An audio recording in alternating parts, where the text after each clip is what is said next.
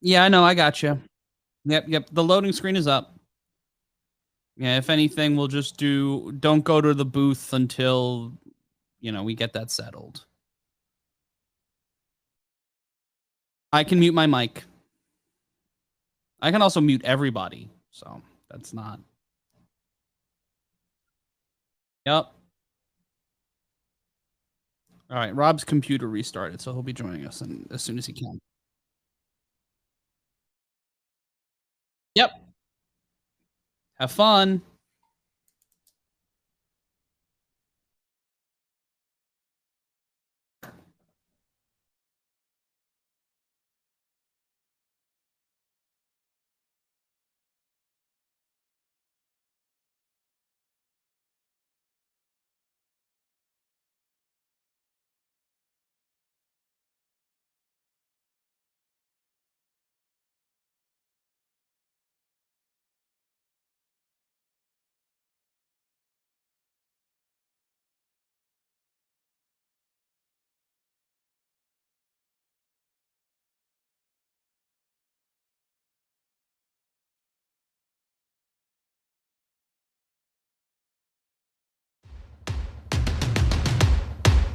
Yeah.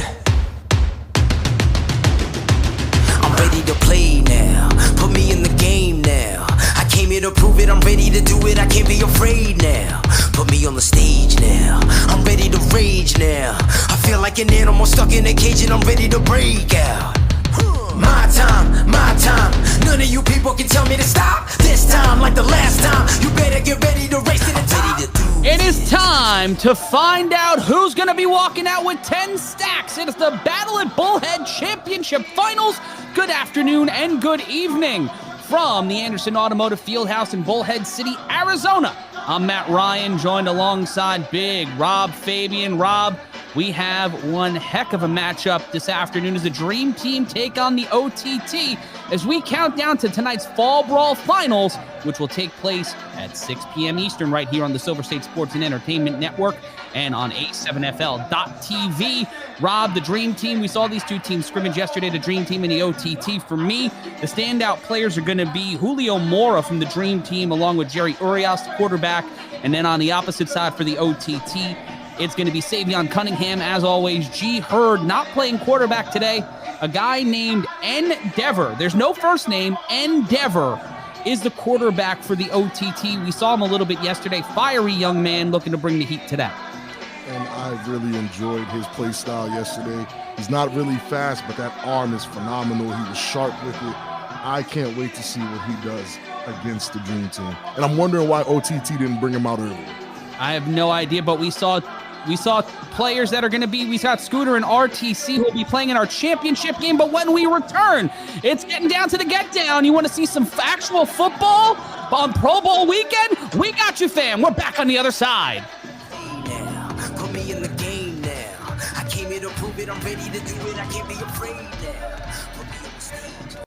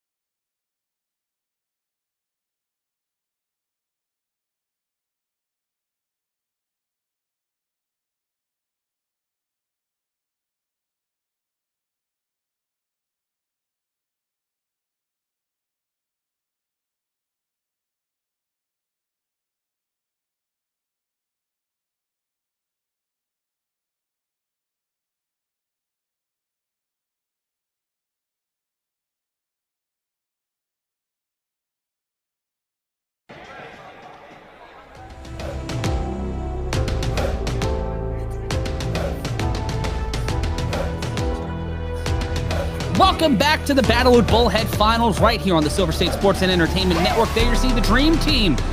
They got the ball after the OTT won the toss and decided to defer.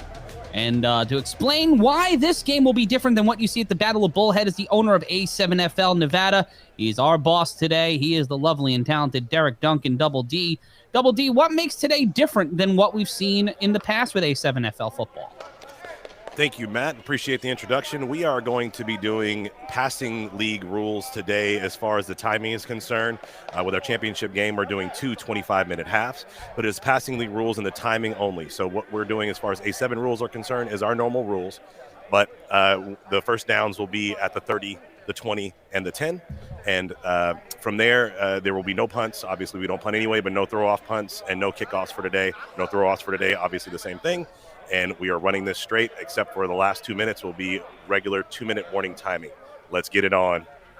It's time for the Battle at Bullhead. I'm Matt Ryan, joined by Big Rob Fabian. Our producer today is Alex Boom Boom Soberman. Our producer on site is Mel Carey. The executive producers of A7FL Nevada are Derek Duncan and Matt Ryan, and the president of the A7FL, pressing all the zeros and ones and keeping us on the air, is Ryan DePaul. This is a broadcast of the American Sevens Football League. So don't be a jerk. Don't steal it. If you do, give us credit at the very least. Or a nice hat. I like hats. But I'm Matt Ryan, joined by Big Rob Fabian. We are waiting on Corey Hammond, who we've not heard from in days, who will be joining us to call the Battle at Bullhead. And if you're watching us on the Silver State Sports and Entertainment Network, as soon as we are done here, we're going to be playing back the 2 Final Four games from last week that decided the championship game that we'll be seeing at 6 p.m. Pacific time. And if you're watching us on A7FL.tv, don't worry, we've got something special for you on that as well. But we're ready to lean with it and rock with it. Jerry Urias will be under center for the Dream Team. 3 wide receiver set. In the slot is number 5, RTC Wilkerson. 2 coming off the line for the OTT, including Mark Cooper, former Orlando Ghost player. And that's a big push down the line by RTC, and he'll get the first down. And I think that was G. Hurd on the tackle, if I'm not mistaken. He is number 36 on the edge. 36, number 36 in your scorebooks, number 1 in your heart, if you're a fan of the OTT. And taking a look at this roster for the Dream Team today, RTC Wilkerson, who's going to be in action a little bit later on today, Jared Van Yerpen, who we've seen in action so far this season, who is, I believe, a member of the Kryptonite, and then Scooter Hamilton, also a member of the Kryptonite. And Scooter's one of my favorite quarterbacks in this league. You fall in love real quick with quarterbacks in this league sometimes. That's just kind of a universal thing. 2 on the line, 1 pressing as a linebacker. Urias with time throws this one deep downfield, and that one will crater, and that will be incomplete. That one was, I believe, intended for number 6. Definitely much improved on the defensive back front. Those guys look a lot cleaner than they did yesterday, and I can appreciate that. OTT was looking very weak in the defensive back position all season, so just to see the improvement in a day is pretty impressive. And it will be 3rd down. And it's a 25-minute running clock half, 2 25-minute halves, not traditional A7FL ball. At the top at 9 o'clock Pacific, 9 o'clock Eastern time, 6 o'clock Pacific time, will be the A7FL Fall Brawl Finals. 3rd down, Urias behind center. Throws it, gets a dart, and that one will be completed. Will not be a first down. He tries to get there, and the official will stop him. That one caught again by number 8. And those flag glasses always make receivers look so much cooler than they might actually be. Yeah, those pit viper glasses. We got to get a couple of pairs. Yeah, I think we'd look good wearing those during the broadcast. Yeah, I couldn't see a dang thing if we had those on. Like I've got terrible eyesight. Like I got astigmatism. I think I got corn in my eye once. Like it's a whole thing. But it will be 1st down. Urias snaps.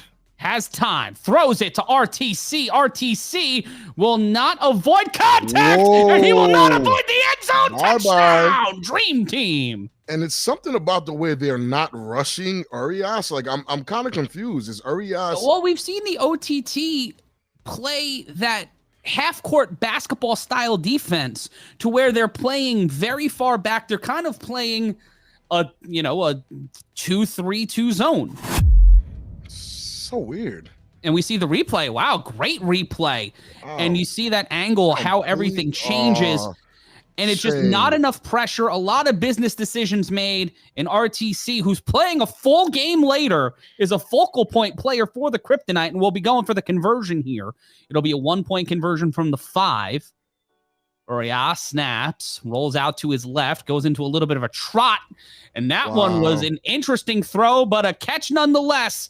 And that is the first points put on the board by the Dream Team. When we return, the OTT and Endeavor look to light up the Anderson Automotive Fieldhouse. Will they get on the board, or will this Dream Team defense turn into a nightmare? We'll find that on the other side.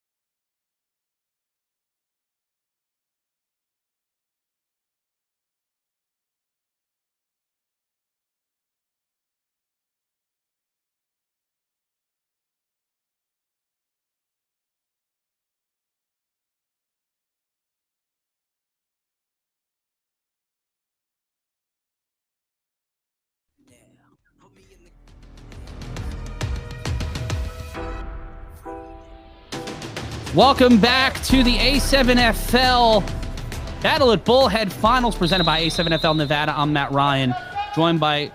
Wait! Are you... Oh, son of a bitch! It was Corey Hammond all along! Endeavor is Corey Hammond? Are you... Oh!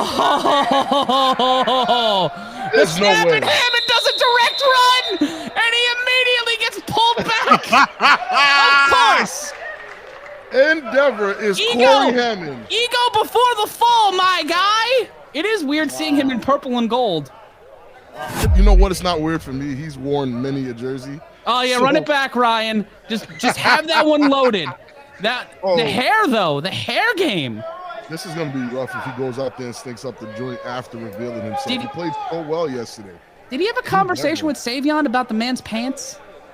I think those are swim trunks. That's intentional. Yeah, that has to be intentional. Those are swim trunks. I can't trust Corey anymore. Mark Cooper set up as the back. Savion Cunningham at the bottom of your screen. The handoff cuts it through. On the sideline, number 12. That one worked. That was Ray Richardson with the handoff. Good job, Ray Richardson from the Hunters. Wow. He played with the Hunters in the fall season.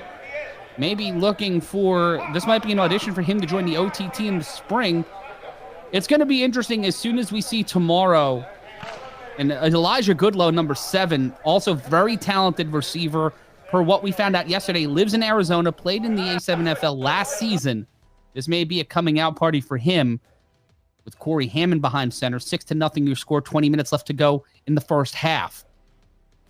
Snap, handoff, cut up. That's Cooper. Cooper cuts to the sideline. Wow. Gives a little bit of a stiff arm to Armani Hansen. New Jersey, Florida, Vegas. This is very interesting. If we had an Ohio guy show up, it'd just be an entire proof of concept. Don't do that. If Seth Chambers comes running out the locker room, I'm going to lose it. He does the Willis Reed.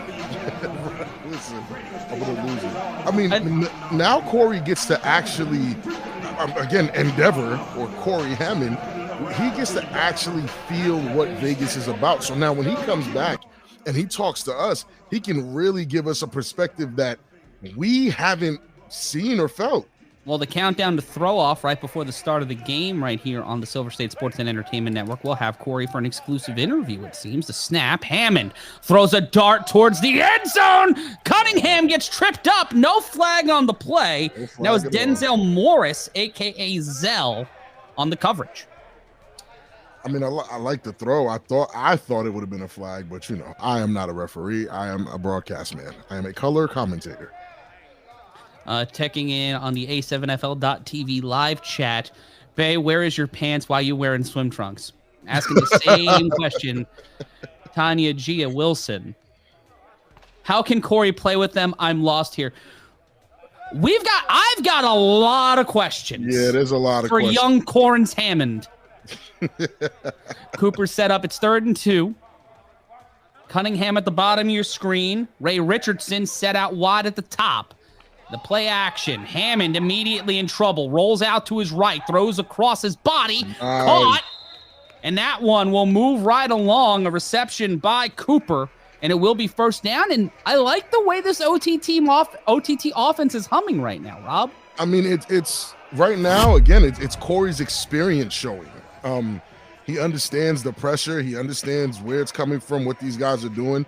And he's just exploiting things that he's seen before. There's nothing new that's going on here that Corey hasn't seen.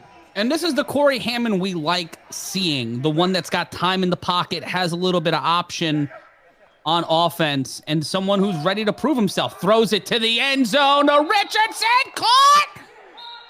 Well, they give it to him. And it looks like that will be called incomplete. He caught it at the pylon. And they will... Oh, are they calling it a touchdown? We're waiting for official clarification here, if it's a 6 or not. Seems like it'll be incomplete. It's incomplete. Thank you so much, Derek Duncan. It will be 2nd down. Take a look at the replay here. More up top camera. Oh, he dropped it. He dropped it. Goodlow, considering himself an eligible receiver, 2 on the line, now 3. It'll be trouble for Hammond as soon as he snaps. He snaps, the pocket collapses. Right, he has to catch that. Goodlow can't get a hand on it. Catch that. And that's the throw you make there, Matt. Like, and again, Corey's seen this before. Corey is no stranger to pressure.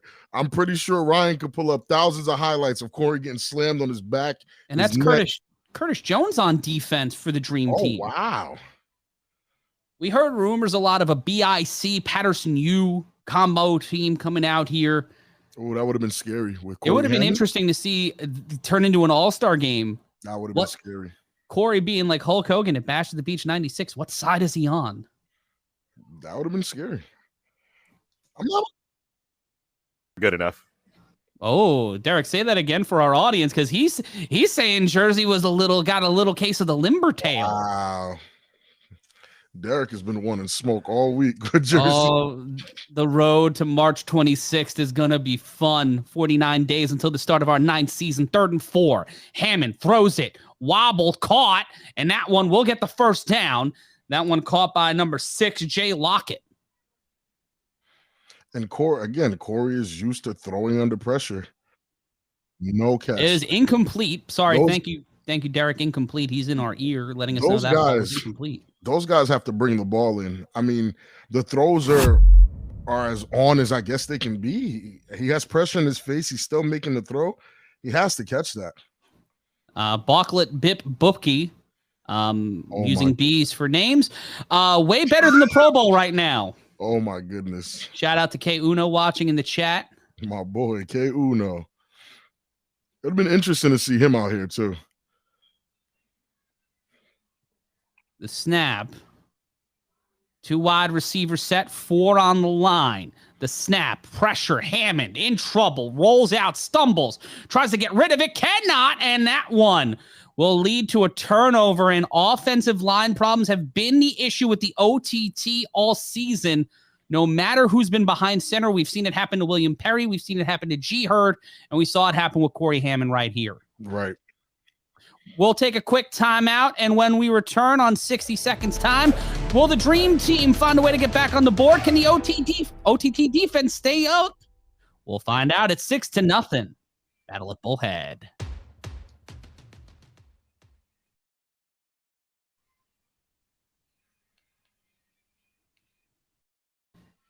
Corey also, so I'm talking to Jess. Corey cleared it. Like he said, hey, I'm not going to be available. The Snow Tribe seemingly had a practice today. So he said, hey, I'm going to be out of town because he was going to be out of town anyway. Yeah, anyway, right, to see his dad. Jabronis. You're on the A7FL.com website or YouTube? Who, me? You. YouTube. Yeah. Okay. It's the same thing. It's the same play out. Okay. 100 people watching right now. Beautiful.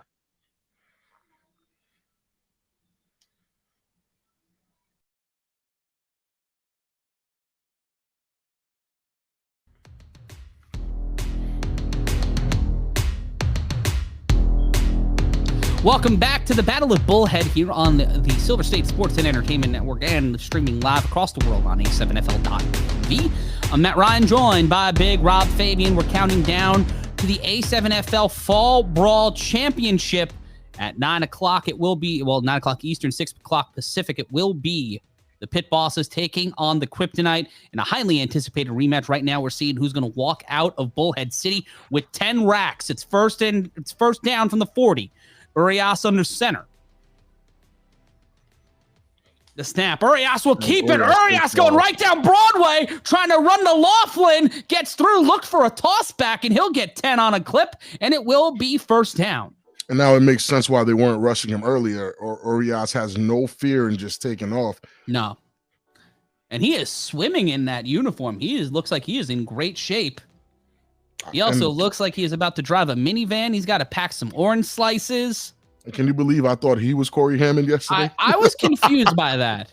He looks like Armand Asante more than Corey Hammond. Yeah, it was more of a joke. I'm like, oh, Corey's out there. But I think dangerous game here. Rob, if you have two guys on the line, one of them's Scooter, but if you flex that third guy and you create pressure and there's a catch, and that one will get a light gain of about 6. And I actually do agree with the point you were about to make, Matt. What it is the OTT is not a fan of throwing that third guy in there to go in for the blitz because they're showing 3. You should go. It's 3 versus 3, a quarterback and 2 linemen.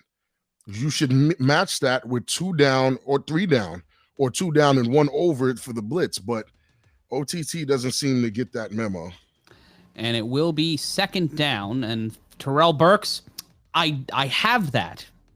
I have it. So yes, that is exactly what that is. Congratulations. The snap. Urias will step up and throw. That was nice. Touchdown. That was nice. Urias is showing up and showing out today. If I am a coach in A7FL Nevada, up. There it is. The twerk arrow. The twerk arrow. Take here. Look how he steps up. So calm. Calm, confident, found the lane, and this OTT defense looks young. Like, it looks very young. It looks like their secondary is just learning what a Mach 3 is. Oh, Terrell, I know it's not an insult. If you want to know what's going on, you can head over to A7FL.tv in the chat and be a part of the conversation, or follow us across social media, A7FL no matter what platform you have, or at the A7FL on Instagram, where you can see us go viral every once in a while. See us on SportsCenter, Bleacher Report, other football leagues who don't have as good a content, and it will be a one-point attempt. Scooter will toss it back, and that one will get in there. That's McWilliams, a.k.a. Mouth, and we'll keep with the action, and that's TBS, baby. It's always thick boy season in the A7FL. That's and that right there. Deal. Would it be wrong to go body, yaddy, yaddy, yaddy, yaddy, yaddy, yaddy? No, I think it's very appropriate. I think it's very appropriate. For what we just saw, I think it's appropriate. I mean, let me see. What's going on here? Scooter. That toss. That might be the thickest toss in A7FL history. I know there's a pause in there somewhere, but I leave those for Corey. I pause Corey intentionally. But hopefully he can, that might have been the thickest, by the way. Yeah. Hopefully he does. His experience can get these guys going. I'm really hoping. We're rolling on here. Time ticking down. We see Hammond in the huddle saying, protect me. He hasn't used Savion. I'm kind of surprised. I think he's thrown it to Savion a couple of times. Savion is he's covered by Curtis Jones, who may be as fast as him. They'll switch assignments on the secondary. They'll send 17. That's Pop Everett. And they will play action. Hammond will roll out to his right. He'll throw it deep, intended for Savion. And it looks like that was intercepted. And they count it as an interception. It will be Dream Team ball. And that offensive line giving Hammond no time to move. They are going to fry Corey on the next show. It's going to be a rough pod for Corey. I promise. But that's the thing is like Corey's trying. Look at the effort here. Great play design, but immediately assignment blown by number 20. Right. That is someone that's, I believe that's either DeMario Grace or Antoine Rainey.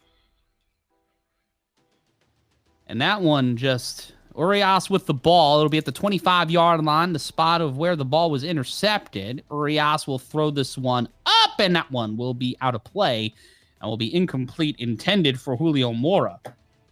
And Julio Mora.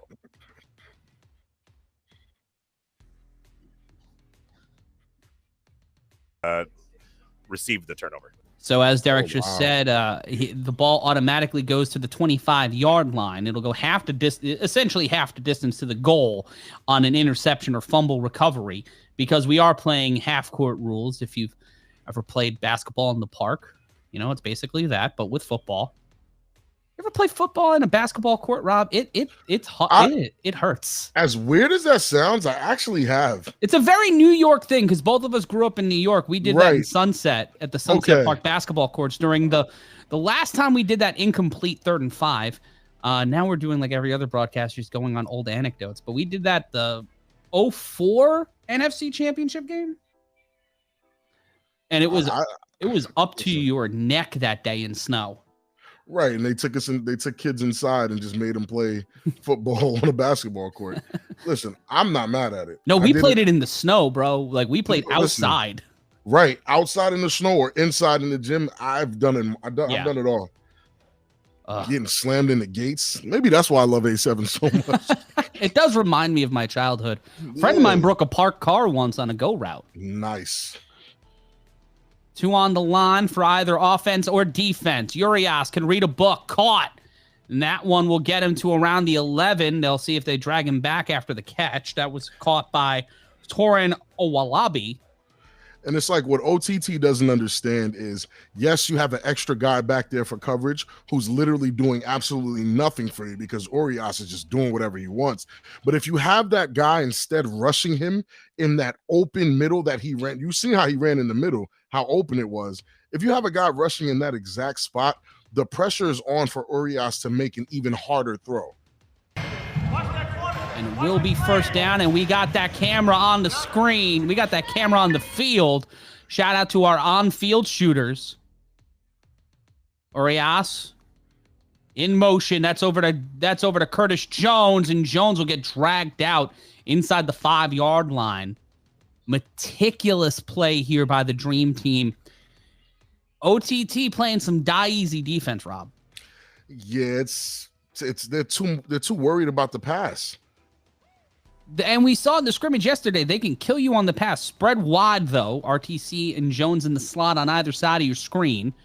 Jones will go in motion. They'll do that jet sweep. No, play action. Quarterback will keep it. Urias will get into the end zone. The Dream Team up quick here, 20-0.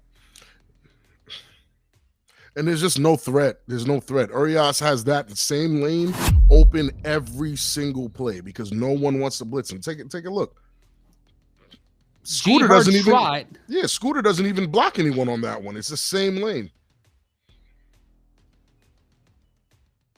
Yeah, members of the Vegas Edge joining us, watching along. Shout out to everybody watching us across the world, whether you're on the Silver State Sports and Entertainment Network or on A7FL.tv. I'm Matt Ryan, joined by Big Rob Fabian. We are counting down until the A7FL Battle at Bull. Well, we're at the Battle at Bullhead, but the A7FL Nevada Fall Brawl title, who will be walking into the 9th season as the presumptive favorite to come out of the Western Conference. We'll see in just a few moments' time. We're 90 minutes away from throw. Well, we're about 2.5 hours away, pardon me, from throw off. The snap, Scooter scoots it up and incomplete. And time will wind down here, and the OTT will get the ball back. We'll be riding with this until the 2-minute warning. And I'm hoping Corey can galvanize these guys to at least get a score on the board. You guys are making me look ridiculous in front of my friends. Stop it. All right. Mark Cooper will come in now at quarterback. A quick dynamic change here. And it might give them that edge because, again, a running quarterback in this league is very dangerous. Well, when you're bringing 2 on the line, right, you're automatically just conceding any time in the pocket, and lovely fingers there. Hey, yo. Going the iron claw route, getting us inside the huddle. And it will be Goodlow calling himself an eligible receiver. Cooper has played quarterback in the past, primarily known as a wide receiver and also an option at running back. Cunningham completely uncovered. The toss back, I don't know what that was. Anderson will lose the ball, and that one will be picked up by the Dream Team. That will not be a touchdown. They will get the ball at the 25. Yeah, this ain't it, Chief. I don't know who called that play. In the great words of Charlemagne the God, nah, that ain't it. All right. I think we're gonna have to take over as offensive coordinators for the OTT, Rob. We'll see that again on the replay. I think so. Turns into Harlem Globetrotters. 65 toss power trap. That's all you got to run. Just keep running 65 toss power trap like it's Super Bowl 4, and you'll survive. Honestly, I mean, they didn't establish themselves as a run threat for all this play action that Corey's calling, and these guys are dropping the ball. Like if we run it back, Corey's been hitting these guys in the hands, and they've been literally dropping the ball. That has to be very frustrating as a quarterback. And now Scooter's in at quarterback, and they can just put one dude on the line, and I think that's what they're doing. Hey, Matt. Shouts out to my guy, Perry, who just messaged me and said, now Corey can see what the F I be going through. Oh, my God, they're Merton Riggs. They're Lethal Weapon. That is hilarious, man. Perry, shouts to you, man. Shouts to you. And I see it. The term rice paper comes to mind when you talk about that offensive line. Scooter completely cooks a lighter defender, tosses it off to another. Took 4 dudes to tackle him. It's like playing against your big brother. This is rough. That one caught by number 8. Don't know who he is. I think that's DeMario Grace. Because Eric Shufford also on the... That was Eric Shufford. Isn't Eric Shufford one of the better receivers? He's the best receiver in the division. Statistically, yeah, this guy's amazing. Oh, wow. Wow, OTT got the odds stacked against him, huh? It's like showing up like, oh, we've got a plan and we've got some good players, but they have like the things that they have already, they shored up. Except for quarterback, they had a solution to that, the toss, and that one almost gets knocked out, but brought down inside the 5. Gaither, you're tremendous. Ronald Gaither. Also, congrats to the Gaither family. And it's the 2-minute warning. We'll take a timeout. And when we return, we'll see if the Dream Team can get up on the board. It's 20-0. We'll be on the other side of this. It's the A7FL Nevada.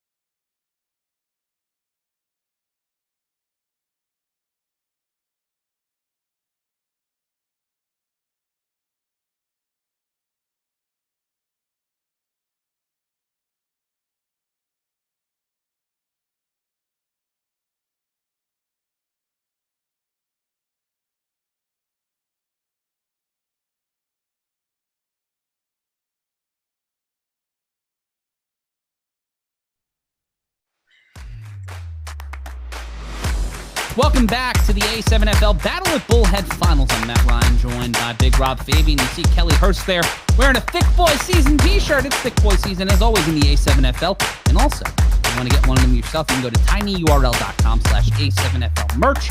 That's tinyurl.com/A7FL merch. You can get a Thick Boy Season shirt. You can get an I Tried shirt. Order the Huss Huss. Shout out to our designer, Jess Hammond, watching. And if you want to see how we got to our finals tonight, starting at 6 p.m. Pacific time, you can head to Ace. You'll see it at the conclusion of this game on the Silver State Sports and Entertainment Network. 3 on the line. 3 wide receivers, 2 on the line. One of them being RTC. Urias under center after the 2-minute warning. Snap. Urias rolls to his right with time. Thrown, caught, touchdown. And that's just way too much time. I can get that ball off in that amount of time.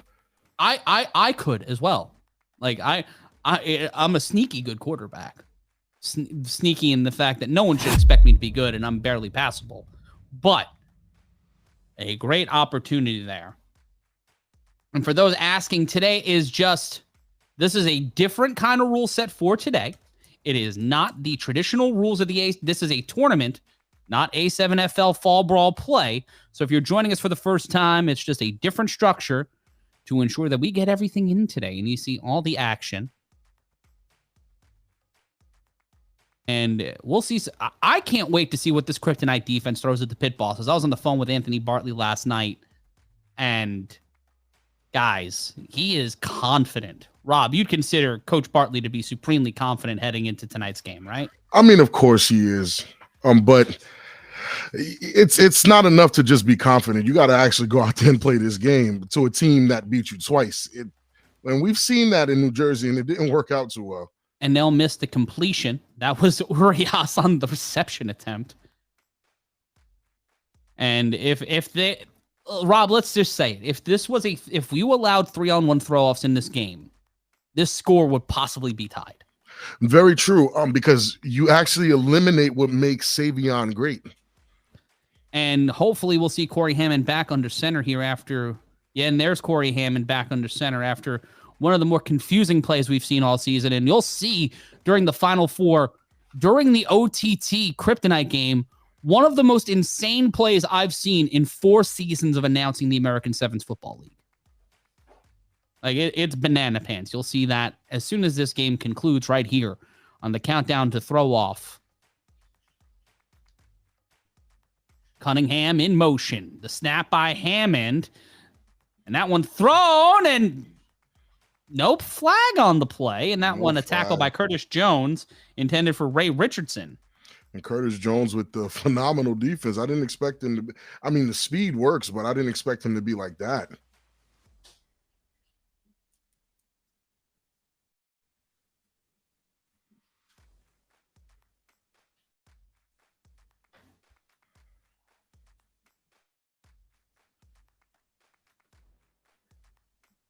And it will be second down.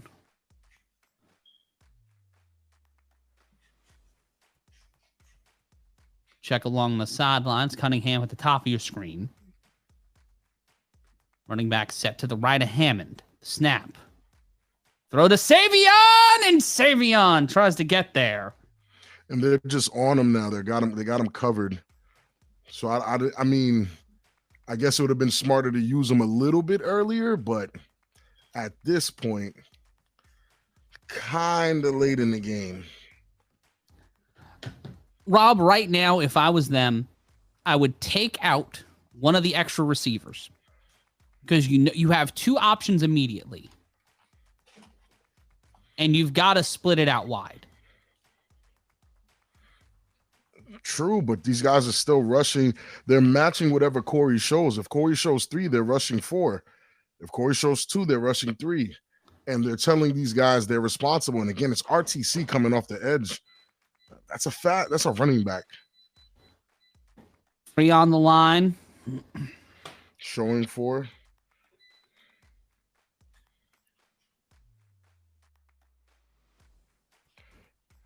Oh, you might have an advantage here.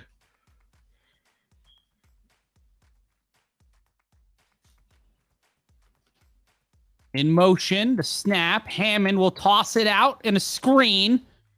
Cuts through. And that's Cooper moving the chains a bit. And it will be first down. Oh, fourth down, pardon me. Rob, I think they need to go to the menu. Go to where it says specials. and find ye old Maryland special. The Maryland special. I mean, it would work. It would work. It would definitely work. But he's sending Savion on a bunch of go routes. I mean, let this kid go up the route tree and really show what he can do. Because right now he doesn't have the time to go. He doesn't have the time to get him into complex routes. You got a point. And there it is. I called it. Savion Cunningham tries to stay upright. It's too much speed on the other side. They're kind of nullifying him. They got to add another guy to the line, and they have to find ways to utilize Cooper out of the backfield, and it will be first down for the Dream Team. The offensive line is and we've said it before, Rob, is the lifeblood of this league and the way this game is played. And that's why I try not to harp on them too heavy, because I know how difficult it is playing that position and the pressure, no pun intended, that's on you as an offensive lineman, and the pressure that you allow on your quarterback as an offensive lineman. And number 55, that's Scooter Hamilton, will be the quarterback. He'll go over things with Urias.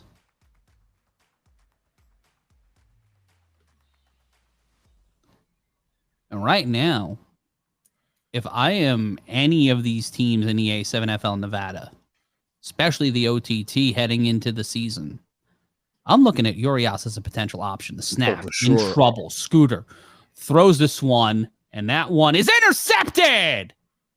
I was going to say I'm looking at Scooter, but every time I want to champion Scooter, something not so great happens. Well, it's a turn because you take away their best offensive lineman, which is Scooter, and then you put in a really good quarterback in Scooter. Yeah. If you can clone him, then you have the problem solved. You have a point. Scooter is their best offensive lineman. It happens to be a pretty good quarterback without an offensive line. That's funny. That's actually funny. And as microwave counts it down, 1 minute left to go.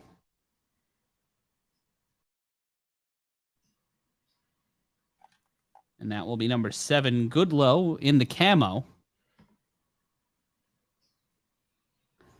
And there's the screen, and there's the Maryland. Oh, come on! Flag on the play. Is this a preview to what we're gonna have to deal with when Corey's out there playing?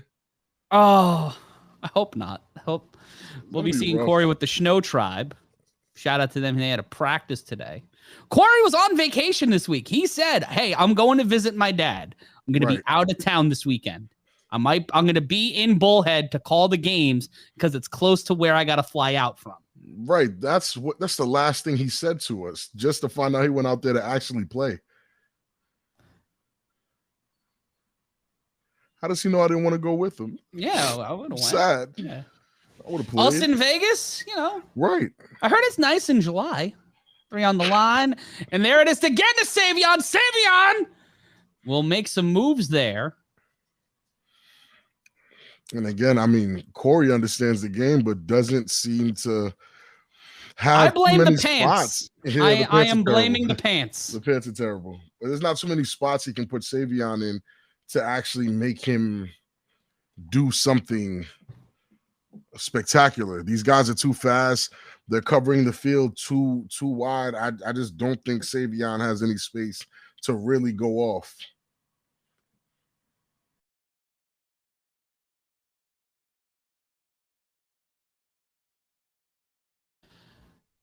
And we're counting down. If you want to see what happens, a lot of people saying Corey, look at what they're giving him. Let's see.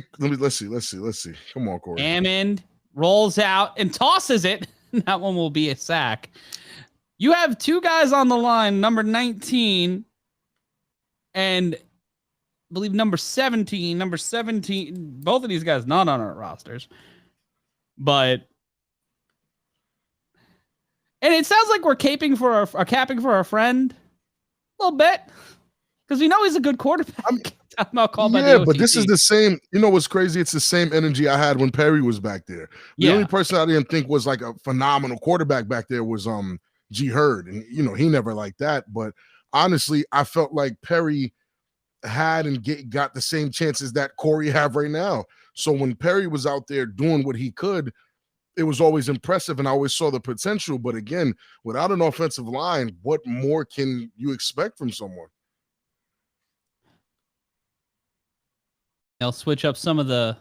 And there you see RTC getting down. Listen, they're playing. They are playing Run's House right now. Thank you to Derek Duggan for letting us know in our ear. Yikes. Once again, my friend, is not a trend, but on the other side of a trend. And that trend is an offensive line that is getting hammered like a pledge in a frat house. A snap. 38 seconds left to go. And Corey Hammond once again. G Hurd on the offensive line, by the way. You think G Hurd is letting him get smacked on purpose? You scouted him for it. I doubt it. This is jokes. Again, I mean, this is tough because again, this is a preview of what Corey has to deal with, though. And I warned him, like, I think they're a better offensive line. No, true. But as an analyst that's playing, which again is kind of unheard of in any other league. Oh yeah, this doesn't happen in other pro sports. Yeah, this doesn't happen. Maybe the NBA, the UFC, and the UFC too. I'll give him that. But Corey's going to be playing and then coming into the booth. This is different. Yeah, this is not like Anthony Smith or Daniel Cormier. Yeah, he won't be fighting and then come in the broadcast booth. I think that happened in the PFL once, to be honest. 30 seconds left to go. That one is thrown and out of reach. Throwing it for someone who thought he was Savion. That was Goodlow.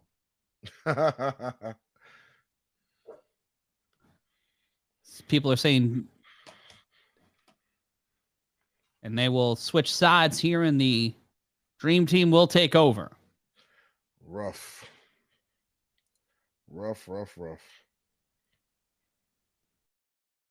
And again, this is what Perry was dealing with. This is what G Hurd was dealing with, and this is why. If this is the same offensive line construction for this team at the start of the spring season, no matter who's behind center. Oh yeah, they're not going to go far. It's going to be a problem. Yeah. And we're hearing about potential other teams. You've got a lot of kids here, a lot of kids. These guys are my age. A lot of these athletes who are high caliber athletes on this Dream Team, and RTC just sitting. He had a seat, and Urias makes a completion to Mora. And that's what I'm saying. It's like, what are we not understanding? What are they doing to Corey that these guys refuse to do to Urias? Rush the guy, like give him some type of pressure, something. But there's nothing. Like there's no pressure whatsoever. It's like they're reading the Sunday New York Times. Timeout called by the Dream Team.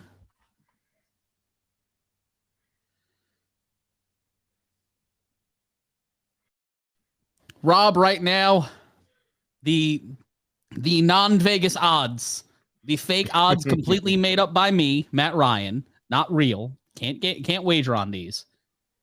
Plus 9,700 for the OTT. Oh my goodness. Minus 2,000 for the Dream. I'm kidding. Anything can happen. Right, because these are 25-minute halves. Yeah. This still is a lot of time to make up all those numbers, but something's got to give. If you are fat and live in the Bullhead City, Arizona, or Las Vegas area and can make it in the next 10 and a half minutes to block for the OTT, you may get a cut if you win. Caught, slip, slide, touchdown.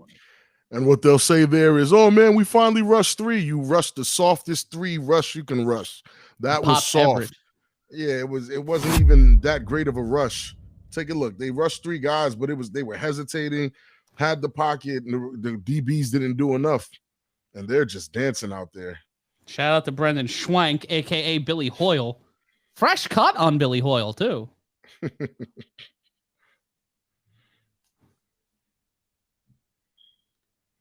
Rob, you know what? If we were there, we would have just we would have taken our mics, duct taped them to our chests, and just called the game from the offensive line. Called the game from the offensive line. Insanity. And I would have done that, too. Yeah, I know you would have. I would have done it, too. I would have gotten my tuchus kicked, and there's a screen, and that one's swatted away by Cunningham. And that's what you do. You match speed with speed. They're literally putting a running back on the line. Throw Savion on there and put some pressure on the guy. And we've seen that work in New Jersey, too. Like Alex Velarde. Yes. My goodness. He's the best. I'll say it now. He's defensive play, rookie of the year outside of Isaac Negron, best defensive player in the league last year. Right. And you throw him on him against this OTT line, they would be playing from the 1 yard line after one play from the 40. I think they'd get back on a plane to Vegas fast. I don't think OTT, like, you can see it, right? We have the eye test. Corey can vouch, especially when he gets back on the broadcast. There's certain teams right now that look like they're just not ready for nationals.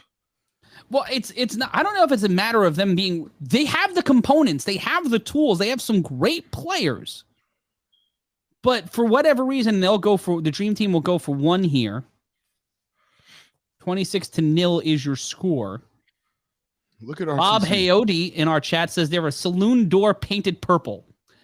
That's cold. That's cold. Listen, that's sick. But we are giving you football, unlike other things going on today. It has turned into a track meet, though, for this Dream Team. Oh, man. Wow, has it? But we've seen wilder things before. If you've not seen the Rare Breed Nightcrawlers game, or have seen when the Pit Bosses had a game in hand and then, had it out of hand. This is welcome to if you're just joining us, it's the Battle at Bullhead tournament. We are getting started with the fall brawl finals between the Kryptonite and the Pit Bosses. Our final game for the next 49 days will be taking place at 6 p.m. Pacific time, 9 p.m. Eastern, 5 p.m. Vegas time. Just giving you a taste of A7FL football. And the snap, Hammond has time, throws it, tipped up, but a good pass. Some great defense, though, by number 29, Zell Morris. Great pass, even better defense. Phenomenal defense. And we see Mark Cooper. And it's as you said, he doesn't even have time to let these guys go up that route tree. He just has to let it fly. Or just, show off those legs. Corey, you lost some weight. Take off. He's got the calves of a man who likes to run. And then we saw it on the replay. Great tip there by 29.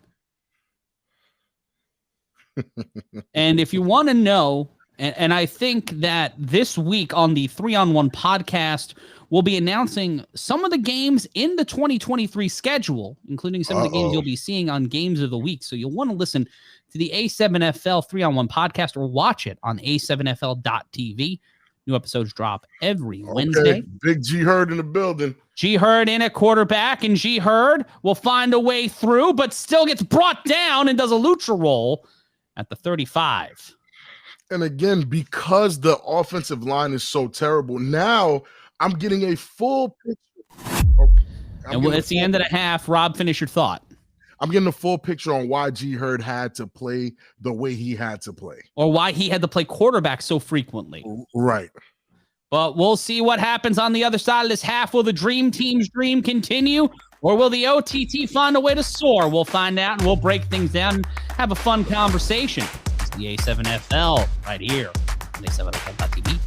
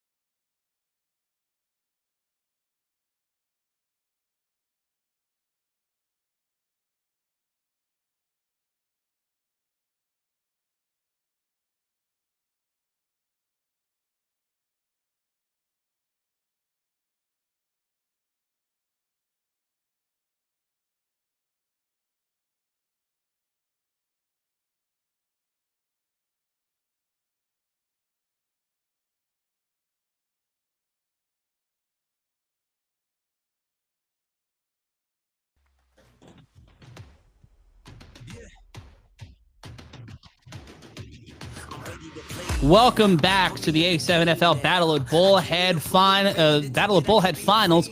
Winner of this game will walk out with 10 grand. Right now, the Dream Team looking like they're going to be walking out of here with some heavier pockets. And guys, to consider to look at what we have here for the first half. For the OTT, the first half has been not good. Not good at all, man.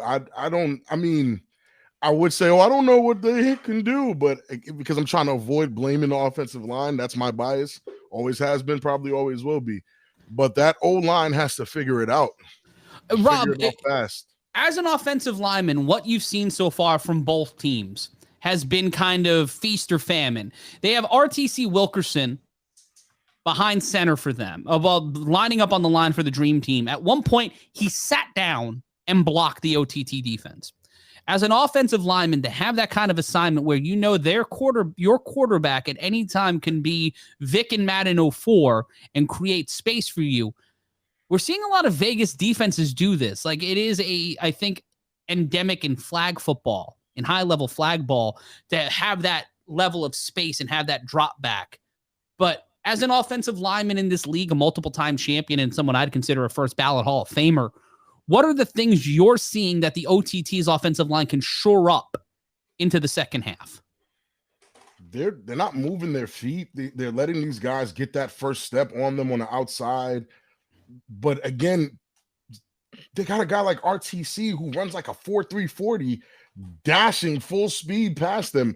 It's very hard to make that first step. And I know your coach, your traditional coach, will tell you, hey, you meet those guys out there. When somebody's that much faster than you and you are in a pass set, listen, man, kick back as hard as you can to cut him off before he can get there. These guys aren't even getting holding calls. They're not even trying to really get to that, defensive end, which makes it'll make it hard for any quarterback back there. Like, I'm really reevaluating my critiques on G. Hurd and Perry and all those guys, seeing how Corey's getting destroyed. Yes, it took a slight bias, sorry. But, I'm seeing it, and I can't protect that offensive line anymore. It's pretty bad. And when you take a look at this game, there's a reason why the Kryptonite are in the championship game tonight at 6 p.m. And let's talk about that game real quick. Kryptonite Pit Bosses, they faced off in week 3 of the regular season. This Kryptonite team, Rob, they have some hitters. We talked about RTC Wilkerson. He's someone that we've seen create a lot of chaos, and same with this defense, this Kryptonite defense. We're seeing it here against the OTT. G. Hurd getting done up. No matter who was behind center last week, this Kryptonite defense was cooking. It definitely didn't matter who was there. You're talking RTC. You're talking the Viking. You're talking Don Smith. All these guys are going out there and just annihilating folks off that line. And just take a look. Like, these aren't terrible plays, but the Kryptonite are just swarming everyone. And even a guy like K. Uno, who has Madden 04 speed, and K. Uno's a threat. They were getting to him too, and then that offense is just something else. It is a very rough road ahead, but as we continue here on the A7FL halftime show, when we come back, we'll get ready for the second half, and we'll take a look at the Pit Bosses as we see the Kryptonite here. One half of the two teams playing for the championship, and if you're watching this on the Silver State Sports and Entertainment Network, as soon as this game concludes, we will be going directly to the countdown to throw off, and we'll look back at how these two teams got into the A7FL championship. We'll give our predictions as well, but talking to Coach Anthony Bartley last night, it looked like they were having a little celebration before the celebration. Rob, when it comes to this, when we come back, we'll take a look at this Pit Bosses team, but they'll have a lot to prove as the Kryptonite walk in with the presumptive favorites. We'll be back after this.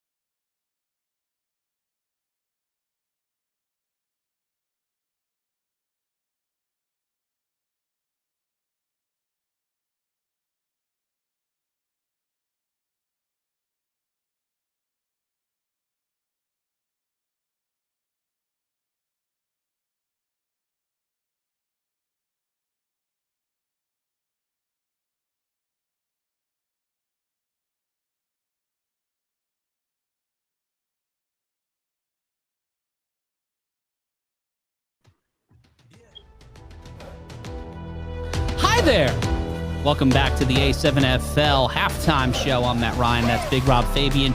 To my right, to my left. It's technically my left, but it's also your right. But we're counting down to the start of the second half. And Rob, we got an interesting question in the chat. Super interesting. From Kwame Southall asking me and Rob directly, what team should he play for next season?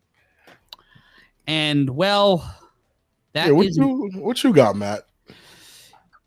I think that there's a lot of opportunity for him, possibly with the Vegas Force. Yeah. All right. So we're all on the same page. I don't have anyone else in mind. I don't see him making that much of a huge difference on any other team but the Vegas Force. OTT is also a good option. No, they're not. We'll bring you in on the conversation. No, Derek. they are not. Do you have a boat in this race, or are you being objective here? I am being objective, but based on OTT's lack of line play, having a quarterback like K. Uno in the backfield would completely change their perception of the league. And with all the skill players they have on both sides of the ball, if you have a guy that can evade the rush and get the ball downfield, or evade the rush and run himself, you've changed the entire script for OTT.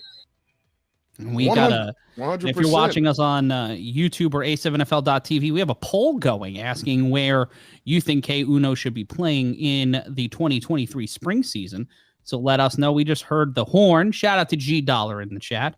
We got Coach Mac of the Force letting us know who. Well, it's one of the most dynamic players we've seen all season long. Right. And if you are playing in this league, primarily in this division, and you've not watched any of this fall brawl, now we're going to see the finals of a little bit later on tonight. Ooh. You've made a decision. The clock will reset here if you're just joining us. This is the conclusion of a tournament to decide a $10,000 champion. Corey Hammond under center. It'll be a 25-minute half. Hammond goes with the old okey doke, moving downfield as G Hurd, and they catch him with what would probably be called the Henderson special, the Hendersonville special. The Hendersonville special. Maybe call that the Paradise. Or Laughlin. Call it the Laughlin, the Lori Laughlin. Shout out Aunt Becky. I mean, if K. Uno goes to OTT with Ronald Gaither, now we're talking. Yeah. Now we're really talking. Some people are saying that if he goes to the Force, it's a cheat code like KD to Golden State. And speaking of cheat codes, trying to throw this one up to Cooper, and Cooper getting locked up. No flag on that play, even though it looked like they were linking arms like hands across America, and it will be second down. They're just holding hands because they care about each other. That's all, man. Nothing crazy. Score is 26-0, not 20-0 in our second half. Hammond just saying he's giving a critique on how to block on the offensive line.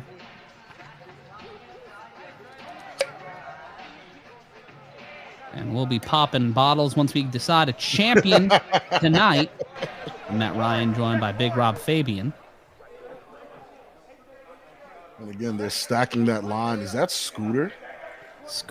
They're rushing everybody, and the G Hard will get the ball again. Fool me once, shame on you. Fool me twice, won't get fooled again. And it will be third down. And it's like they got the playbook, the handbook on how to beat Corey Hammond before knowing it was Corey Hammond. It is 26-0. Scoreboard fixed. Matt Ryan, joined by Big Rob Fabian. 32. It is actually 32, but if you're watching us on the Silver State Sports and Entertainment Network and want to watch back and relive great games, highlights, or listen to me, Rob, and Corey yammer every week, and go to A7FL.tv to get everything, including A7FL1, which will launch at the start of the 2023 season. We'll have more info on that on the 3-on-1 podcast. The snap.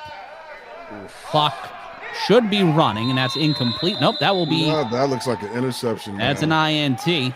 And if they do go back to the replay, you see number 20 taking a very awkward stance to deal with the rush from RTC, and it's probably one of the worst stances you can take because look how he blocks it. He's like, and then he releases, but he's covered on every front. It's just, this ain't it, man. Corey's going to have a lot to answer for by unluckily being on a team with no offensive line. No one's going to care about that. And it will be Urias back under center. Scooter Hamilton. Oh, they're gonna run the special with Scooter. They're gonna run the special with Scooter. Can they just rush 3 one time? They ran the Maryland special with Scooter. Nope. Statue of Liberty thrown, caught by Urias. I was about to say he was gonna slide it, but oh my goodness, Matt, can you protect Corey this week? On the line or in life? In life, because it's going to be tough. There's people in the chat talking about, Corey, I have questions. Can I get on the pod? It's... Oh, man. Clock counting down. We are counting down to throw off of the A7FL Fall Brawl Championship, which will probably be the most competitive game we've seen all year in a year of competitive games during the Fall Brawl season. 2 on the line. The snap. Urias with time can read the paper, throws it, caught, touchdown. I really need to have a sit down with. Okay, so this is twofold. I love that celebration. That's Eric Shufford again. Yeah, I love that celebration, by the way. The twerk and arrow. Why do you keep calling it the twerk and arrow? Because he sets out. He does half a squat and then shoots the arrow. We'll see on the replay. Let's take a look, because I think you might be seeing something I'm not. Rolls out. Juts out his tuchus, and then shoots the arrow. Don't call me crazy. You can call me a lot of things. But when I see a twerk, I can recognize a twerk from 50 paces. Why do you keep telling me that this man is twerking? Last week we saw Knox do the entire Knox went second crazy. half Listen, of a, what was Knox the name of that fakakta movie? Hustle, whatever, the J-Lo movie? I don't know. He Magic Mike 3D'd it last week with the goalpost, the snap.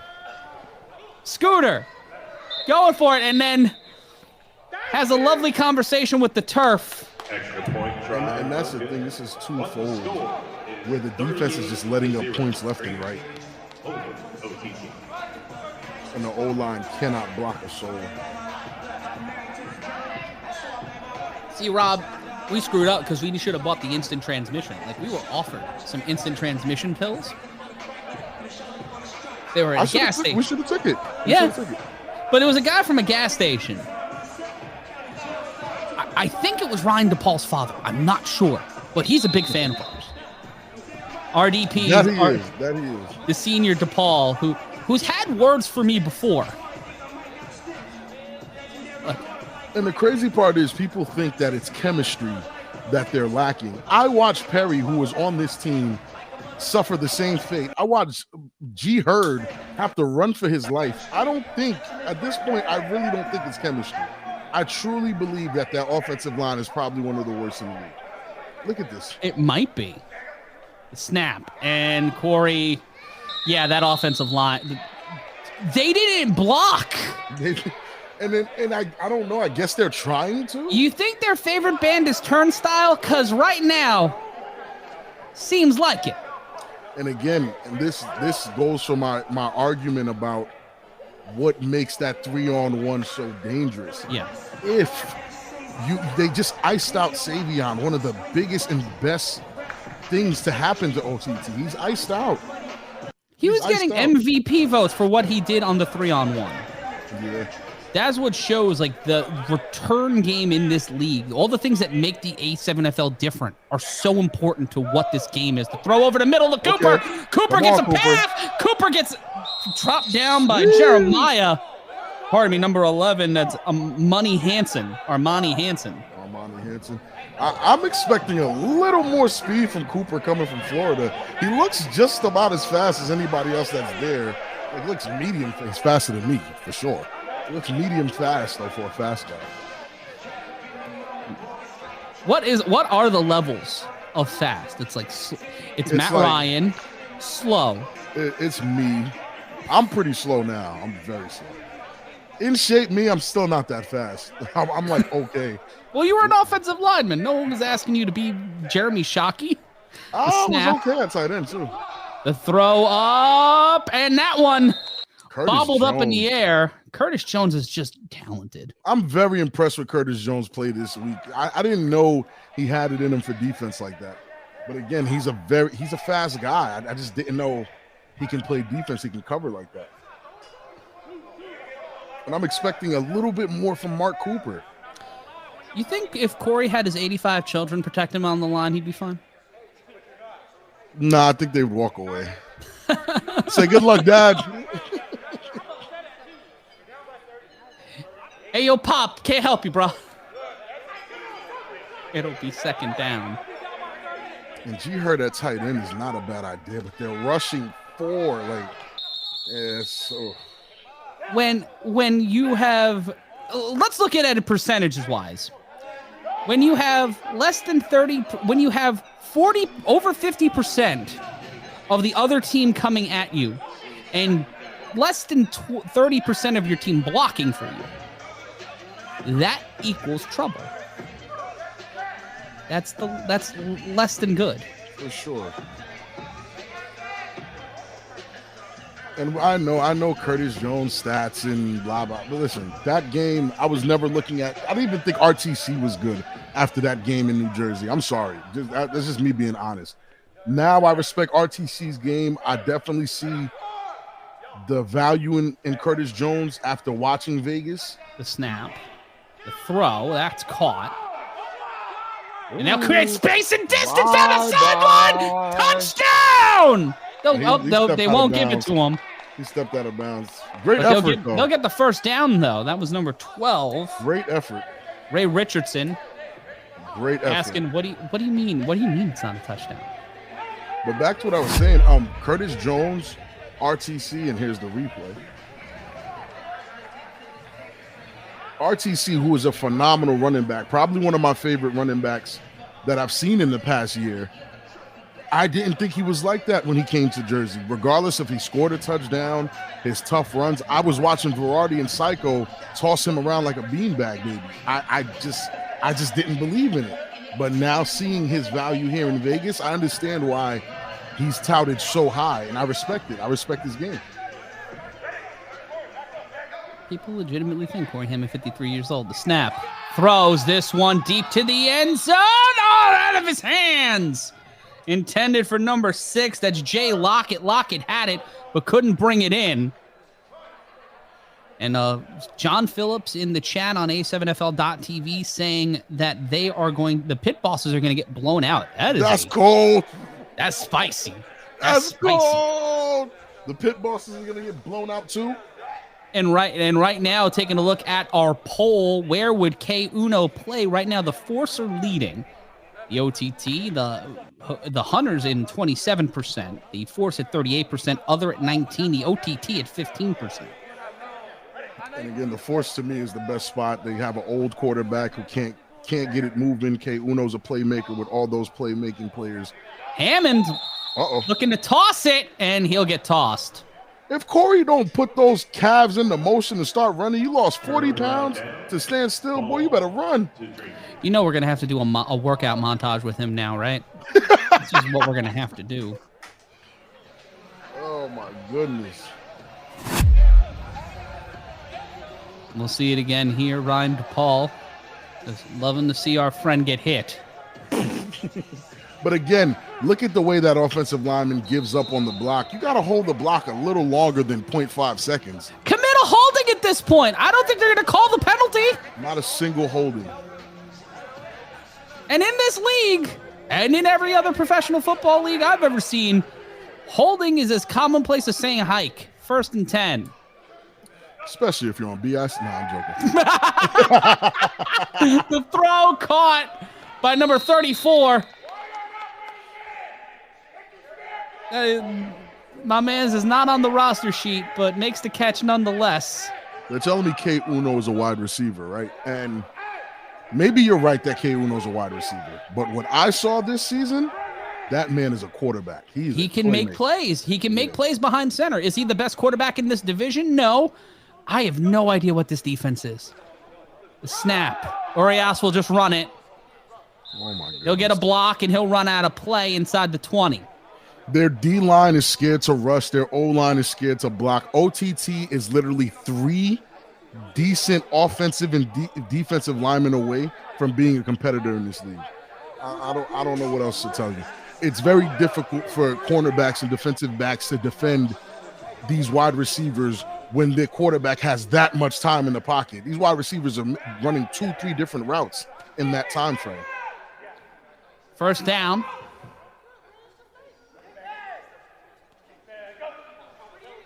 Orias will snap with time, rolls out to his right, looking for options. Lost contain, and he's just outside. Orias is taking, listen, It's like playing against someone with a not working controller. No, honestly, or it's like little brother playing against big brother. And it's like, get out the way, kid. You're in the way. Okay, Uno saying he didn't want to start last week. Interesting choice. So, Uno, all my critiques on your coach being the one that threw the game, it sounds like you threw the game. I don't like that. If you're expecting this to humble Corey Hammond, you don't know Corey Hammond. You don't know Corey Hammond. The snap, the screen, and there is that young bull again. Yeah, he's phenomenal. Julio Mora. Julio Mora is, not that he's given RTC a run, but the very next running back would be on my list for Vegas is 100% him. It's RTC then Julio Mora. Yeah. Definitely. And when we're 49 days away from the start of the next season, Rob, if you're a coach of this, if you're a coach in this division and you're not there talking to these players, look, he's talking to the camera. Number 8 was just straight talking to us. Eric Shufford saying, "Yo, you like my glasses, Scooter?" Let's go, Scoot.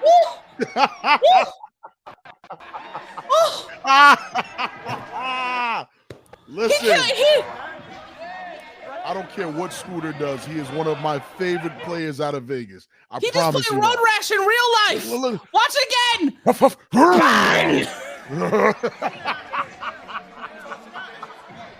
Not him laying on his belly. My man's did a barrel roll. Did you see him he laying on his belly like We'll that? take a break. We're going to try to regroup from whatever that was. Here's a live sound of what that sounded like. We'll be back in a second.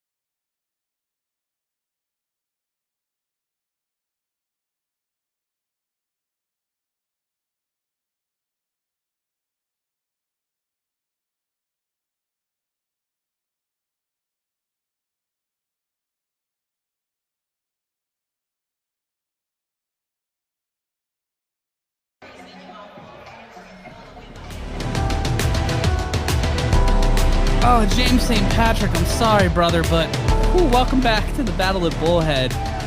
I needed that 60-second break, because we'll see it again. Let's just see it again. Hold on. There it is. Knock the sign rings out that boy. Look how he's laying on his stomach. He's just done. He's had enough for today. Wait for it. Great cash, homie. The snap, Hammond showing some skill, throws this one deep. Finally! Gets it inside the 5. Hammond showing what he can do with time. Finally. And with somebody that can catch the ball. Put it out there, Corey. Don't let these Vegas guys embarrass you. It's getting ugly. What it take to Ron Webster say it's getting uglier than that Master P sneaker? Great catch. Great throw. There you go. That's that endeavor right there. That's not Corey Hammond.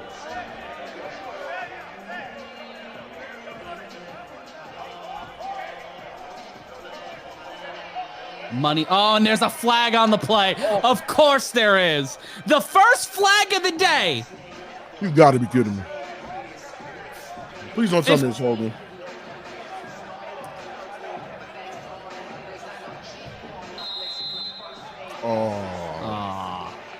We will be riding with this game until it ends because I'm entertained by it.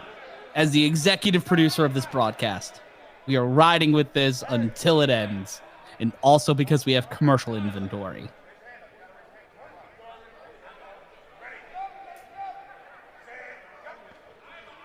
The snap. And that's a handoff to Cunningham. Savion Cunningham getting the star in Mario Kart will get the first down, and they'll make up some of that yardage. Gotta wonder if Corey should have just kept the mask on. But it will be first down.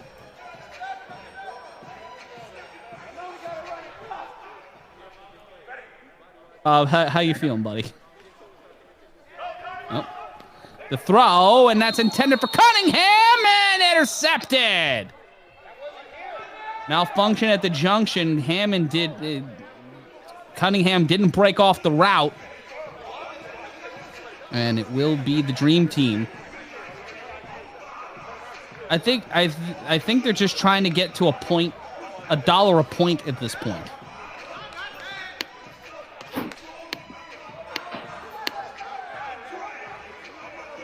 We'll see here again. Oh, hold on. You'll see it again. Bang. That might be highlight of the year. That might be the highlight of the year. Derek, I don't know about you, but that might be highlight of the year. Aside from a Vegas legend getting posterized, I agree with you. That was beautiful to see, and I think it's time for him to consider retirement. Yikes. I wasn't talking about Corey. I was talking about the posterizing. Scooter, scooting, throws this one deep, and that one's intercepted. Wow. So it's turned into a defensive skills competition, Rob. How many interceptions can you guys leave with? I mean, 44 to zip is pretty convincing, man. Well, we've seen 80 burgers before, so shout out to the Snow Tribe getting run up and done up by the BIC 80-0 last season. You can relive that game on A7FL.tv. Is this technically still Vegas on Vegas crime? With a few people from Arizona and New Jersey, I think the jurisdiction kind of gets slipped up. But we'll find that out as we go. We've got to see who's authority. It's under the auspices of A7FL Nevada, so technically it is Vegas on Vegas. Clock winding down. As soon as we're done here, we'll be taking you to fans of Derek's wife holding the sticks for us. The toss back. That's tossed to Corey. Corey, no! And he's brought down. It'll be second down. I knew exactly when you read that comment because I chuckled as you chuckled because I read it with you. Yeah. At the end of this game, if you're watching us on the Silver State Sports and Entertainment Network, we will be playing back the Final Four for you, counting down to the show, counting down to the championship game. The Pit Boss is taking on the Kryptonite. That'll take place in just about 90 minutes time. 95 minutes time is when we will be on the air with that game. Hammond under center. This might time out perfectly. Hammond snaps. Offensive line completely abandons him, like my father, and it will be third down. I blame Corey for that one. He has to step up quicker, but his internal clock is jacked, respectfully. But I've been in these situations with Corey. Me and Corey lost 40-0 together before, so this isn't new. Yeah, his line bailed out. Yeah, they bailed out off the jump. But he does have to know. I wonder who this team's going to be mad at more, Corey or us, for completely dissecting this offensive line. Corey. Because technically we're not wrong. Pressing 3, the screen to Cooper. Cooper will get to the 30. And it will be fourth down.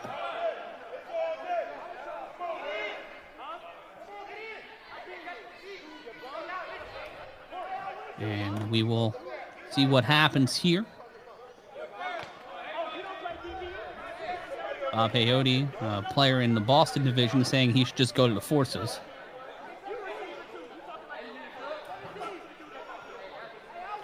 Kwame Southall saying, Rob, I'm going to turn OTT up. Interesting. As long as you take Gaither and a few linemen. The snap. The throw over the middle. Caught. Woohoo! Hits him with the Huss. Tries to hit him with the Hind, and that one gets stripped. Like the ball is gone, but nope, they'll whistle it. They will whistle it dead. Oh, it will be a Dream Team ball. We'll take a quick timeout. We'll be back in 60 seconds time. We'll see great throw by Hammond. Great pursuit. Does not hold on to the ball. It needs point guard turnover, and it will be back in a moment.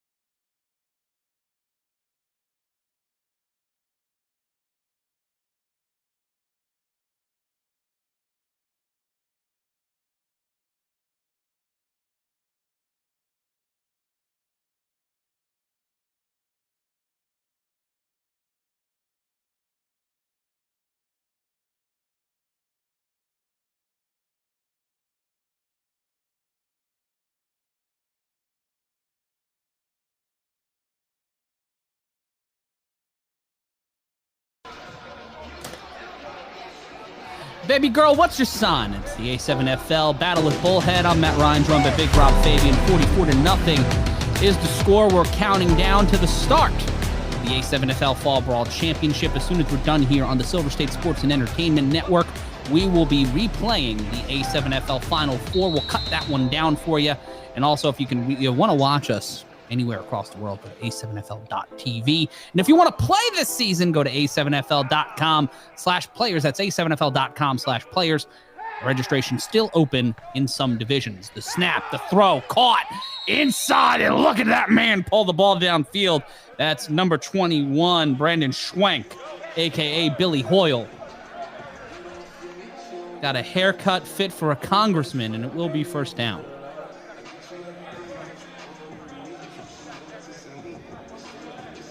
And Rob, when you take a look at this defense, it is getting Derek, when you take a look at this team, when you take a look at this OTT team, is what me and Rob seeing what you guys are seeing on site? Because it just seems like the offensive and defensive lines are playing very light coverage. Yeah, I'm seeing a combination of what you guys are talking about. The offensive line is not doing a good job, and even if they do a halfway decent job, Corey's not stepping up in the pocket to take advantage of it, so the rush is just converging on him. Yeah, it's just uncomfortable to say the least. It's getting rough.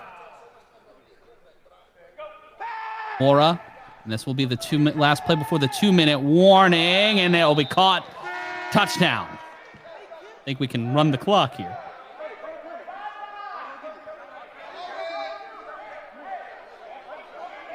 That one caught by number 29, Giselle Morris. No break. We'll ride through it here.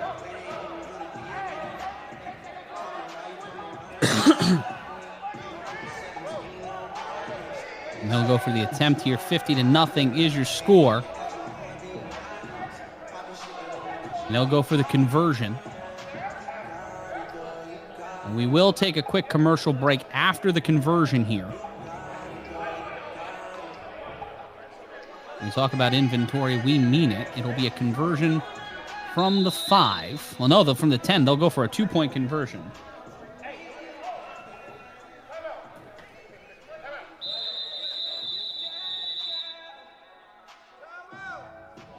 Taking a look at this now, we'll be counting down to throw off. Timeout called by the OTT.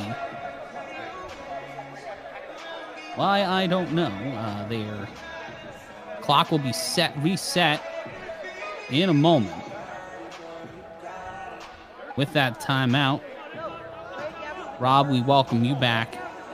What is it that, heading into the spring season, all the new teams in Nevada, this is their first fall season, but entering the spring season, it's a different kind of environment. It's a different kind of pressure, playing for $25,000.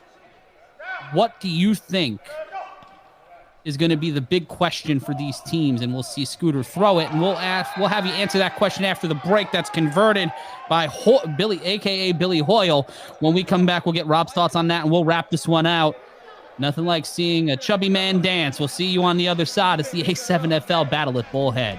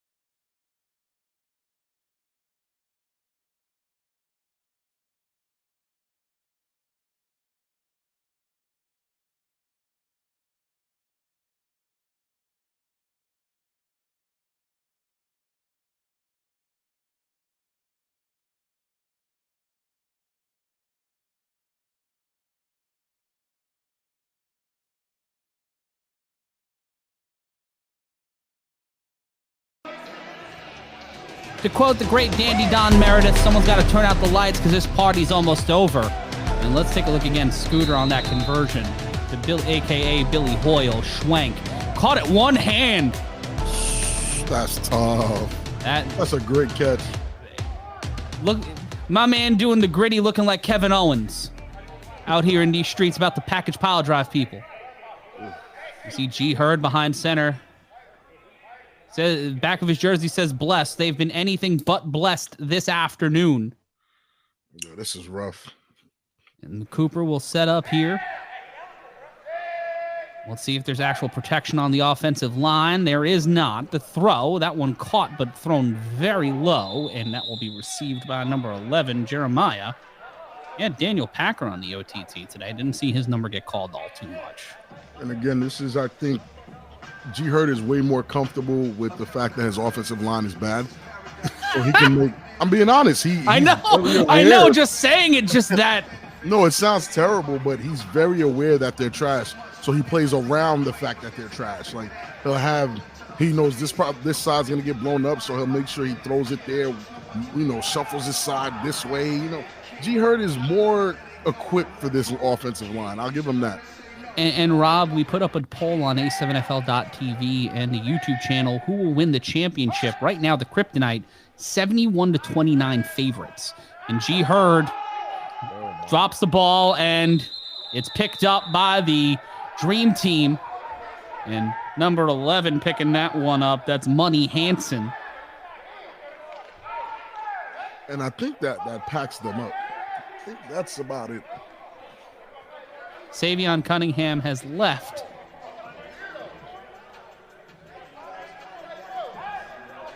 And a flag on the offense.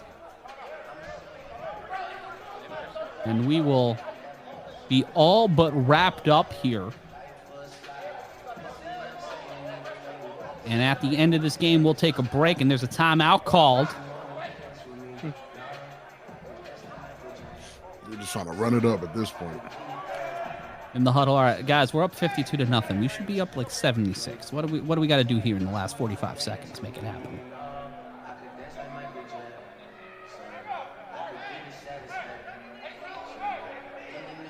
Rob, when you see what's going on heading into the championship game, the pit bosses are acting like the favorites, but are they should they feel like they're the favorites? No. I was talking to Coach Bartley last night, and he's like, we're going to walk through them. Hey, listen, more power to Coach Bartley if that's how he feels. If he feels that confident, I hope that confidence leaks into his team. I'm going based off of what I saw. I believed in the pit bosses more than anybody. But after what I saw, when the chips are down, they break down pretty fast. And the way the Kryptonite are playing, it's going to be a tough one. It's going to be tough. Someone asking in the chat, what did the Dream Team put in their coffee this morning? A little bit of OTT. Rocket fuel.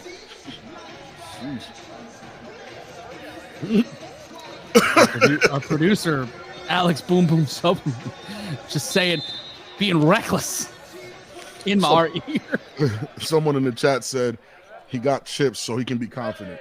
He has chips outside of the A7.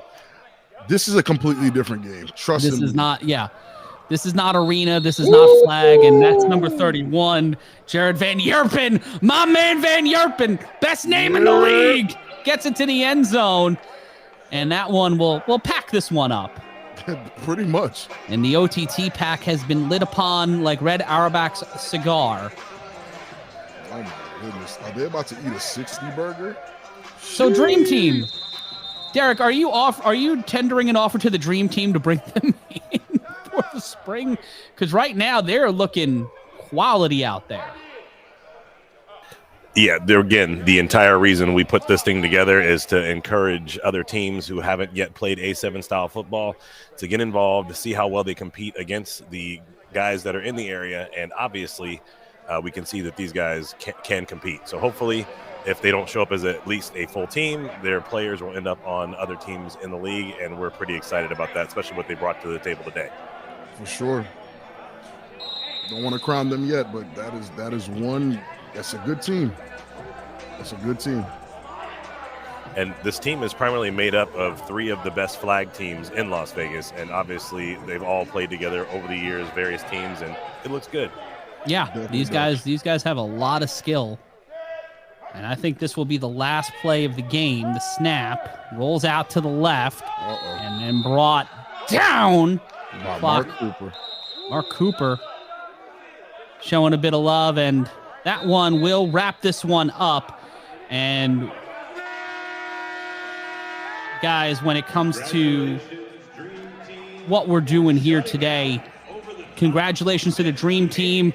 A dream-like performance for them as they walk out with $10,000, winning the battle at Bullhead. We'll take a break, and when we come back from that break, we will be playing you the Final Four. It's the countdown to throw-off. Baby's being thrown. Dream Team's walking out with 10 racks. Who's going to win the chip? We'll find out after this.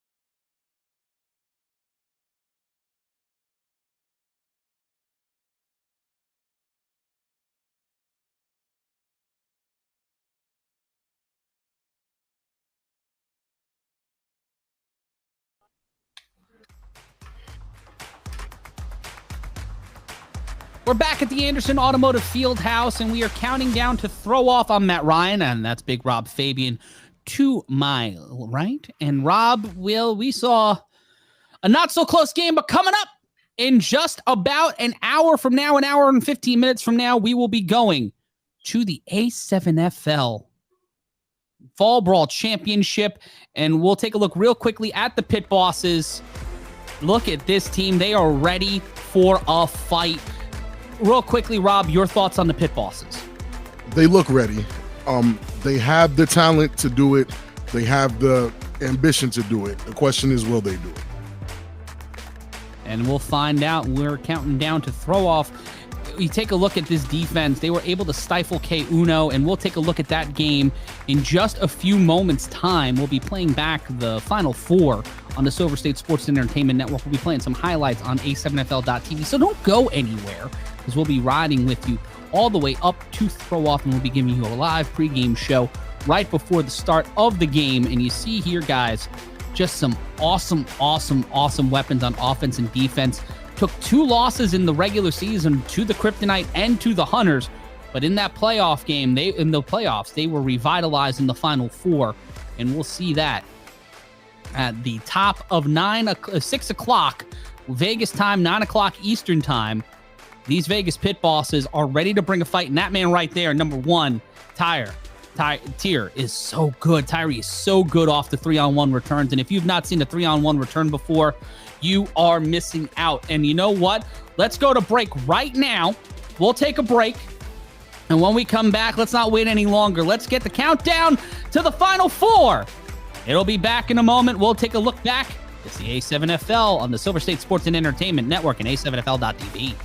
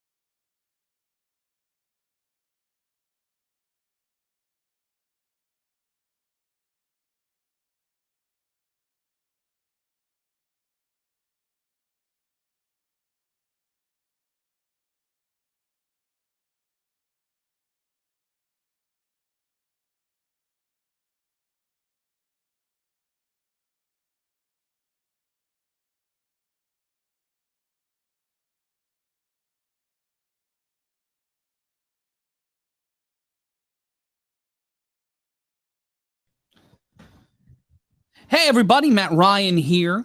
We're counting down to throw off. If you're watching us on A7FL.tv, you're the only people listening to this right now. Be sure to throw it, like, comment, subscribe. We're going to be throwing on some highlights in a minute. We were getting ready for our second game and also dealing with what would be called kerfuffles on the production side, but everything is leaning and rock with it. And when it comes to the championship game tonight, it's a battle of two teams with similar identities. They both play variations of bully ball. Both of them have big presences, big personalities. And when you take a look at what's coming ahead for them, it'll be an interesting matchup. I think that it's going to come down to how the Kryptonite defense responds to Trey Robinson. The last time these two teams played, they had some interesting battles. The Kryptonite got the win, an emphatic win, but that was with how everything was going.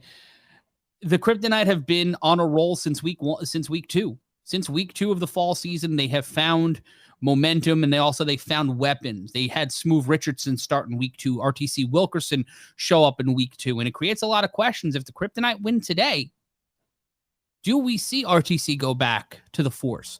Because that would be, in one spring season and one fall season, RTC being the catalyst to two teams winning the individual championships.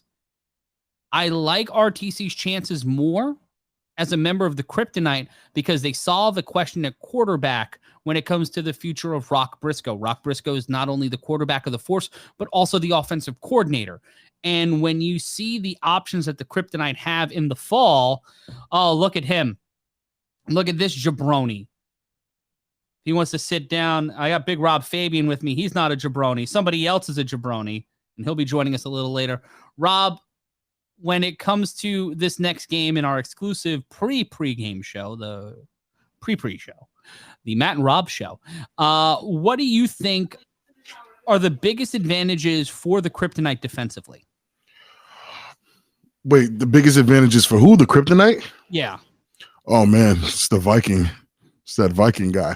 Honestly, it's the Viking. It's that defensive line, guys. Like, it's the way they pressure every quarterback they get. They don't stay too long on blocks. They shed these guys off quick and get back there quick. RTC, again, who is a running back that is on the defensive line, running that 4.3, 4.4 speed to get back there. That's enough to put any quarterback on notice and apply pressure to any quarterback. So, for me, that front is probably the catalyst. Honestly, it really causes all the problems for any team that they go against. Oh my goodness! Notice they're on Schnotis. Yo, relax. Relax there. You got to take a chill pill. All right, they're coming for you, Mr. Why? Dever. Mr. Dever. How dare you lie to me? They're still coming to sack me right now. They might be. Corey comes in and immediately ruins our boxing one. And immediately ruins our Look at the box. Look at the box. Yeah, where's the sounder? Matt, play this car crash. Hold on. Well, we played it like 5 times during the game. Hold on. There it is. We didn't play it for you. We play Ryan DePaul, our technical director and our boss. If you're able to queue up for Corey the play of the day. And this was something you weren't involved in, Corey. It's just tell me. Did you see what Scooter did to St. Patrick? Did I see a forklift drive through another human being and just keep going? Yes, I did. That was right in front of me, and it was entertaining to say the least. We got a nice comment by a gentleman named Mr. Automatic in the YouTube. You think you could send him a ball, Matt? I can send him by all the teams.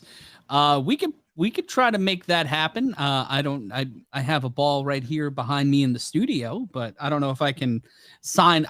We can sign it. Me, Rob, and Corey can sign it. Did Ryan DePaul send you that football? Shenner Corcuses sent me that football many moons ago. Listen, over a year ago. If Center doesn't get his behind in my inbox and send me one of those balls, we're gonna have a problem. You want Shunner's balls? Pause. See my ball, right? I got the flames on it for the Endeavor. How'd that work out for me? Not too great. Yesterday it worked out pretty well. It worked out okay. You liked what I had to bring to the table yesterday, but I think also we saw the limitations that have always been known and said about Corey Hammond. But I would have, first of all, shout out to Moses Carter, who was blocking the best he could and did not complain playing the line the entire game. Give me a little bit of time. Shout out to my guy Joel Sulave, Oos, balling out there, hitting people.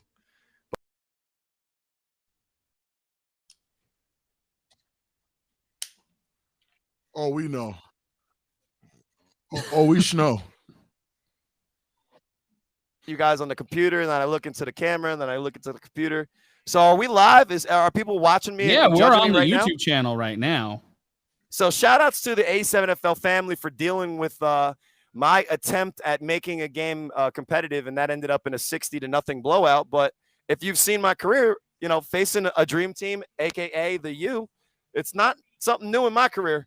And I didn't have Rob out there. Listen, I definitely mentioned that. Definitely mentioned that. Rob. I said, hey, this isn't the first time. This is me and Corey have been down 40 zip before, okay? I've been right in front of him, losing 40 zip. But we've also been up 37 to like 12. So I don't, you got to trade. And you caught the touchdowns. And you caught the touchdowns. You already BIC because that was not on Snow Tribe. So what would you guys say? Because I was really impressed with a lot of what the Dream Team had to show. And there's a lot of guys that I've spent a lot of personal time with on OTT that, number 6, they were calling him Jack Boy. That guy, you didn't necessarily see it except for the touchdown that they took away from us. But that guy can ball. And we all know about Savion Cunningham, but there's a lot of guys on this OTT roster on the skill positions that were really balling in the practices and in the game yesterday. But when it just came down to it, a team in Dream Team that has a lot of experience playing with each other, it just shows that A, chemistry, and B, beef is really important in the A7FL as well as any football in general. So pause. You don't like beef? Beef is very important, Corey. Tell us more about how important beef is. Well, I'm not going to go into the full meat conversation. My bad. Thank God we're just on YouTube. Thank God we're just on YouTube. Oh, we're going like this, right?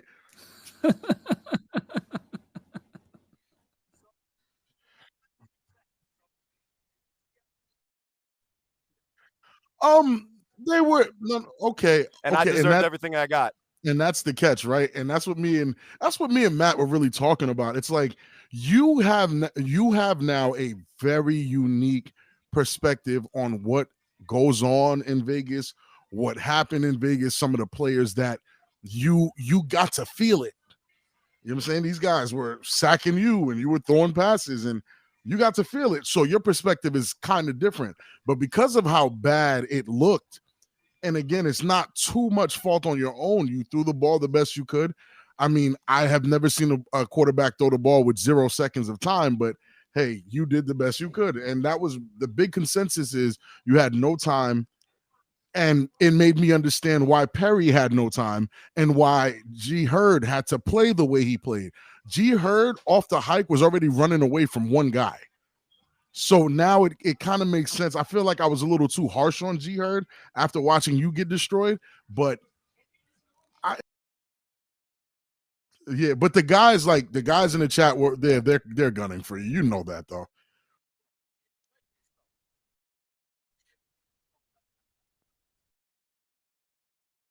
Playing and how it looks. So, if anybody deserves their comeuppance, it's a guy that's ready to give them.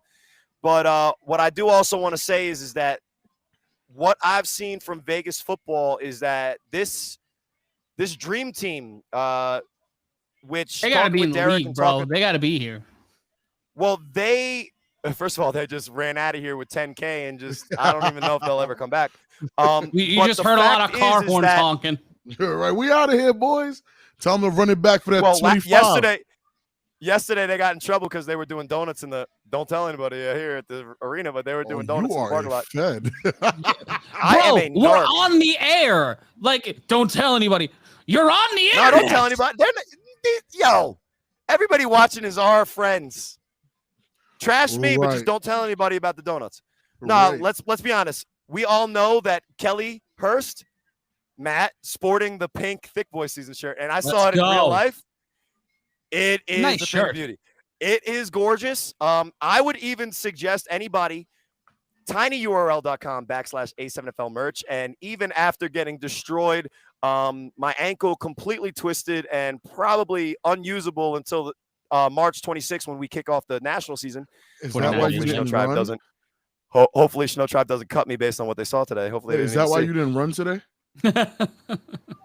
Rob, is that the reason I didn't run? Or Yeah. is the Corey, reason I didn't run Corey, because- let's break the ice. Corey, you look amazing. The weight loss is on you. So I'm not gonna lie.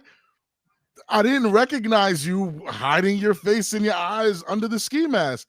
You were too small, in my opinion, to be Corey Heyman. Did we lose him? Did I scare him off? I think you did. I think I scared him off. You scared him off. Corey lost so much weight, I didn't recognize the guy. I expected him to run a little bit. He looks There, He looks there's the part. Corey. Corey's coming back now. I got Yeah. sacked. My guys, my Buddy. I got sacked. I'm done. No, I expected you to run because of you look like you could, if I'm being honest.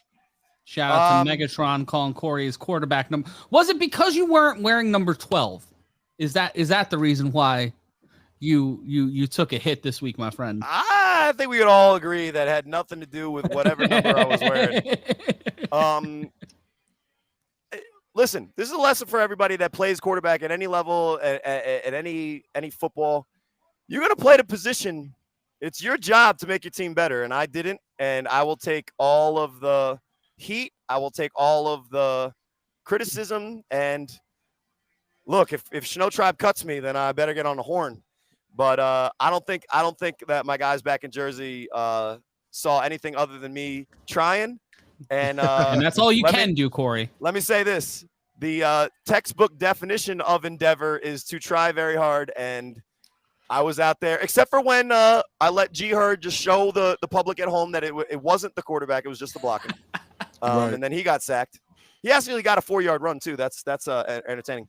I would like to be visible. I'm So- requesting you. You got to activate your camera, He buddy. said, I would like to be visible. But let's get while we fix that. There it is. We've got a poll going on the YouTube channel and A7FL.tv. Who will win the chip right now, guys? It's Kryptonite 67%, Pit Bosses 33%. And here's an interesting question. What are your thoughts to that, gentlemen? The people know what they're talking about. The odds are right. I'm not. Again, listen. Hear me out. I know it sounds spicy. The Pit Bosses let me down, man. They lost 3 times. You've Twice? had twice. You've had a vendetta against them after you said that they were better than them forces, and then came out right, against the and then they Kryptonite. did that. Like, And look, rough. I like the angle that this Pit Boss team, led by Coach Bartley, we all saw the Facebook post where they're having the family dinner. I like the narrative that they're coming back for some revenge. But at the end of the day, I talked to a Viking today. I talked to Dom Smith today. I talked to Knox today. It's not on screen. I saw them in real time, real person. Yo, Scott McCorkle, Bjorn Skarsgård. yeah.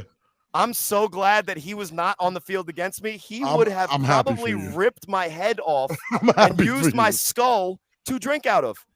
And that would just be right because he is a Viking and that's part of their culture. And, shout out to Scott McCorkle because he's taken that and going with it. Lex Luthor, Darnell Richardson looked at me. He says, hold up. I thought you were taller. I was like, nah. No, my that's wife- hilarious. He was Wait. like, I thought you were 6'2". I was like, do not ever let your wife hear this, but I am 6 foot, and my wife will tell you I'm 5'11", but she's wrong. But I will say this. When we watch this, the way that we've been watching it, it does take away from, the speed. And when I threw the ball to Savion Cunningham, I could not overthrow him. There were guys that were as fast or maybe like a half step quicker. It's Yeah, what we said. We Okay. said it in the booth. We said it in the booth. The size of the defensive line from the Kryptonite Now, these guys are athletes, and what we saw from them all season is that they look like they could play wide receiver. These dudes are like 215, 250, somewhere in between, jacked. Coming. Pause. Yeah, thank you. But I've been bad recently. Let's take a brief break here. Ryan DePaul in the chat saying losing his mind. We want to go back to some old school stuff. What does everybody want to see? Ryan DePaul is losing his mind in that chat right now. I want to feel better and see me throwing touchdown passes to Rob, because A, that means we were blowing teams out. B, I got shut out today. I need to see some positive Corey Hammond highlights to feel better about myself. So Ryan, if you can hear, we can hear you. We can pot you up if you want. Do we want to go into the time machine, Ryan? Is that something we want to do? Not go because of what he's saying. Ryan is Ryan's in the phantom zone. But we are counting down to March 26th. We're 49 days out. Ronald Gaither asking, "Are you good, Corey?" Yeah, Corey's good. Shout outs to Gaither, new father. Yes, He was supposed to be out here with me, and I was excited. Oh, wow, okay. Wow. And it kind of was snatched away from me. But I play with a lot of really good players, and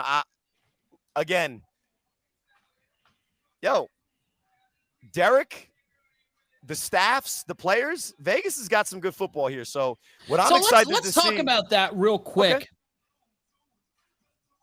February, we're coming up on the schedule release show, which is going to be on the 3-on-1 podcast.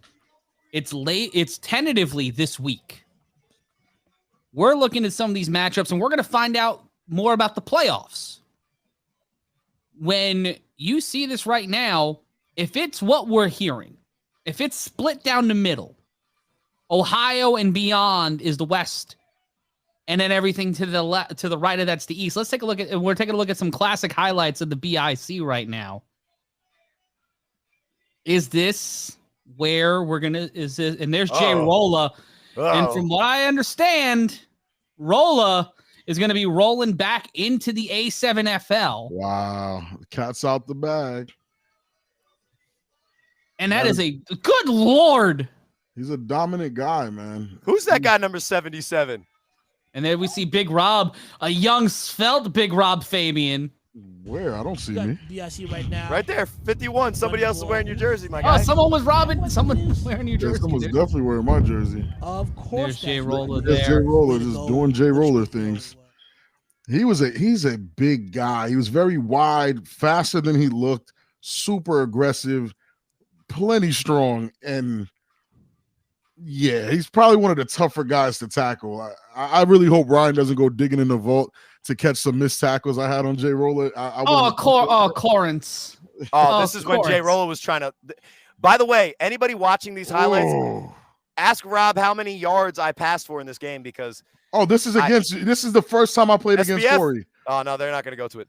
Yeah, this is the first time I played against Corey. But a Jay Roller story, just to give an idea of who Jay Roller is one time there was a literal hurricane above and around New Jersey, and what we decided to do as a BIC team, because as a quarterback, when there's a hurricane going on, Corey Hammond's not necessarily going to be able to cut through 170-mile-an-hour winds. But you know what I could have done, and I did a lot that game specifically, is I handed the ball off to Jay Rolla. And everybody hates this reference, but if you know Pokemon, Ash's Charizard became too powerful to control. That's who Jay Rolla is. That's Jay Rolla. You don't have enough bad. Oh my God! This is the high look. No. There it is. This is me missing the tackle. That's me 56. Ryan, I can't stand you. That's me missing the tackle on Jay Roller. And this is the glass and grass era. Oh my goodness! Let me just throw this out there. The way Jay Rolla plays quarterback isn't not the exact same way that G Hurd plays quarterback, which I have zero idea. I have zero. No, I'm not saying the same effectiveness. Yeah. But when G Hurd plays quarterback, he's out there to huss. Jay Rolla, when he's playing, when Jay Rolla's out there, he's not throwing the ball. No, he's going to punish somebody. He's got a ball in his hand. The free hand is going to use the heel of his hand to shove somebody to the ground. That's Jay Roller. Yeah, That is a man who will play. Oh, Nice. Team coming in. How much does that throw off the balance of power in the East? Because we're hearing a lot of stuff about the U, about the BIC, about DC.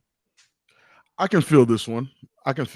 Go ahead, Rob. Believe it or not, with Jay Roller coming back, Jay Roller is a legend where he's from. I am almost 100% sure he can grab a team of players that might not have ever even heard of the A7FL, only heard about his legendary exploits in the A7FL. And we're not talking about bums. We're talking about kids who could have been D1, could have been practice squad, could have been anything. And he's going to use his like legendary, old head status to actually bring these guys out. And these guys will come out and play, and they are athletes. They're the essence of what Trenton was back in these days right here, the Illuminati days and the old BIC days, where BIC was comprised of mostly Trenton players and Illuminati was comprised of mostly Trenton players.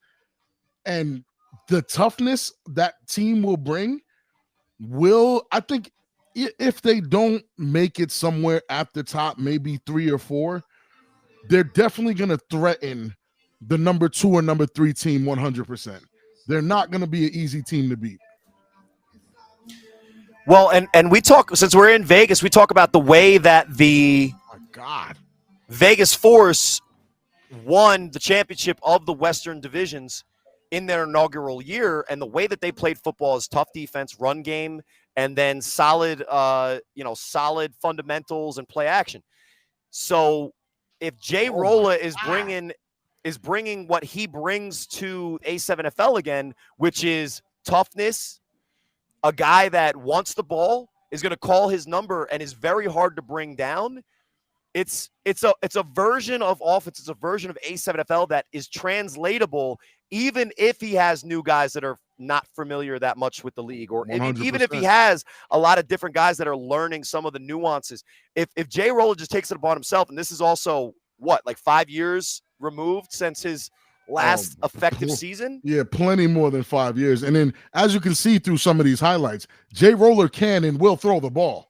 Yes, don't get it twisted now. Look at, he'll let it fly. That's a good ball too. Listen, there's a lot, and then those are some great athletes. That's Ricky. Ricky was one of the better athletes in the league, but Jay Roller will also do this against top teams with no fear. And tackling Jay Roller is probably one of the most painful things.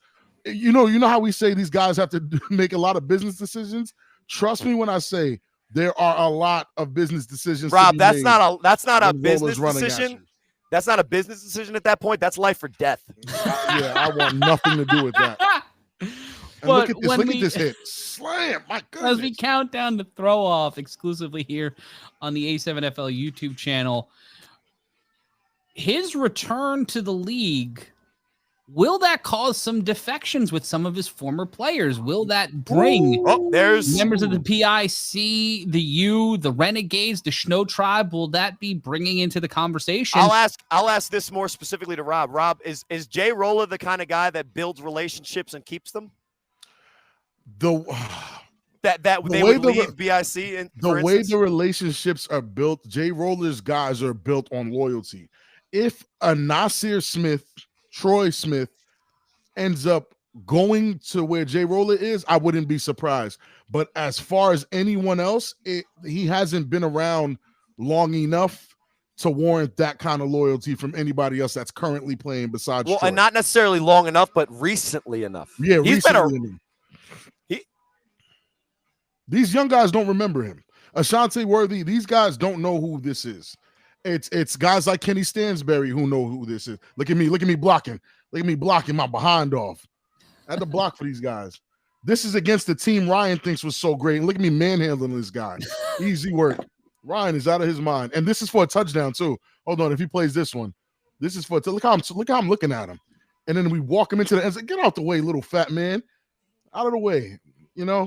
Ryan's out of his mind. But Ryan, if you want to queue up some classic A7FL game footage, we'll take a brief break here. and reset on our end as we count down the throw off. That's a hard decision, what he just had to You do right see it, there. You see it in his eyes that he doesn't want to make this play. Like you. No. But He is didn't that want time to, but at away least from he the tried. league- Is that time away from the league a problem, though? Because this is a different era of the A7FL. My guy's Corey, wearing a dark blue shirt that just says dad on it and trucks 2 people. I don't know. Maybe it doesn't matter. Maybe it doesn't matter. I do feel you, Matt, and I have to say that would be the only thing I think we won't know until day one, game one. If if that time off has changed anything. I mean, it doesn't change. Why he wants to play this one again just to see me miss the tackle? Look at me missing the rough. And that's Afro Rob, man. Oh my God, that stiff arm was vicious. Afro Rob wasn't that good, but things happen. But what do you guys call this version of Corey Hammond in purple that's skinny? Endeavor. If you're at Endeavor, well, Young Corns. Endeavor's having a tough time. If you're watching the current season of My Hero Academia, Dobby just released himself as his son. So Endeavor's having a tough time. I'm having a tough time. But if you look at the textbook definition of Endeavor, what does it mean, guys? I'll try. So and here's the Vegas equivalent, the forklift. Listen, Scooter. We just saw Scooter truck somebody. Scooter's moving at a pace that's about 3/4 of what Jay Rolla does. And no disrespect to Scooter, who was balling and throws a much tighter spiral. Scooter's one of my favorites. Not the same. Not the same, but similar. I guess that's the only thing you can honestly compare it to. I don't even give the G Herd comparison because Jay Rolla would do that, but then score. You get what I'm saying? Like he'll do that, but run someone over in the process. Scooter is definitely one of my favorites this year. I'm not gonna lie to you. Yeah, listen. Oh man. Dom Smith. A violent man who reached out to me personally to thank me and you and Corey. Right. He's unsung. Look at he cleans everything up. Oh my goodness. Dom Smith in person is taller, leaner, and faster than you would probably ever imagine. That's a baller. I can't wait to see him on the 3-on-1 today. Adios, senorita. Bye-bye. Wow, that's some speed. Yeah, Tyree Edwards. And you know what? Shame on us for not noticing how great he was as it returns because Savion was just so amazing at it. Tyree Edwards has been cooking like this for the better part of most of the fall season. Yeah. And here's the interesting thing. Will the level of competition get ratcheted up across a full 9-week season? Like, where does that stand in all of this, Rob? Like, you take a look at like the Insomniacs playing a full season because this was a short season. The fall preseason. Tone Smith, man. Yeah, Anthony Smith is a dog. There are some hitters on both of these teams, and to be honest, if this is the Western Conference Final, I wouldn't be surprised. I wouldn't be surprised if that happens. Understood. I mean, we could be surprised by any of the teams coming out of Ohio. We know that there's the Sin City Chaos now in Cincinnati. There's the Crush. We talked with the quarterback of the Crush on the 3-on-1 podcast, but that guy, Trey Robinson's a special athlete. And he's going to have to play out of his mind today, along with Curtis Jones, to do something against this Kryptonite team. I personally think the Kryptonite have his number, and it's really up to him. Take a look at this. Listen, reminiscent of Jay Rolla right there. He has to play out of his mind today to really get these guys going to get this W.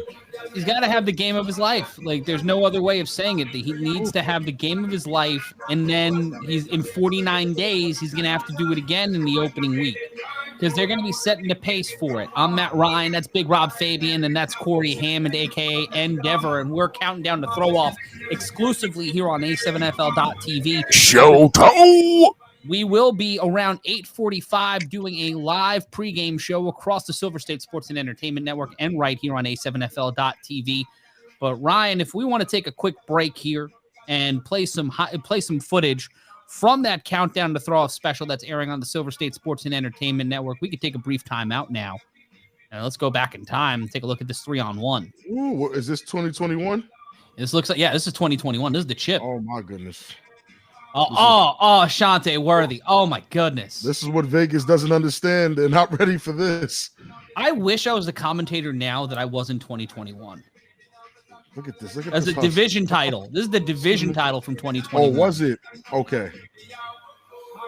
This is my second to last game played in the A7FL. There's Kason Campbell, Courage Mosey, a lot of the guys we would end up seeing in 2022 take the A7FL championship. And there's that Madden shot that I've been begging for for years. I love that shot.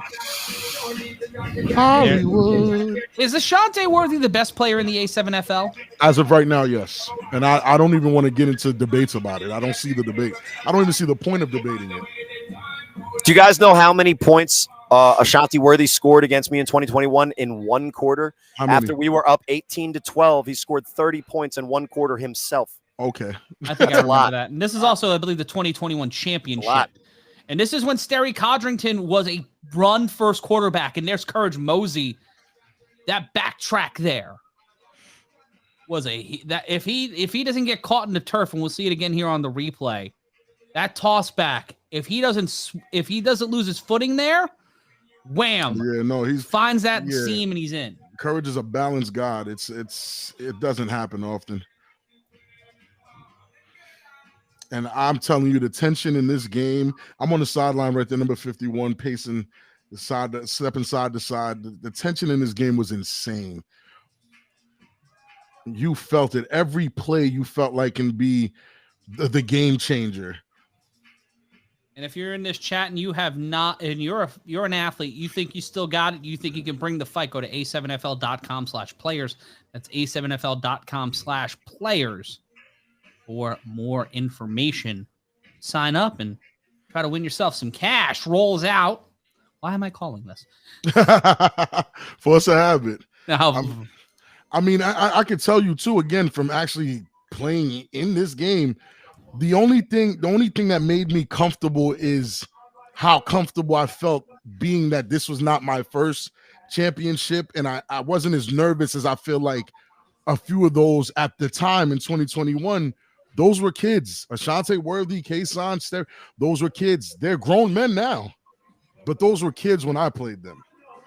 So I wasn't nervous. I wasn't, I didn't have butterflies. I understood the gravity of the game, and I played it just like I would play any other championship game I was in. And I think that's what really brought us over the edge to beat these guys in 2021. Well, and some of the best ways to learn are from, near failures, not a 58-0 situation, but in a near failure, I think BIC learned more about the guys that were in their huddle, the guys that were on the sideline, and what it would take to win than they did in any of the victories. I think the first victory against the U, they learned that they could do it, and that was important. But in this championship, I think what they learned, just like when we translate this to the Vegas division, like the forces and what some of these teams are going to learn in these tougher matchups is what it takes to win in this league. And that lesson is a hard lesson at times, but it is a necessary lesson if you're going to take the next step. And all the great champions in this league have that game that we could point to that says, look, you guys lost a game, whether you were just outclassed or you should have won and you just didn't do the right things, Nightcrawlers. Or there's just situations that if they make the adjustments, they're that much better of a team. And this championship loss for BIC, I think, was the catalyst that might start a dynasty that we talk about for the next potentially 3 years in the A7FL. If the Kryptonite, and I'm looking at Lex Luthor warm up down here, if the Kryptonite and the West Coast don't have something to say about that. And when you take a look at some of these teams in the Vegas division, they can study the 2021 BIC. Oh, for sure. And figure out what are the things that got them to that level, and then utilize the recruiting methodology of a Kenny Stansberry to really bring it home. Like, there's a lot of great talent we've seen in Vegas. And Quattrell Huffin, man, that guy's arm. Yeah, still to this day. I'm telling you, I could almost feel each play and remember what I was thinking in each play. And I'm sitting here like, oh my, pass interference. I was in my head, I was screaming, pass interference, no way, no way. But it clearly wasn't. Well, it kind of was. But It's a 50-50 pass ball. interference-ish. And just Huff immediately cut into the side. Like, and the line play here is so important. And Rob, you sent poor. Oh man. Oh, that poor boy got sent into the water out there in Asbury. Oh no, I took a break on this play. I definitely took a break on this play. This one, I don't even think I was in. Was I in? No, I was not in. I left so they can put the tight end in. I remember this. Huff calls 3 or 4 plays in the huddle. Sorry if I'm giving away some of his game, but he calls 3 or 4 plays in the huddle. And when he called this one, reason why he called it a run and took me out is because if I'm in, they know Huff is gonna run it behind me. Huff said, "No, you get out, bring me Big Dookie right there, number 79."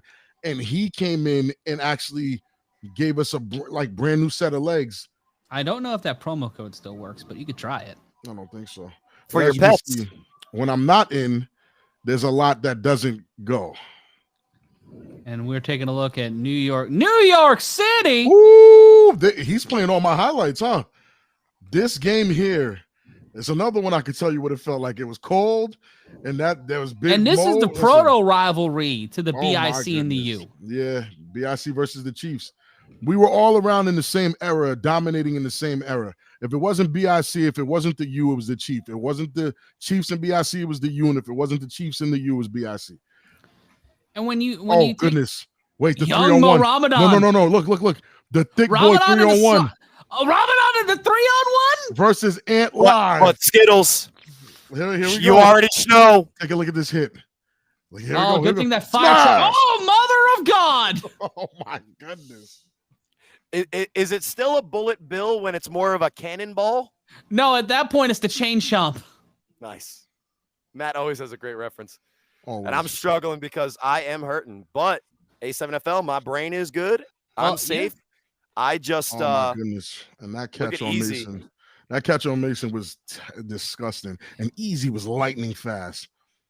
Ronald Clerk. And seeing the dichotomy of where the New Jersey teams came from to where these Vegas teams are heading into their second season.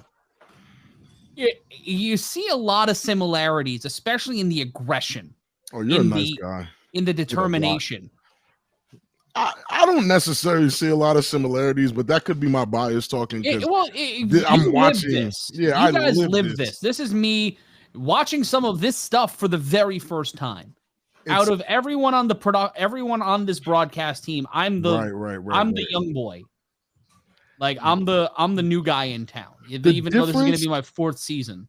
The difference, honestly, is the uniformity and how we played back then. Oh my goodness, that was nasty. When you look at the way the defenses were set up, like you see that the defenses are set up for guys to get hit with home runs like that, or you see how one guy's rushing because everyone else is blocking. That is a great catch by Easy. And again, these guys have to make spectacular catches because of the way the coverage was. And again, it's 3 down on the line, running back. Great pass to laid back Jones, who unsung hero in this league. These were my years, man. These were the years that made A7 in my opinion. And I was 500 losing in the first round of the playoffs, but I had good stats. Bye. Excuse me. Bye. And then Courage was just a different breed. And this is athletic, Rob. And I think I run down the field here too. I'm not even sure. You're off the screen. I'm off the screen. You're huffing. I might pop up. I might. This was when I ran a lot, and these tackles were phenomenal. And that was a great play. And those are the plays you get. Oh my God, Vargas was amazing. He was a playmaker. Those are the plays you get with camaraderie and playing with guys for a long time. You understand certain things. And back then, you just couldn't beat a play like that. Because again, everything is so uniform. Excuse me, wide open. And you talk about the uniformity, but the finding yourself, finding the rhythm and the cadence, because this is a transitional era, I would say, of the A7FL, because it's going from that grass and glass era And this is starting to see as you see Big HD Smoke. era, he calls it, right? Yeah, I call it the HD era. This is the HD era that he calls. Yeah, I call it the HD era, and only because that's when Ryan upgraded all the cameras and everything was in HD. You could actually see the guy hitting you. You know, Didn't look like a Nintendo. It didn't look like Blitz on the N64. Nah, because there was like the music era where every A7 game had music in it from your local favorite artist. I think I even had a song on there once upon a time. Then you had the no music, but still kind of grainy. No music, no. Yeah, but then that's a hit. And then you had the HD era, which the Chiefs, the UMBIC dominated a little bit. Was this game played in New York? That's a New York City bus. Yes, this was in New York. 2 New Jersey teams drove to New York to play this game. Oh, I wish I worked here back then. Oh, that would have been so much fun. It was a blast. Oh. And it was a very tough game. It was a precursor to what happened in the semifinals that year. We actually lost to the Chiefs, the very same Chiefs team. We lost to them in the semifinals, and they went on to go to the man. I don't even want to relive that. I don't even want to relive that. We've accidentally done our pregame show. Accidentally is the 3-on-1 podcast. Right, we accidentally did a podcast. That you guys are just making me reminisce on old days.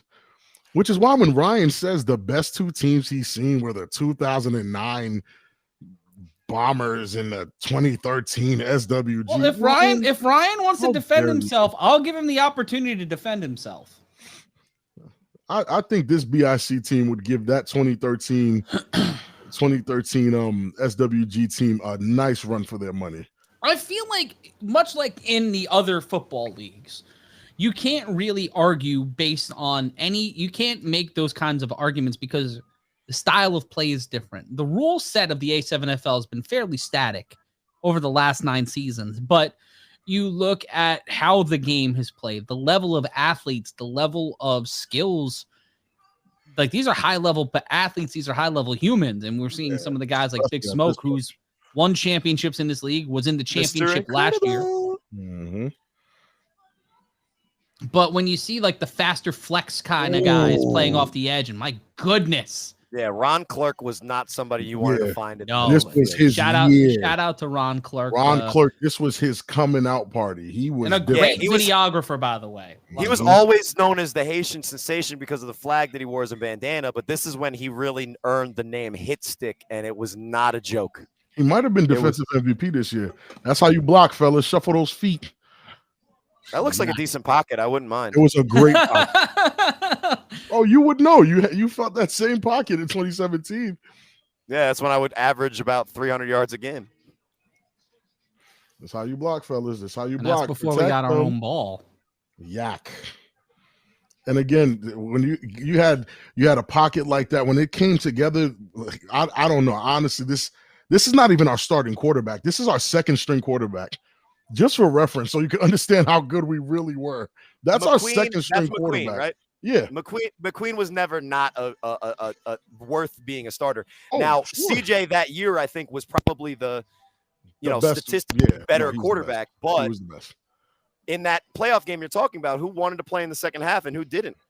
I promise you love the who can finish the game. Like you'll get a quarterback. I mean, I just lost 58-0 and I finished the game, even though G Herd wanted to get sacked. He put him in the blender. But I'm saying, finishing the game on a loss and finishing the game and not finishing the game on a loss, I'd probably not finish the game.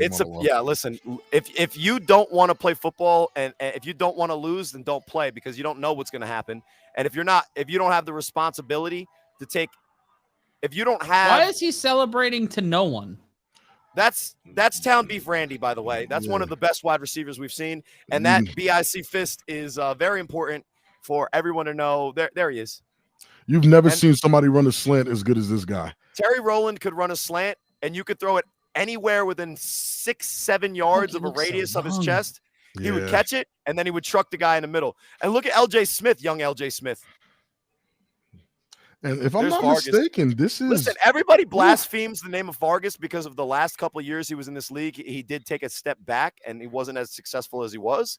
But That's a championship-winning quarterback. And when you do see the HD era, there's a lot of Vargas good plays that I don't think that we should. Oh my goodness! Not give credit to. Look at this hit. He had it. He had it. Oh my God! When I tell you, listen, this is my BIC team. This is where I feel like A7 made their money off our backs in these highlights. We destroyed people. Look what Ron was doing to folks. Ron was defensive player of the year this year, if I'm not mistaken. This is a crushing hit. And then it's a clean hit. The guy's not hitting the head or anything. No concussion, no nothing. And that's a hit. Ron Clark was something else back then. This is very important to know about Ron Clark, who played safety primarily, right, Rob? We would say, even though it's kind of like a hybrid linebacker. A hybrid, the hybrid position. If Ron was given an opportunity for a pick six or a crushing hit stick, what would he choose? 10 out of 10 times. Yeah, exactly. So the ball's in the air. He's not even going for the pick. He's going for ending somebody's day with a bruise to their lung. Imagine him and Verardi. Him and Verardi together. Oh, prime Ron and Verardi? Yeah, no. That's well, nasty. What Ron would do is he would clean up the stuff that was happening beyond what Verardi was doing. And if Verardi would force like a guy like me to throw off of his back foot and the ball would float a little bit on some of the couple of the throws that I should have thrown a little tougher, and then there was the incompletions today. If Ron was the one out there hitting people, the dudes were getting up, but they probably weren't coming right back in. The thing about our league is everybody gets back up from the hit, but you got to make the decision after the hit if you want to go back in. And this is the championship. Ron Clark, championship highlights right there. Not a lot of people wanted to run right back in a huddle after. And it wasn't injury hits. It was, man, this guy hits hard hits. Like, I don't like this. I don't like how this feels. And if you look, he's breaking down. He's aiming with his shoulder. Rapping. He's flattening his collarbone to give that wide, attack surface, and he's hitting people in the middle of their body. So it's safe. It's proper football at any level. That young K-Wack? Yep, young K-Wack. Wow. 23. He was still Carnell at that point. There's Mason, which is another. Look at him. Young Mason. And there's Rentham Spoons, Kenneth Tippett. Spoon, old school, who's older than me and Corey. And there's Sean Thomas, maybe the best player in our league's history, playing quarterback right there. Bob Hayude in the chat saying, I used to watch these games during history class back in the day. And shout out to Roddy the Rebel. He is very, if you watch any of our highlights on social, Rod the Rebel is a reason why. And also Ryan DePaul, why they look so good. Clerk and Courage made me a fan of the A7 back in the day. Which means he's naturally a fan of me because I was blocking for Courage. So you're welcome. And Rob, of course he's a fan. He works with us. You see him every Sunday. I know. Shouts to Rod, man.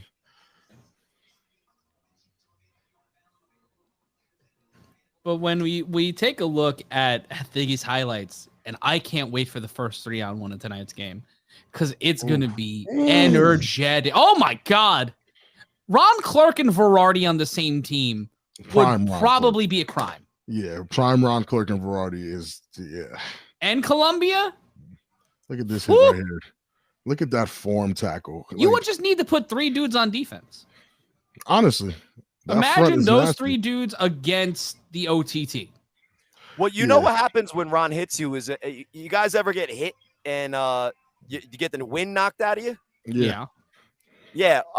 The couple of times Ron has hit me, when I decided probably wrongfully to maybe in my younger years take it up the field, which maybe I should have done a little bit more according to Derek and step up in the pocket and run today. But when Ron Clark found me one time, I lost my breath for a good 3 plays. I wasn't able to call the play in the huddle. Now I played still, but I couldn't say the words of the huddle because he just takes the breath right out of you. That diaphragm, nope, not working today. And there's Ron. That's what Ron's job was back then. He cleaned up everything. He was the first to every tackle. He tackled everyone. I think this is the year we actually won the chip. Well, guys, we should take a break and reset and come in because when we return, we'll be back on the Silver State Sports and Entertainment Network. So let's take a brief reset on this end. Ryan, if you can just kill our audio so we can talk and reset and then go into the thing. Hot route. We'll be back. We'll be back in a second.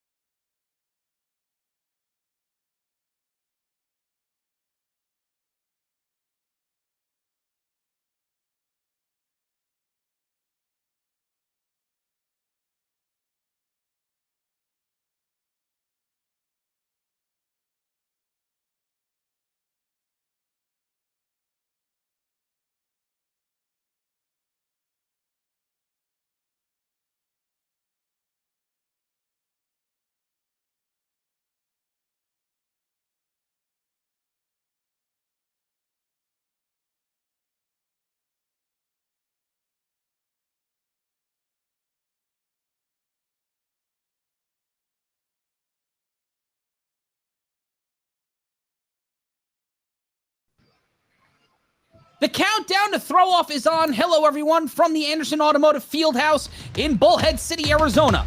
The number 3 seeded Pit Bosses are getting ready to face the number 1 seeded North Vegas Kryptonite in one of the most contentious rematches we've seen so far this season. I'm Matt Ryan, joined by Big Rob Fabian and Corey Hammond.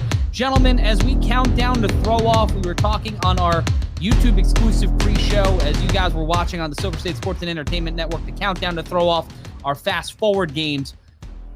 We see two completely different teams than we thought entering the season. All the conversation walking into the fall brawl, Corey, was how the Pit Bosses were going to walk in and rout all of the people that were facing them. There was a lot of hype, and we believed it. I believed the hype. I think we all, after week 1, we all, and the Jamboree specifically, definitely, we thought that they were going to get the win. But Corey, once these two teams met in week 3, everything changed. Well, and in this Kryptonite team that we're going to see here in the championship game, that since the first week of the fall season and their only loss that we've seen in this fall season, they're not only a completely different team in the way they're executing. They do have a little bit of a flag past, and they were learning a little bit on the fly, but the actual personnel that is lining up and starting on both offense and defense for the Kryptonite is totally different. So after 2 weeks, what we were seeing is that the Pit Bosses against Insomniacs and OTT looked dominant, and the Kryptonite had lost week 1 against OTT, a team that we just saw lose 58-0 with your boy at quarterback dying out there.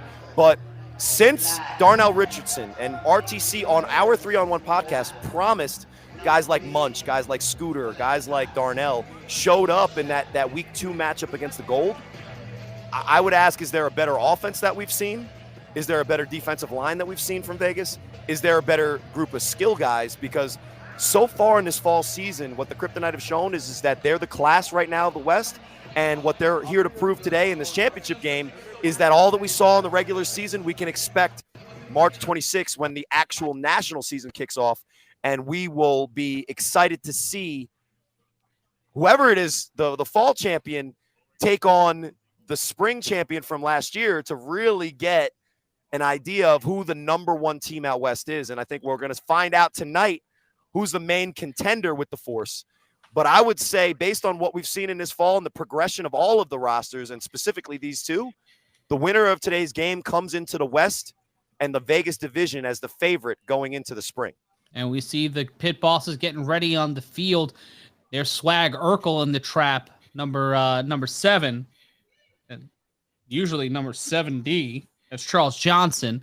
And guys, week 1, we're gonna have 3 games of the week.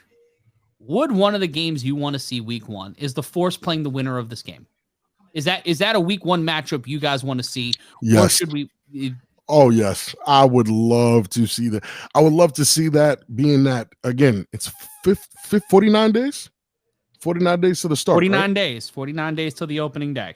I still think this is still a lot of good work for 49 days left. And I would love to see that game tells us where RTC is. So that game, more than any game, will determine what happens for the rest of the Vegas season. So you think that based on where RTC and what he always says his friends play is going to be the deciding factor on who's going to be the best team in the spring? I think so. I think that's fair to say as well. I completely agree.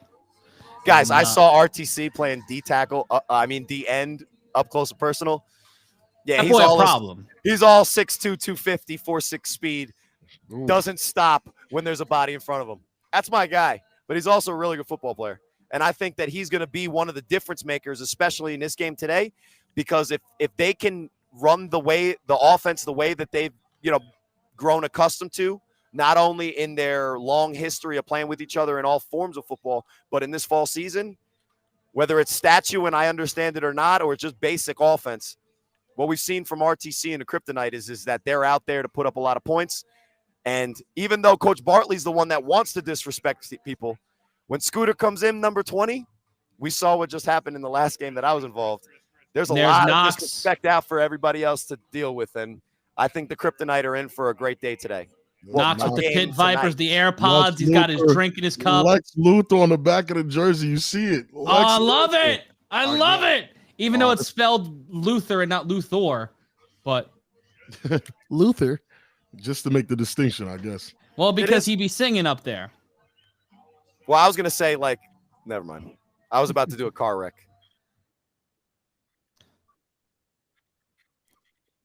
And we see the coin toss at the top of the hour. We'll be seeing who walks in with the chip, and there's the coin toss, the ceremonial coin. And we'll see who goes away with it. It looks like the coin toss was won by the pit bosses. They will defer, and the Kryptonite won the toss. They'll defer. The pit bosses will get the ball, and they'll be throwing off from our left. And when we return, we'll get things ready. You got 3 minutes to get ready. It's time for the A7FL Fall Brawl Championship.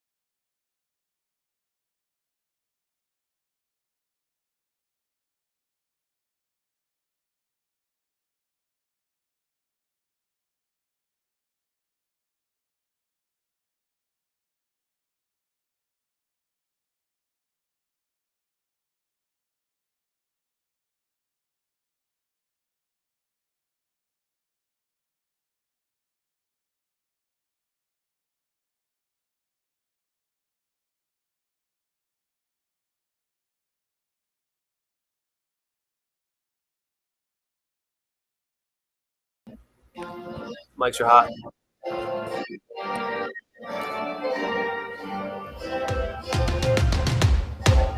Yeah. I'm ready to play now. Put me in the game now. I came here to prove it. I'm ready to do it. I can't be afraid now. Put me on the stage now. I'm ready to rage now. I feel like an animal stuck in a cage and I'm ready to break out. My time, my time. None of you people can tell me.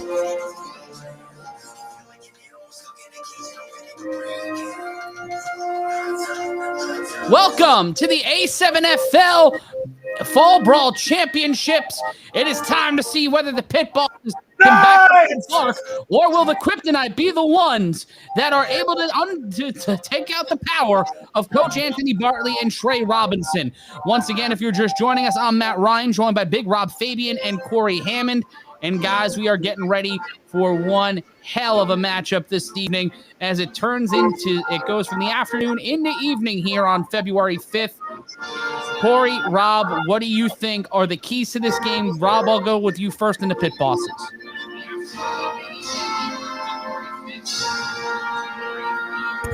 We'll go with Corey. The key for me for the Pit Bosses is the play of Trey Robinson. Trey Robinson is the leader of this offense. He's maybe the most important catalyst for the Pit Bosses on this team. If Trey Robinson can play elite level football, he can keep his Pit Boss offense on the field scoring points and maintain the pace with the Kryptonite offense that has shown all fall that they're going to put up 30 plus, 40 plus.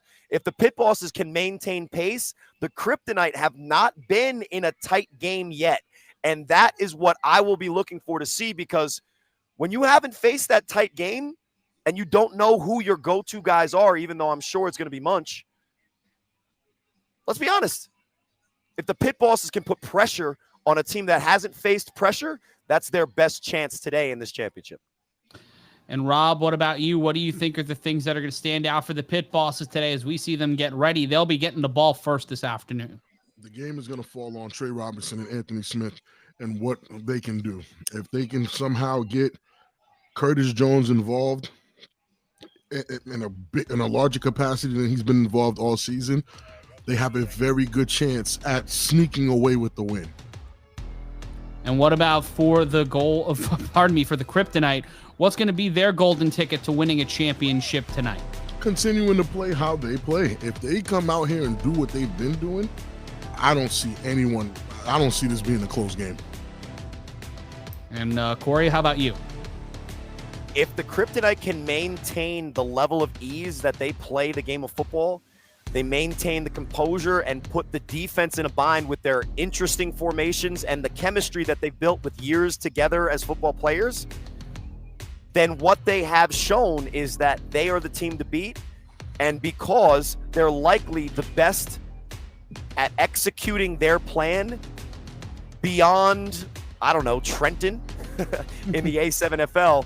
And if the Kryptonite are the team that we have seen so far and who we think they are, then I would be interested to see what the spring looks like with Lex Luthor at quarterback, Dom Smith, Knox on the defensive line, and Munch and guys like RTC as the skill players for the Kryptonite against some of the top-level competition across the entire nation in this great league. And we will get ready for throw-off. We'll take a brief timeout, and when we return, we will have the throw-off. It's the A7FL Fall Brawl. We'll be back in 60 seconds. Be sure to stay right where you are. Tell a friend, tell your mom, tell your cousin. We'll be back in a moment. It's the A7FL on Silver State.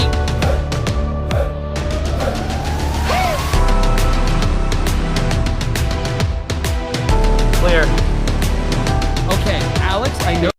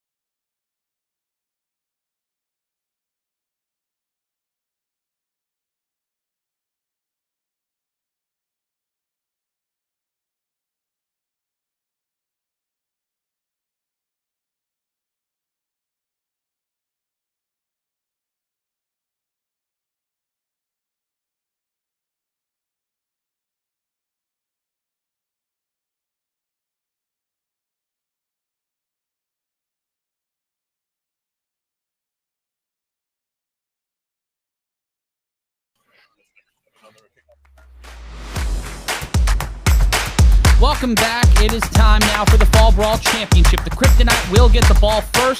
The Pit Bosses indeed won the toss, and they deferred to the second half. And the Kryptonite are going to be getting the ball. The number 1 seed will start off with this one. We are live here. It's time for that 3-on-1 throw-off, which means to get that pretty graphic on the screen. I'm Matt Ryan, joined by Big Rob Fabian and Corey Hammond. And it is time for the throw-off. The only thing, and one of the things that makes the A7FL different, aside from the no pads, no helmets, and I think it was a big reason why the OTT were successful this season, but now it's time for the Kryptonite to see what they can make happen, and they will get the ball, and we will see where that lands. Corey, can you explain it to us? Well, it's a good throw-off, decent return. Looks like the Kryptonite will have the ball first and 10. Oh, excuse me, first and about 15, ball on the 25-yard line. Lex Luthor's coming out with Scooter Hamilton wearing the bucket hat. Looks like he's got RTC. Scooter will be starting under center. That's an interesting one. No, he's out there with the bucket hat playing his tight end spot. It's Lex Luthor out there. And we got RTC and Munch at the skill positions. Okay. Now, I think this possession is very important.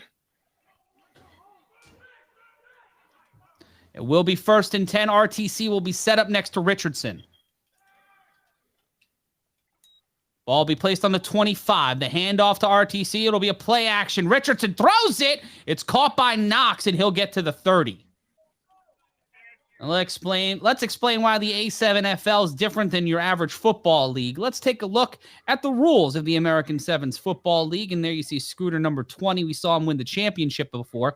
The A7FL is 7-on-7 tackle football. No helmets, no pads, no kicking or punting. 100 yards with a narrower field, 4 15-minute quarters. No snap to the quarterback. Punts and kicks are replaced with the 3-on-1 throw-off, which started our game.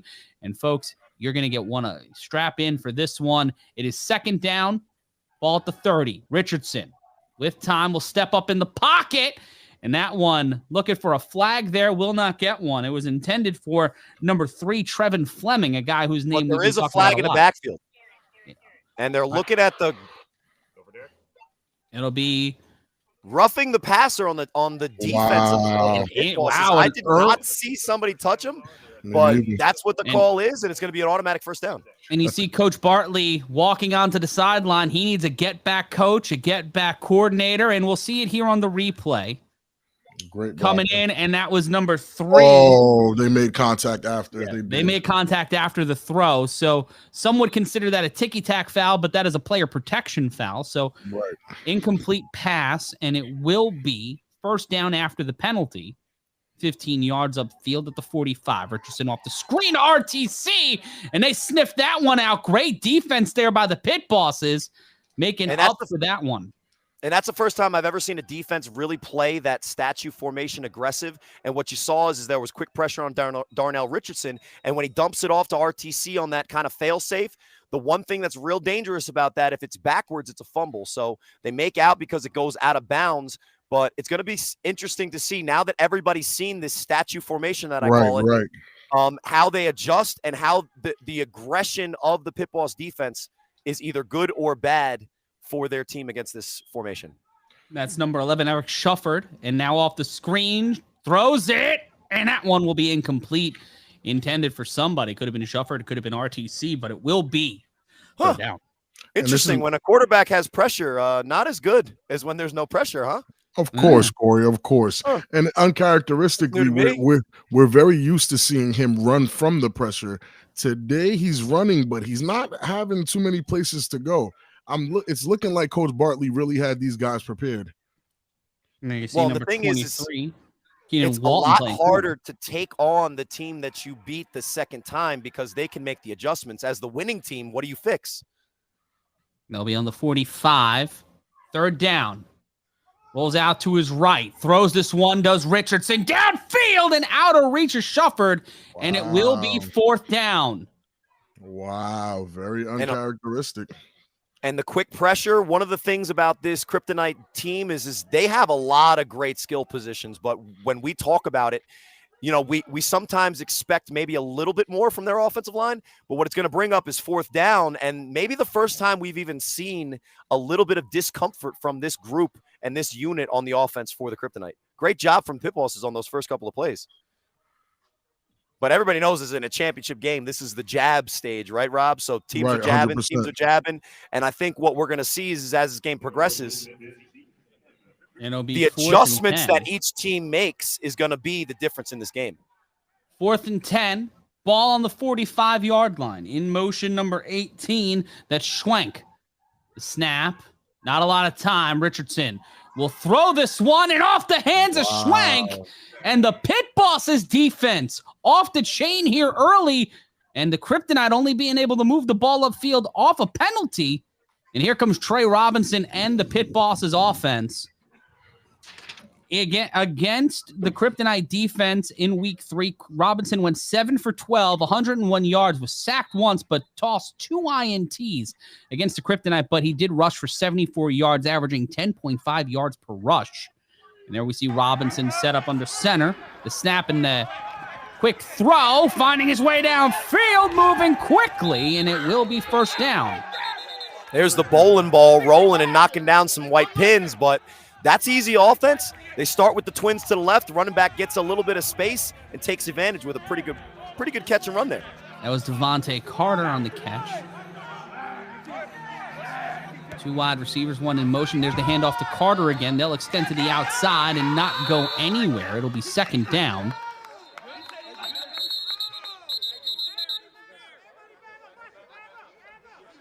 Pretty good play by the defense. Good pursuit there.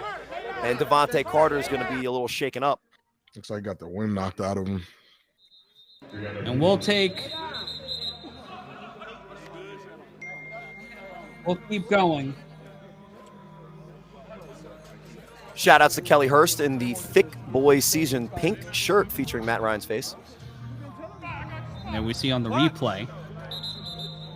And he gets back up on his own accord, which is always great to see. And, you know, we talk about safety in the A7FL all the time. Sometimes in football plays, there's certain things that happen, but it's always good to see a young man after a little bit shaken up get right back up. And it'll be 2nd down for the Pit Bosses. And shout out to Christina Taylor, the athletic trainer, walking him off the field. So it will be 2nd down. It is not 2nd and 15. Robinson in the shotgun.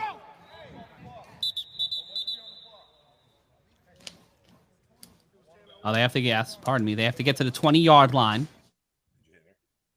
2nd and 6. You see Robinson. Clock will be reset to 10 minutes, 10 seconds. That's 10 minutes, 10 seconds after the injury timeout. Clock will not run while the player is injured. And Rob, right now, how advantageous is this for the Kryptonite to kind of get this pause in play after Robinson lit him up a little early to get him into some solid positioning? I mean, if I'm being honest, it benefits both teams. But the Kryptonite, well, the Pit Bosses are in a better position because they forced that 4 and out. Now, if they score here, they're up by 1. And they get the ball at the half. Robinson immediately pressured, thrown over the middle, caught! Tries to cut upfield! And it'll be brought down at the 20-yard line. And we'll see where he marked it down. That was caught by number 17, Darren Palmer. And Palmer, a little shaken up, and he'll get the 1st down. Well, you saw the quick pressure, but Trey is real cool in the pocket. Kind of just steps up in, finds the open receiver down the middle of the field. It's wide open on the slant or the post, and he's able to convert it. And those are the types of plays that if Trey Robinson makes, it's going to be tough to stop this Pit Boss team. So we saw what happened when the Kryptonite had to deal with the pressure. What Trey Robinson does in his first drive of the championship game, although they're moving backwards, so maybe some yellow that we missed. Maybe a holding call, as it seems. They push the Pit Bosses back. It'll bring up 2nd down again from the 41 going in. And it will be 2nd down, ball on. Well, they'll move this back.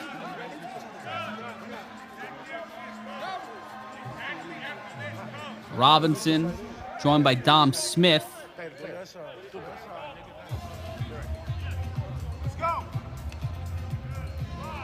clock will continue to wind down here on second down. Smith will set up to the right. You see the Viking getting loaded up. He's playing nose tackle, and he'll make his presence felt and create an opening. Flag on the play. Could be a free play out of the reach of the receiver. And it will be third down. That was Tyree Edwards, the intended receiver.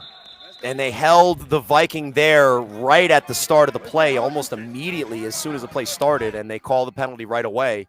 So that's likely going to be another 10 yards back that the pit bosses have to figure out. And after figuring out a couple of ways to get the ball downfield, the 2 early penalties put them in the same spot that the Kryptonite were on offense, which is in the position that they might stall on this first drive. So credit the Kryptonite defense for standing tall, but if these teams kind of clean up these mistakes, we might get an explosive game from these offenses.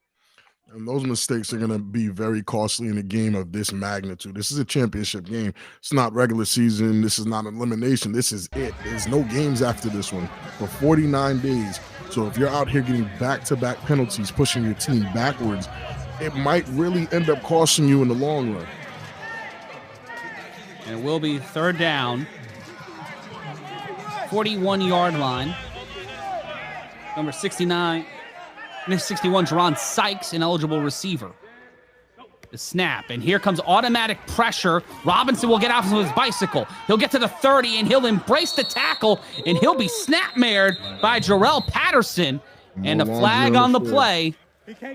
Based on where it was thrown, it probably looks like it's going to be on the defense. I'm not sure if it was defensive holding or what, but credit Trey Robinson, who gets a little bit of pressure, but then he steps up in the pocket and does what he does best at times. Gain some yardage on the ground. That was probably holding on that center there, that offensive lineman. Well, it looks like they're moving the Kryptonite backwards, but hold on. Here's the call. There's defensive holding down the field, so it's going to be the automatic first down, and after 2 pit boss penalties, it's the Kryptonite who are committing the foul there. And the Kryptonite cannot afford any of these because, again, they went 4 and out, which means at halftime when the pit bosses get the ball back, if they're up, they get another opportunity to score quick before the Kryptonite gets to score again. So hopefully they don't get into a pattern of making the mistakes, and this could be mistake bowl number 2. I don't want to call a mistake bowl, man. I don't. Well, the first quarter of championship games is still that first round of a boxing match where we're testing things out. Is another whistle. And there were 5 guys in the box for the Kryptonite. They were ready to run right at him. And adjudication has been a story this season between not only these 2 teams, but the officials. Wait to see what the call is. Well, 8, and we'll take a look at this. Tyree Edwards, when we've seen him on the 3-on-1, he has been so impactful.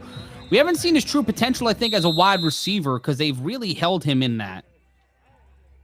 Well, he's got tight coverage on him. It's Jahan Burrell, number 1, so we'll see what they do here is the orbit motion. Give to Smith. And Tone Smith immediately met at the line, and he'll be brought down, whether they give him positive yardage or not. They gave him the whistle. Cheetah in on the tackle. KJ Burrell.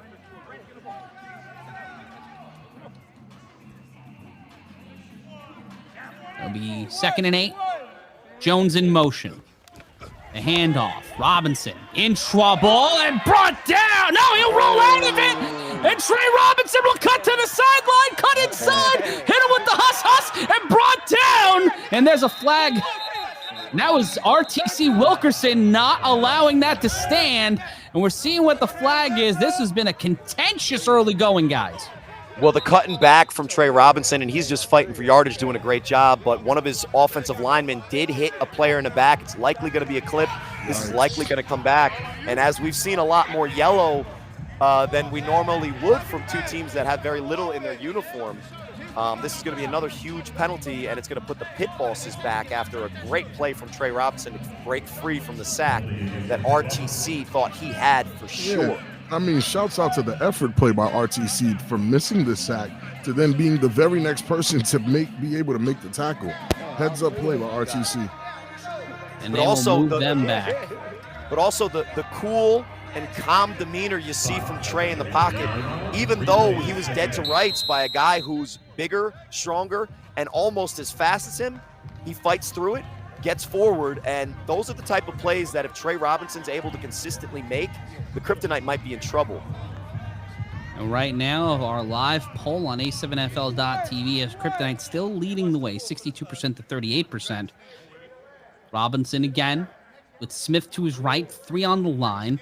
Rushing 4 are the Kryptonite, including Wilkerson. Robinson immediately met. Ball almost knocked out by Wilkerson. And Robinson will be sacked for the first time this evening. And it's just a little too much pressure at this point, but it's what you expect from the Kryptonite. Trey is responding the way he should. Don't throw an interception. Sometimes it might even be better to take a sack in certain situations. So, well, if he committed to the run as soon as he broke the contain from RTC, who was the defensive end there, if he was committed to running the ball there and he didn't peek downfield, I think he has the speed to maybe get a lot more yardage. But Sure. I will give him credit for looking down the field. He thought he saw Pac-Man Jones by himself in the end zone, and he just wasn't able to let it go in time before the tackle was made. And the penalty flag is waved off, and it'll bring up 3rd down. They have to get to the 20, I believe, for the first. So it'll be about 3rd and 15, which is going to be a tough conversion based on what we've seen from how the quick pressure is getting there. But if Trey's able to continue to run around and break free, he might have some green in front of him and not the Kryptonite jerseys. Well, with Tyree Edwards and Curtis Jones out there, they will have a lot of weaponry. Jones will be in the slot. Edwards at the bottom of your screen. Rushing 4, possibly 5. Smith in the backfield next to Trey Robinson. Robinson in trouble. Robinson tries to get rid of it, and he will be throwing that one incomplete. And it will be 4th down. This Kryptonite defense, they had Trey's number when they played in week 3, and it seems like they may have it again. Well, quick pressure makes any good quarterback look not that great. I bet, huh, Corey? And Yeah. But Trey almost gets away, and if he had a man that was breaking that was eligible, he might have been able to find it. But luckily for the pit bosses, that's not called as, and I'm not narking on anybody, by the way, guys, that's not called as an intentional grounding, because it was really tough to find the receiver that he was attending there, but he did get outside the tackle box and gets past the line of scrimmage. So it'll be 4th down and 15. The pit bosses have lost 35 yards in penalties on this drive. That is a pit boss's timeout with 5:25 left to go. We'll stay with the action here. When you look at these two drives, we were expecting these offenses to really dictate the pace, but the defense has stepped in. I believe the defense was going to be the story here, but on both sides, for both teams, the defensive really have stepped up and played at a championship level. I think it's fair to say that in this first matchup, the pit bosses, which coming off of a 2-0 record in which they dominated to the point where nobody thought that they were going to even have any competition in this fall, when they first met this team in the Kryptonite, they were surprised not only in the personnel that they saw, which they hadn't seen yet, but also in the style of play and the execution level from the Kryptonite. So what we're seeing right now is that the pit bosses corrected a lot of their mistakes, but they're also coming to play the game the right way. And right now, these teams look a lot more evenly matched than this first matchup. And in this first quarter, the 0-0 score, it shows just how competitive so far it's been. 100% agree. Robinson in the shotgun. 3 wide receivers set after the timeout. In trouble. Pressure. Robinson trying to move out of it. Cuts one defender. Cuts upfield. We'll get the first down and we'll go to 10. Trey Robinson making it happen on 4th down. If that's the Trey Robinson we see for 4 quarters, we then might the be Kryptonite are in surprised with trouble. this result. The Kryptonite are in trouble. With this result. Now, I think that we're going to see, because we haven't seen the second drive from the Kryptonite, but, game on. Anybody that thought that this was going to be different than what we're seeing so far, you're wrong. This is going to be a really great game. And it's Trey Robinson doing the things we know that he's capable of doing. The throw, end zone over head top, touchdown taken away. This ain't no Bouncy complete, and he's hurt on the play. You know me, I always skew offense, and not only was the ball well placed, but you got to give Shepard the credit for going up there and grabbing it. It's They gotta go really to the move. difficult on that sideline to judge whether it's in or out, but You only need 1 foot. the expectation of this game is that the high level of offense that we've seen so far. He caught it on the go. Oh, he caught it in between the pylons. Why is that pylon there? Darren Palmer, the intended receiver, it's set up on the hash mark. Guys, that's on me. I set up those pylons earlier. I bet you did. Derek's I bet laughing, you but did. it's the truth. It's the truth. And They I'm not wanna an review it? anti-pit boss guy. You know they're on offense right now. I'm rooting We'll for see them, but again whether he caught it inbounds. Got to have That's 1 foot in. Come on, that's in. That's in. I'm always going to say an offensive touchdown's an offensive touchdown. Palmer But went. hey, if it's not, if the refs call it as not a touchdown and they don't get it here, the pit bosses shouldn't be looking like we've seen a lot of the times when something doesn't go their way to explain why it should. What they should do is get back in a huddle and just call a play for second down.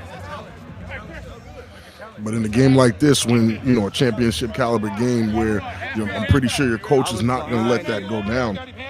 These guys are going to want every call they can get. Absolutely, they want the call to go their way, but I think one thing that we've learned in this Vegas fall is that regardless of what the call actually is on the field, the right thing to do is not complain about it and use it as an excuse. It's get back in a huddle and call the next one. And that Because it honestly doesn't comes end up with being a experience. touchdown. It's going to be set. That comes with experience. So Coach Bartley does call for a replay here as we see the replay over and over again. He's going to come out into the booth and we're going to see what the Zebras have to say. I have it as a touchdown, man. Corey, I have it as a touchdown. I can because call it a anytime touchdown. Receiver's an end round with the balls in his hand, his feet are close. So right now it's ruled as incomplete as far as I can see, and it's going to have to be conclusive evidence.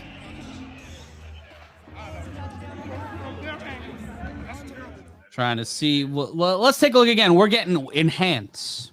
Enhance. Look. You see Oh, this? that foot's in. In. Oh, That's a that foot is in. touchdown. That is a touchdown. It's a touchdown, man. And the call is correct. If you guys believe it's a touchdown, so do the refs.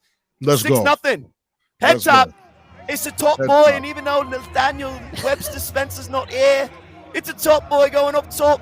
Head top, head top, head top. Great job by Touchdown, Palmer. pit bosses. I was going to be sad because that was such a good touchdown call. It really was. That was a great touchdown call. The Viking not happy, but it has been a heavyweight fight so far on defense.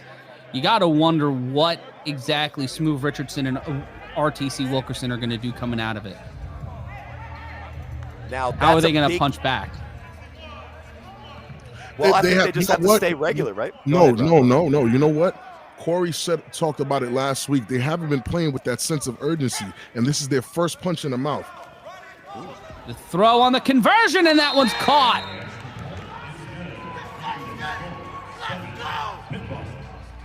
Yeah, And there's the 2-point conversion. And we'll take a 60-second timeout. When we return, the Kryptonite will get the ball back, and we'll try to make something happen on the 3-on-1. Darren Palmer with the head top. Curtis Jones with the conversion.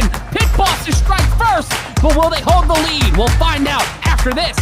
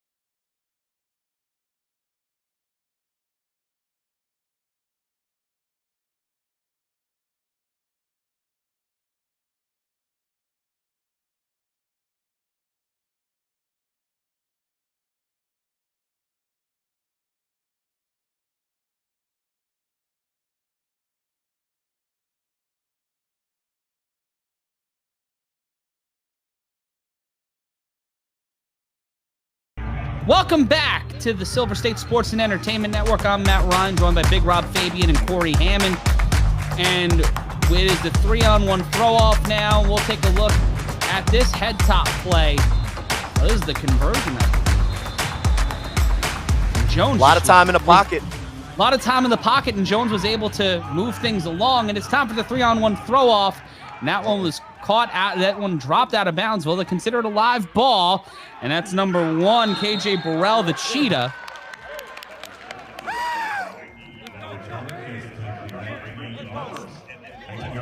And it will be 1st and 1. They have to get to the 20-yard line. This is under fall brawl rules, which means first downs can only be gained at the 20 and 40-yard line.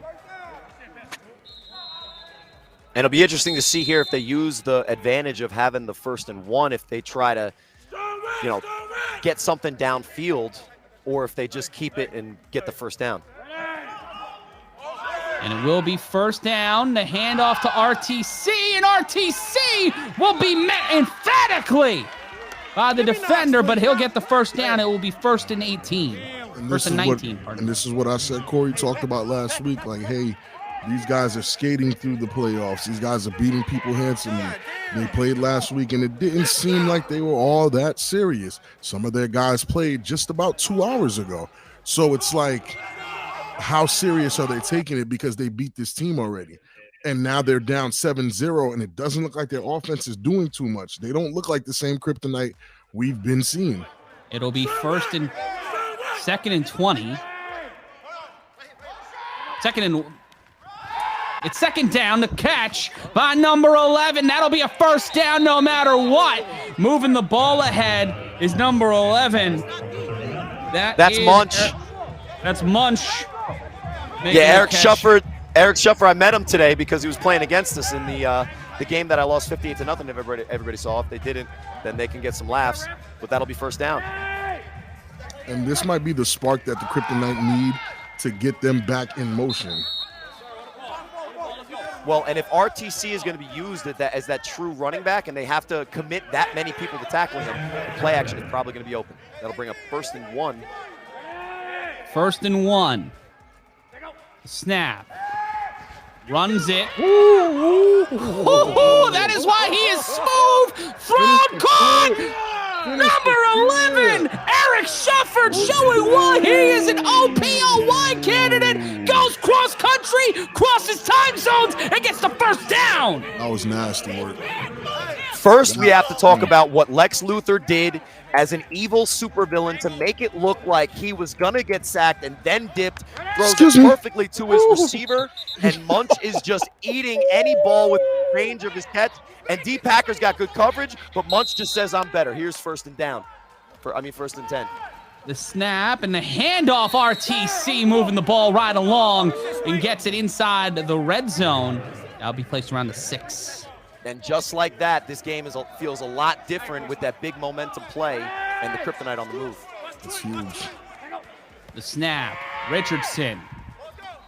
And he'll throw, and that one's swatted down. That'll be incomplete. It will be 3rd down. And it wasn't mostly on Richardson. It was more so on the guys up front. I seen a couple missed assignments. I seen Knox turn around almost as if he missed the block, looking back to see, what he can salvage from it.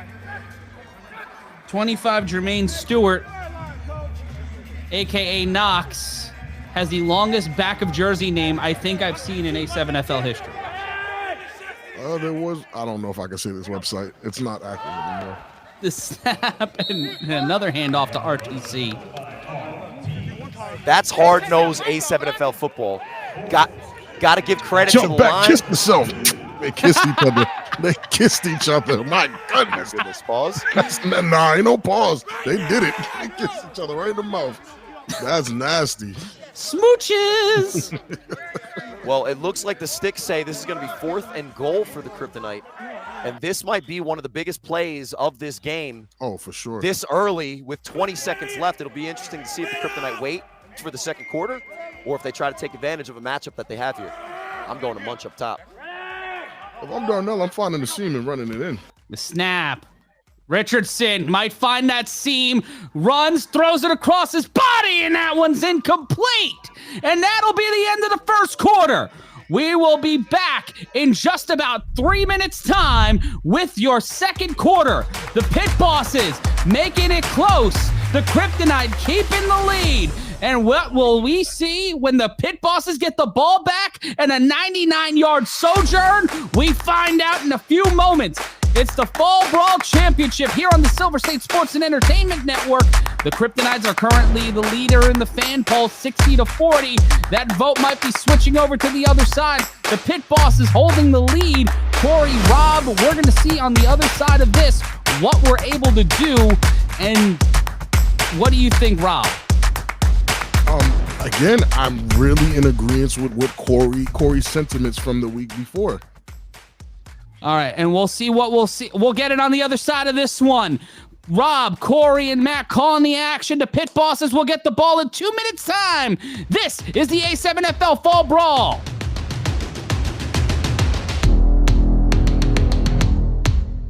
Two-minute break. We are out for 2 minutes.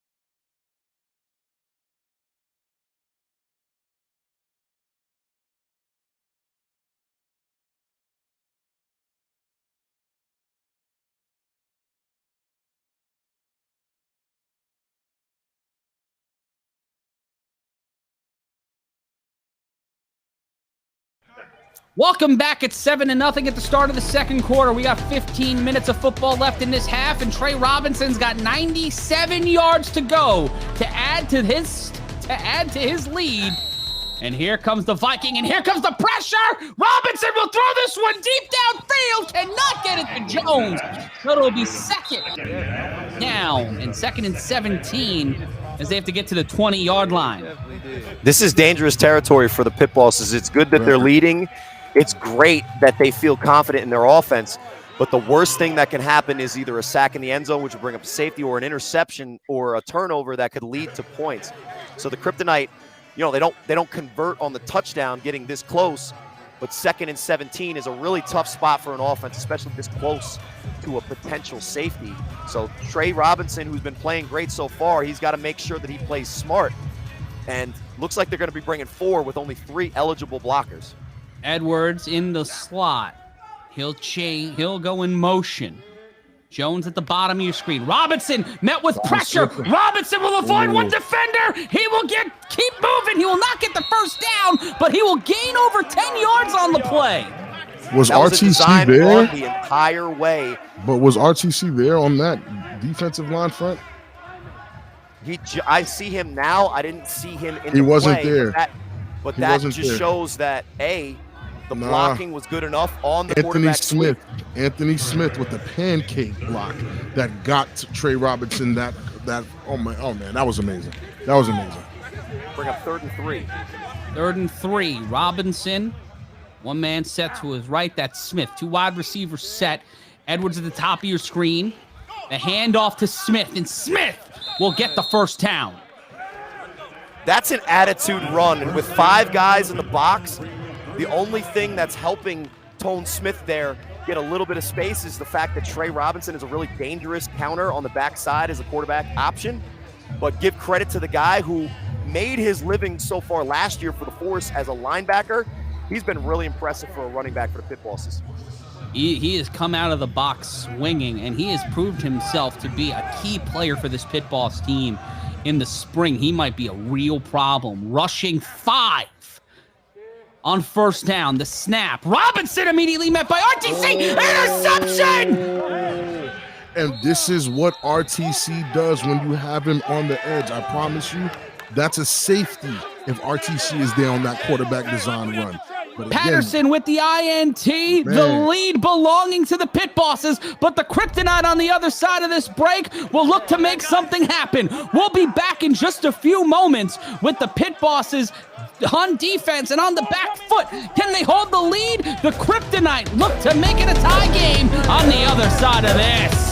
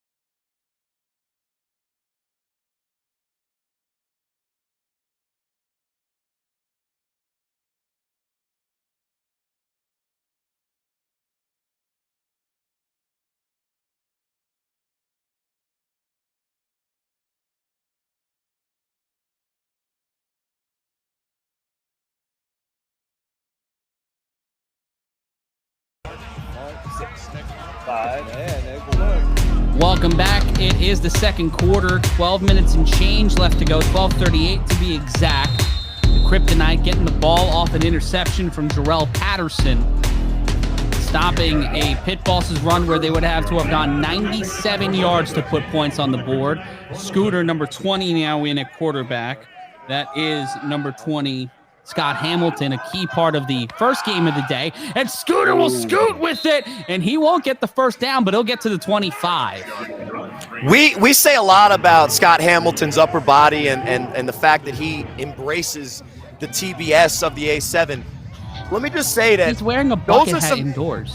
Those are some strong legs to carry my guy as quickly and as sometimes athletically as he does. So as much as we give him a little bit of flack for the overall appearance, that's an athlete out there. Shufford will set out wide. Who's we? I'm a fan. All of the people here at Vegas. Oh, I'm a fan. Huge fan. Including myself. Knox at the tight end, an eligible receiver. RTC set up to the left. Scooter with time will throw. Tipped and almost caught by Trevor Fleming. And Fleming missing out on that ball.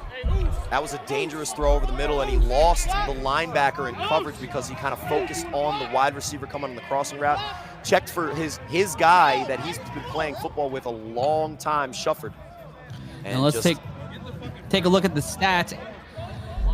We'll take a look at the stat line in a second. Kryptonite 68 passing yards, only 14 rushing yards. The Pit Bosses rushing game brought off of the bowling ball. Devontae Carter and Trey Robinson, 31 pass yards, but only a 2-yard difference. And that was from the first quarter, mind you, not the second quarter. Thank you to David Soberman, our statistician. The throw caught. That's number 20. Scooter loses the ball, passes it to RTC, but the play will be whistled dead.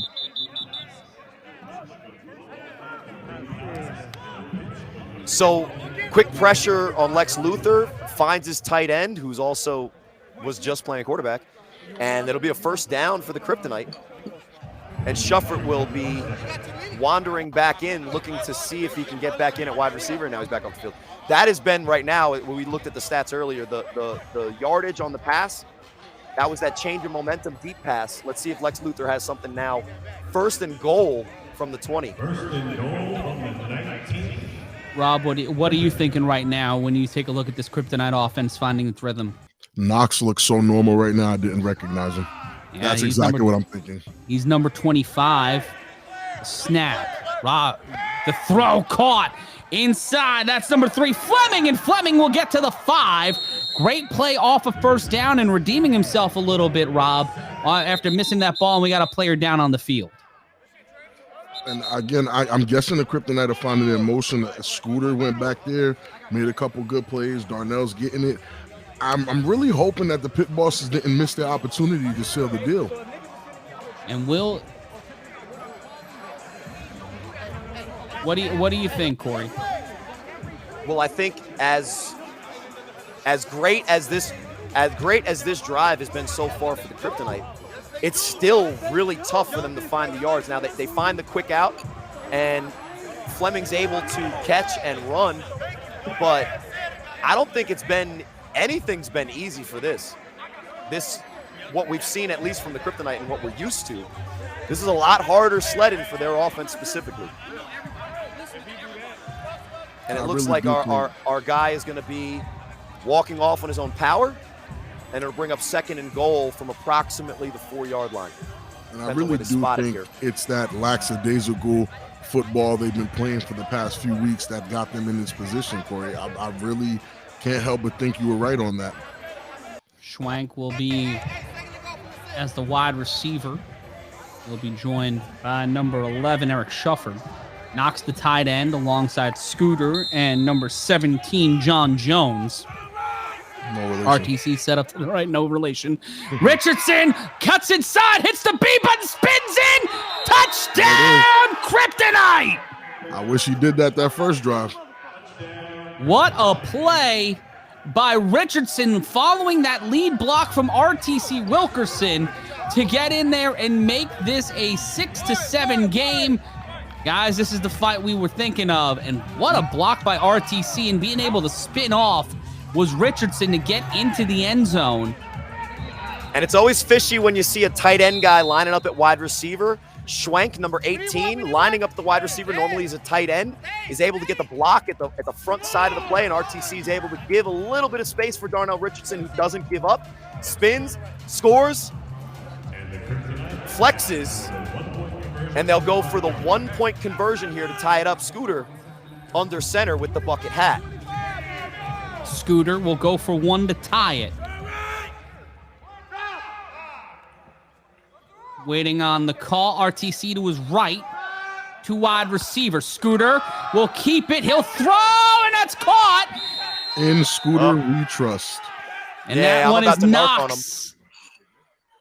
He was behind. He was across the line of scrimmage, but hey, if they're going to give it to him, it's a tie ball game regardless. And they give it to him. We'll go to break here with a tie game. It's 7-7. Can the pit bosses come back? Will Bartley get his title? We'll see on the other side. They didn't give it to him. 60 seconds.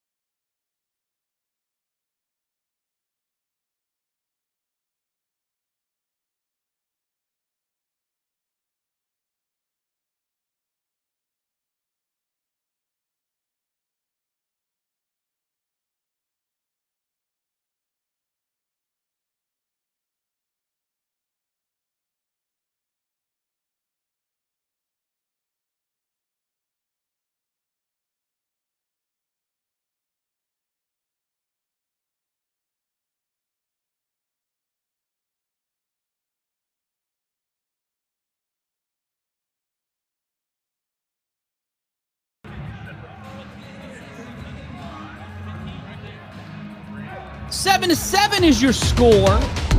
Kryptonite finding a way off an interception to get into the end zone after the pit bosses were the ones to strike first. And it'll be Tyree Edwards.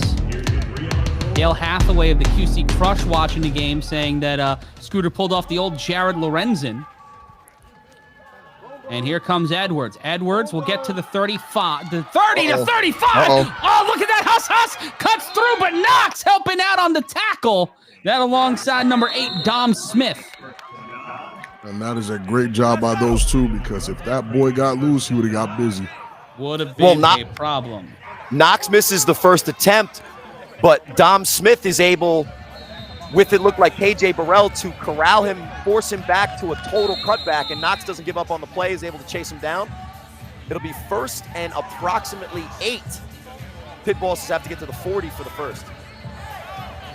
And we see again on that replay, if he was able to put, if that setup there, if he was able to get past Knox a little sooner, he might have saw more daylight. Kryptonite still leading in our poll. The snap, and there's the handoff to Smith.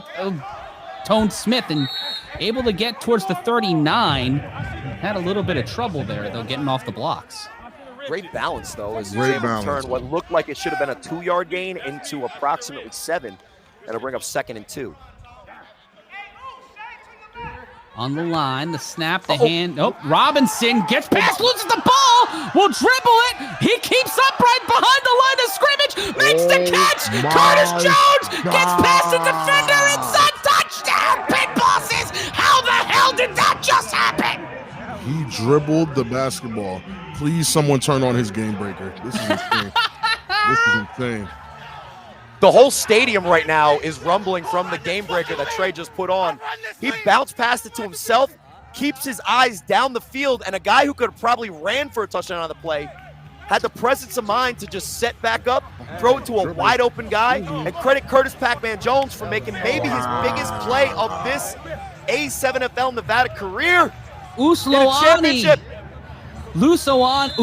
Loani might be the GOAT of this game for missing that tackle on Trey Robinson and giving him the time to throw that ball away.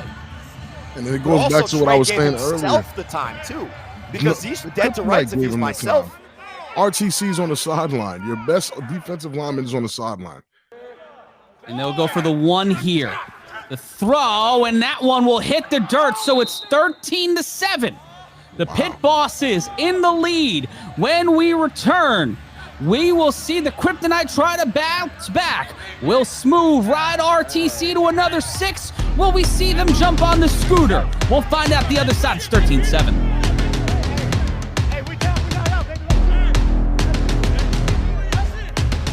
Not clear yet, not clear yet.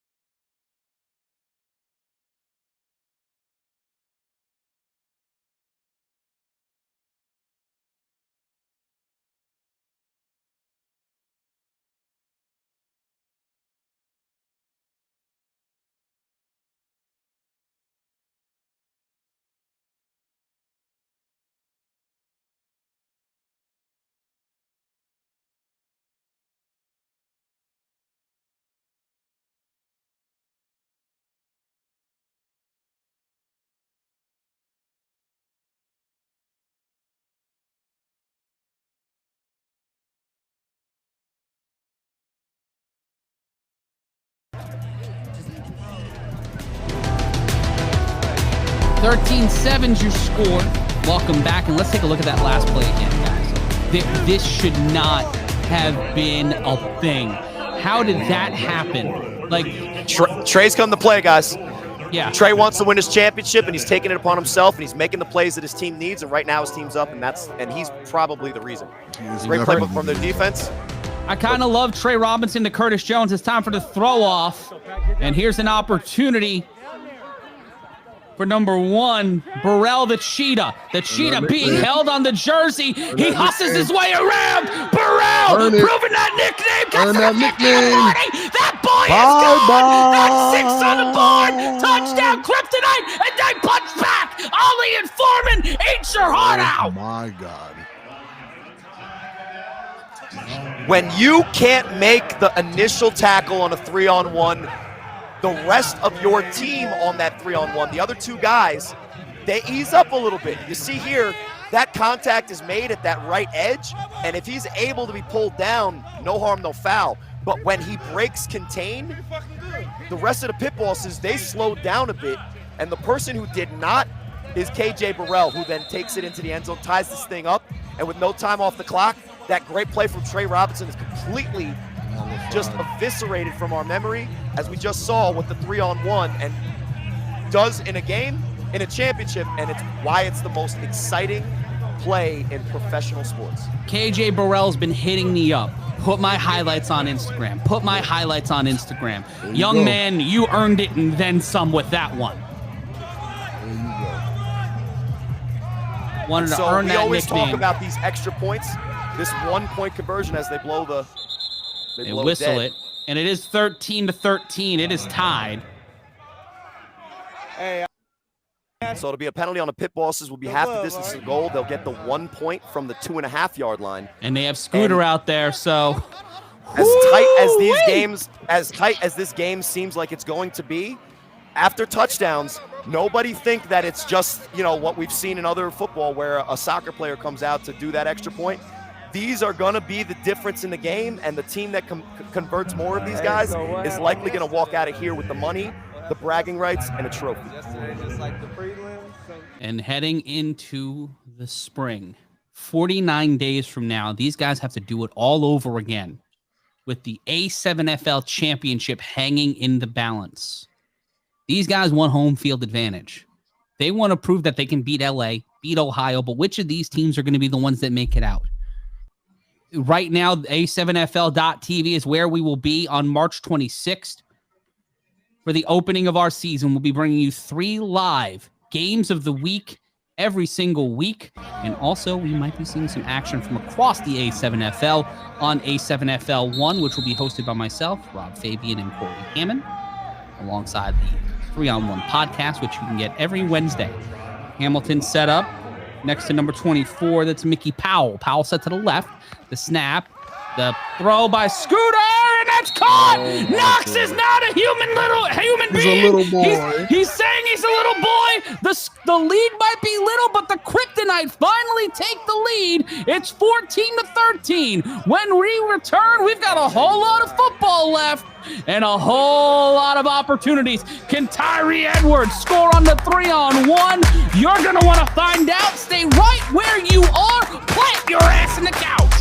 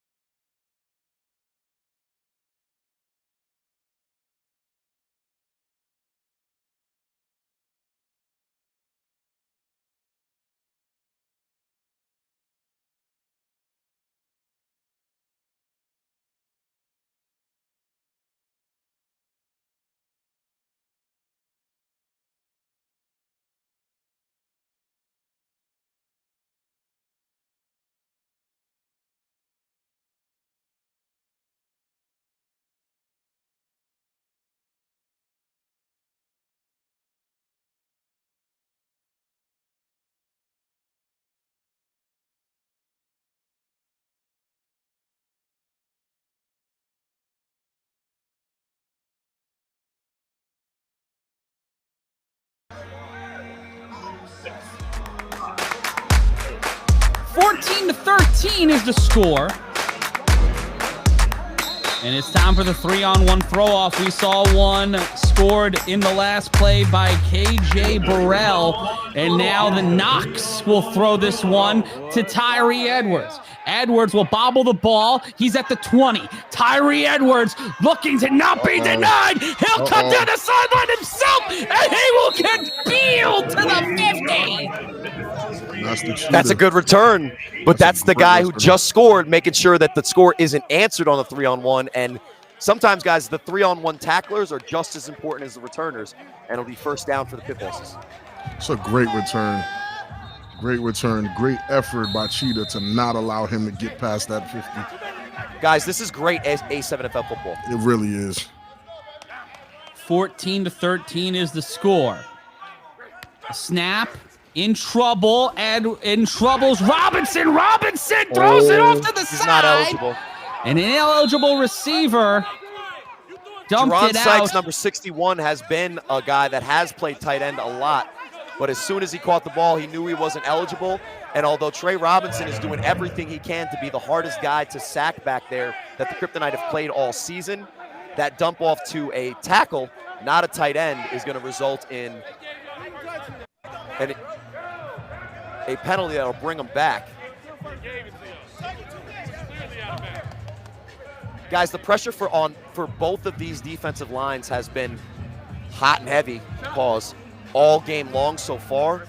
The team's offensive line that steps up and gives their quarterback enough time to make the plays downfield and find the open receivers that I can see is probably going to be the one that walks out of here. It'll be a lot happier. It'll be second down and not 198 yards, and your score is Kryptonite 14, Pit Bosses 13. Scoreboard should be adjusted. The snap, Robinson in trouble. Robinson will be brought down with the sack by number 12. That's C.J. Smith. That's a huge And that was a designed run, so even though Trey peeled back and looked for the cutback, there was no eligible receivers downfield, and he was dead to rights as soon as he made that mistake. Credit the defensive line from the Kryptonite to seal off the quarterback run to the left. But maybe the worst play of Trey's fall so far, losing so many yards, it's going to be a really tough conversion for the Pit Bosses to get the first down here. It'll be second and 35. That sounds so bad. It's the opposite of good. I feel like I was in a couple of second 35s, right? Yeah. A couple. Too bad I didn't have the athletic ability that Trey's shown. And it will be second and 35. 14-13 is the correct score. You have it on your screen. The snap, Robinson in trouble. Thrown to an eligible receiver now, number 61, Sykes. And it will be third down. Not enough yardage on that play, guys. And this Kryptonite defense is punishing. These guys are starting to slow up. It's getting dangerous. You don't want to find yourself in this position where you're already behind by 1 point and it doesn't seem like your offense is really producing at the same clip it was in the first quarter. And me and Corey have played this game for a long time. It's about adjustments. Second and 28. Gained about 10 on that play. Edwards immediately met with pressure. He sees the seam down the middle. He'll cut down to the sideline. He'll cut across the field. Trey Robinson trying to reclaim what he thinks is his, and he'll get the first down, and it'll be 1st and 1 at the 21. If I can't give Vegas anything, I can give them this. When it's time to get a first down, they have plays that work. Well, they have players that find ways to make it work. I don't know if that was the design of the play, but when the defensive line went wide around to try to get the angle around the offensive tackle and the tight end to get to the quarterback, Trey steps up, find a seam, and there's a lot of speed that young man can show once he gets in the open field. And a really tough conversion is a first down. 1st and 2, the screen cuts. That's Edwards. He'll get the first down. He'll lose the first down. He'll cut through the Viking, and he will get brought down around the 14-yard line. On that last play, Vince Thompson almost got the ball out of Robinson's hands. Robinson had the presence of mind to move that ball into his chest. And a late flag after the extra touchy after the play was dead. And we'll see who the penalty is on.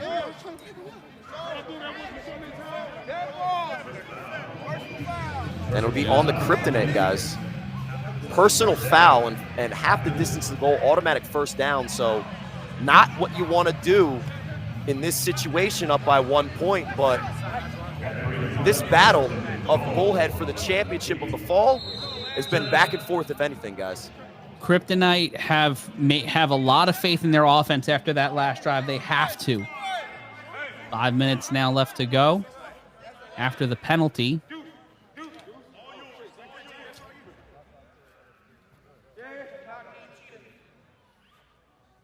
The snap by Robinson.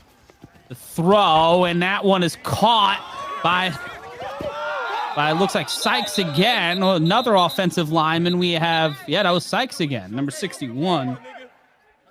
And it will be second down.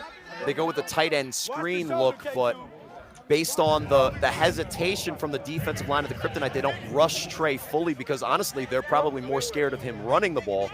The screen doesn't work, but I think the Pit Bosses are lucky that drop of the ball at the end of that tackle isn't ruled a fumble, and it'll bring up second and goal.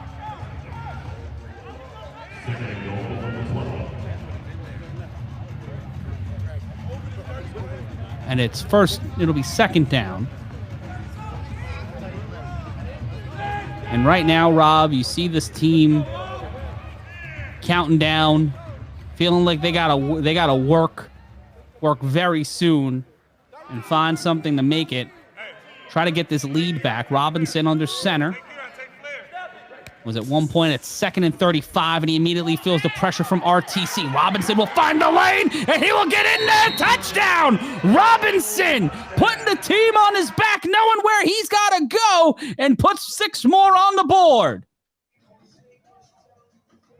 Breaks contain on RTC, who's been getting through all day in both games at the defensive end position, and a guy that RTC says he's not worried about Trey's arm. Well, maybe he should worry about his legs, and great players respect great plays. They're Trey going Robinson for one. With the great run there. And go ahead. Go ahead, Corey. Well, I was going to say, these extra points are huge because right now it's a 5-point lead. If the Pit Bosses get the 2, they can pull it back to 7. If they go for the 1, they can keep it at 6. But those possessions are going to be huge because the more and more you miss these extra points, the lower the actual advantage, the lead you get from a new score. So yeah, the Pit Bosses have scored 3 touchdowns, but if they don't convert here, they're only up by 5, and the Kryptonite just have to get it in. And after, it looks like they're going for 2.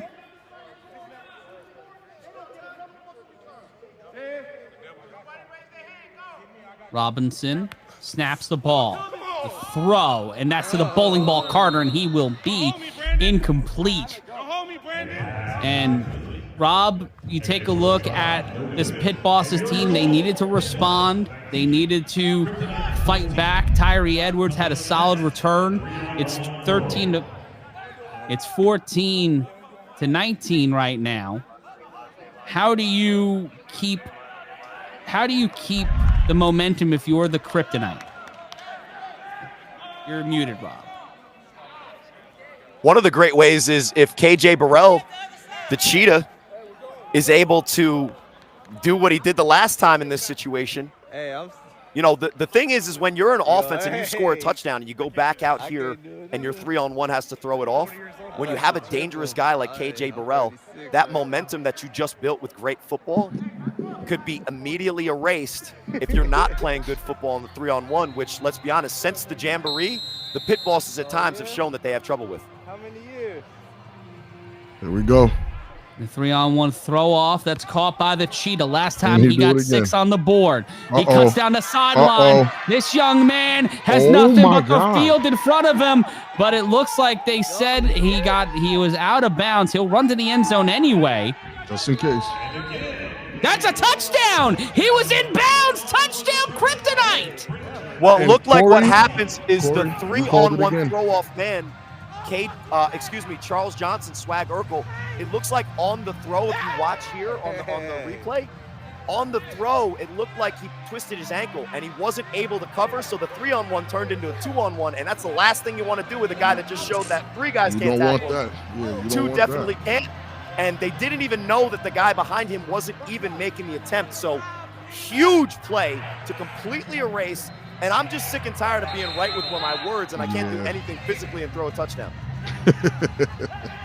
Sorry. When you're right, you're right. Listen, When you're right, you're right. And that's And the how you extra point- eliminate.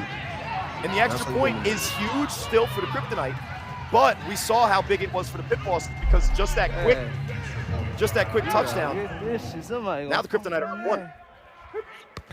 And Scooter The drops snap by back. Scooter. Scooter throws it. Still gets it. Completes the 1 Goodness. point to Shufford, and Shufford pops it out. What is it called, Matt? What is it? The squat and arrow, and it is now 19-21. My goodness, back-to-back scores. This is a game. It has been a back and forth battle, and the 3-on-1 right now, if you're Coach Anthony Bartley, you have to find whatever it is to stop this Kryptonite special teams, because they've beaten you twice now. And they were able to stop Savion Cunningham right there. If it wasn't for Swag Urkel twisting his ankle, they may have caught him. But both of those defenders late completely lost where they were going. And here's where there can be a huge issue.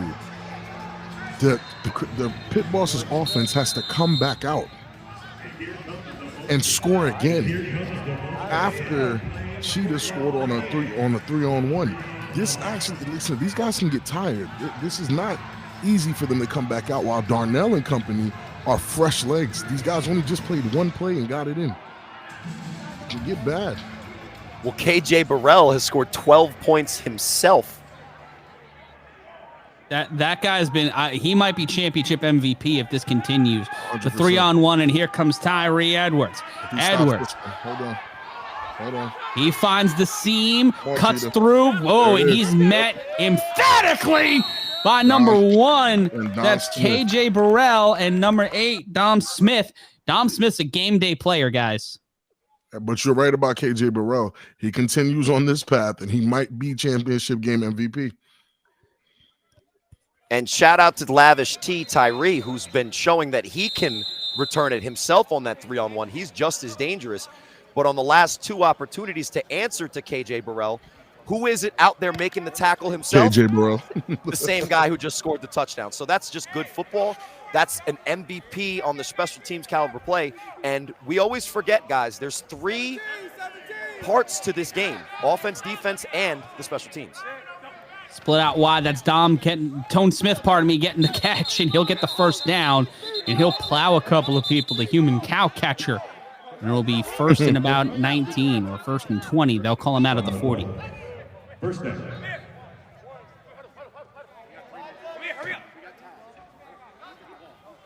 And right now, guys, with 3:03 left to go in the first half, Pit Bosses, that 1 turnover was costly after finding themselves on the 3-yard line, and at one point at 2nd and 35. They scored on the 2nd and 35, gave it up on that second drive of the evening. And here comes Dom Smith in trouble, caught by number 17. That is Darren Palmer. And there's a flag on the play. Viking in on the tackle with a number 4, Tuggy Wilson. Sportsmanship is phenomenal. I love it. And they set up the tight end screen there again. And it was interesting because number 61, Jahan Burrell, is the one who was off the line of scrimmage, but it was Darren Palmer, number 17, who jumped up to catch the screen pass. So it's interesting to see what the call is here. And it'll be Holding on the Oh, offense. right there. You see it? Oh, yeah, that is, Right yeah. there. Yeah. That's Tyree Hold on, Edwards yeah, holding definitely. all the way, and Jones getting the assist on the hold. And somewhere Ryan DePaul is very upset. Oh, yeah. Ryan's throwing his pencil right now. Gosh darn it. Just cracked it. I wouldn't want to be a press box right now. 2:28 left to go. And guys, when you take a look at where we are, the Pit Bosses get the ball back. They can ride out the 2-minute warning. They have 2 timeouts left. They have the chance here to really move ahead and set a real big pace. Right now, Rob, do you just kill these last 2 minutes? Do you wait and just score one more time? If you're the Pit Bosses, you do drag it out and try to score one more time and not give them too much time, if any, on the clock, because you get the ball back at half. And let's see here on first down. A flag on the stoppage and play. Now set back. It looks like a timeout was taken.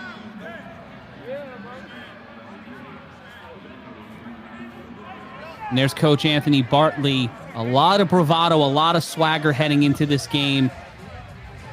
And Corey, when you talk about that feeling in the stands, that feeling in the building, what are the things you're hearing heading into this game that really intensifies this rivalry? Well, you can see how hard everybody is playing on the field. There's constant pressure from the defensive line. There's a good rotation, so everybody's staying fresh. But all of the easy plays that the Kryptonite are getting on those 3-on-1s are making, the offense that the Pitbulls have to execute against this pretty talented Kryptonite defense. The harder things are for these offenses, the more chances they have at mistakes, and that's why we saw the interception earlier, but it'd bring up first down. Pit Bosses have given up 70 yards on defense. Jeez. In That's a one fumble. half. And That's a fumble. ball comes loose. Oh my That ball comes loose. And that'll be first and 10 for the Kryptonite. Oh my God, that is not what they needed. That is the opposite of what not they needed. Wow. Wow, that is not what they needed. Because look at it like this. The Kryptonite are already up. They score here. Even if the Pit Bosses get it back, they're trailing heavy now. And it's hard to that's get mad at unfortunate. Trey because he's been making those escapes look like the way that they're going to win this game is when there is the quick pressure. He has to, give the extra effort to make the extra play and not just take the sack. But it would have been better if he just take the L on the one play. And look at that when you see 181 yards, 2 touchdowns goodness. from KJ Burrell today. KJ Burrell. Guys, it looks like we're going to need a replay here because the Pit Bosses are going to challenge whether it was a fumble on the play. And Pit Boss has given up 70 yards in defense. And that's going to be the story of the game, man. Yeah, the penalty yards are killing them. That's going to be the story of the game. It's return yards and penalty yards, guys. That's what's defining the story of this game. And then that just shows you how dangerous the 3-on-1 is. If you remove the 3-on-1, these guys are not up by they don't have those 12 points to spare. Their offense has to go back out there, cut time on the clock. That 3-on-1 is dangerous. So the ruling on the field that they're challenging is that the ball is a fumble, and they're going to need conclusive evidence that either Trey was down or the ball was, released forward on an attempted pass.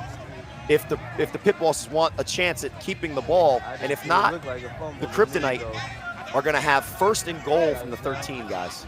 And right now they're up by 2. If they score the 6, this is why these extra points are huge. If they score the 6 and get a 1 or a 2-point conversion, it's not a 1-possession game anymore.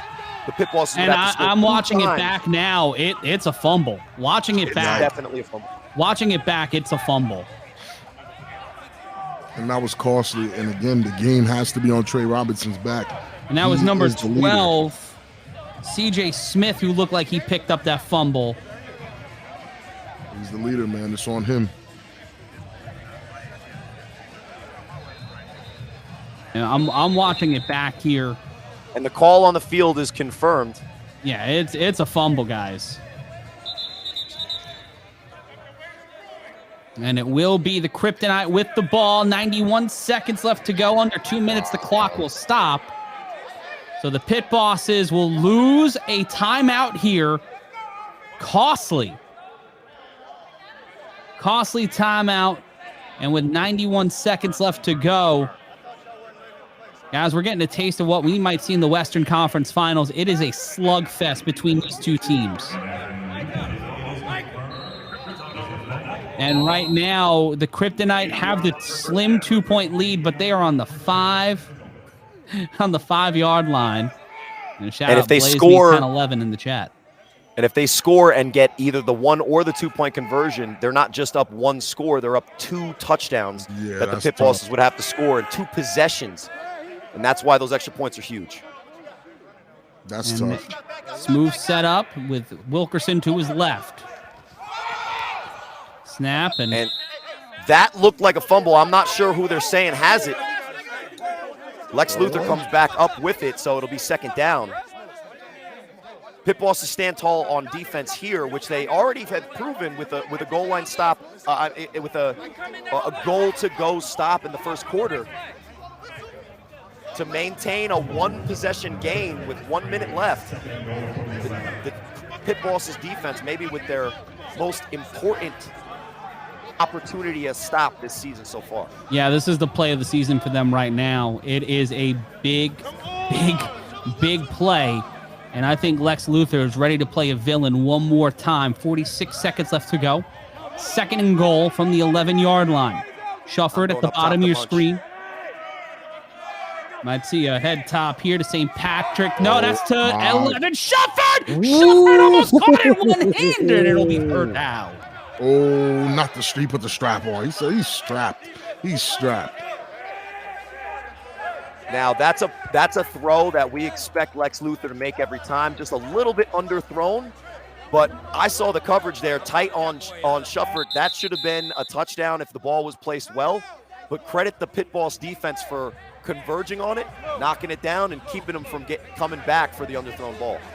If I'm him, 3rd and goal from the 11. If I'm Darnell, I'm throwing it to the same exact guy. That seatbelt, that seatbelt little taunt right there. I need that head top right now. And now with 32 seconds left to go, and you have 2 quarterbacks in that huddle, in Scooter and Richardson. There's a lot of different looks they can throw at this Pit Boss defense. But they've gone away from the statue formation with the aggressive defense from the Pit Bosses. It'll be interesting in the second half. Maybe now's not the time to go to it, but it'd be interesting in the second half if they go back to one of the formations and one of the styles of play that had gotten them there. But with the aggressive play from the Pit Boss defense, they've looked like they've come ready to play against the interesting schemes we've seen from the Kryptonite. 2nd and goal. After the timeout from the Kryptonite, Richardson will roll out to his right. The throw to the end zone and over the head of Kyrell Davis.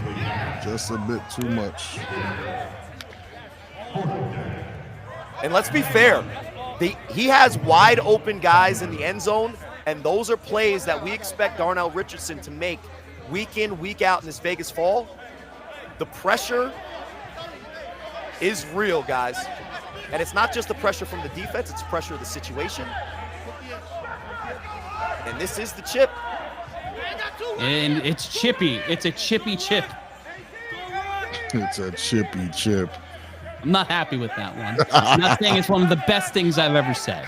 It's not towards the bottom. It's like in the middle. This game is anything but mid, though. Rolls out to his left. Smooth thrown into sliding again is number 8. You got to know when to run it in, man. And just when we thought the Pit Bosses had their back against the wall, they stand up on defense. And it'll be interesting to see if they have the guts to try offense with 26 seconds left, or if they're happy with this score and bringing it to half just down to 2. What a reprieve for the Pit Bosses here. They should definitely try. Go for it. Go for it. What else do you have to lose here? That was 4th down. No, what I mean is like the Pit Bosses get the ball at the half, but it's 26 seconds left. You have 1 timeout. Well, last time they had this situation, they had a turnover. The CNF, Corey, the CNF comes into play. Well, I just throw the quick screen at Curtis Pac-Man Jones to see what he can do on number 0. Just throw it out to my guy. The snap. He's waiting for it. Here comes the Viking. The throw tipped, and that will be incomplete. A deep ball, even if intercepted at this point, turns into a punt. Instead of it being 3-on-1, it's still 7-on-7. It'll be 2nd down. But the pressure again, which is new for us to say, because credit the defensive lines from both of these teams kind of showing out. They've been putting pressure on both quarterbacks, and both of these quarterbacks have made great plays, but as well, both of these quarterbacks have been forced into unnatural bad plays that we aren't used to seeing them have happen. It'll be second down. The defenses have certainly stepped up today. There's no denying that. The defenses have stepped up today. The Viking. There's the screen to Curtis Jones. Jones makes the first man miss. That's Jarrell Patterson, and he will get pushed out of bounds, which is what the pit bosses need, but they did not get the first down. It will be third down. And that's a great job by Jarrell Patterson for staying with it after eating that vicious stiff arm, able to get up and complete the tackle. That is great. Effort on effort, bro. I love the effort. And of the guys on the field that play offense on either of these squads, the one that you would want with a one-on-one situation with only one man to beat might be Pac-Man Jones, who caught that quick screen. So that's not only a great play, but it's not an easy one for sure. It'll be third and about 2. They have to get to the 20, but with only 16-8 left, it'll see what they decide to do with 4 in the box. The snap, the throw, caught, and that is Tyree Edwards, who will get dragged out of bounds. Again, if I'm the Kryptonite defense, I'm keeping him inside. You got to keep him inside the hash on that one. 11 seconds left to go. Make them burn that last time out. That's what you have to do. Coach Bartley is upset because the ref is saying that he was tackled in bounds and the clock should be rolling. And the Kryptonite call a timeout.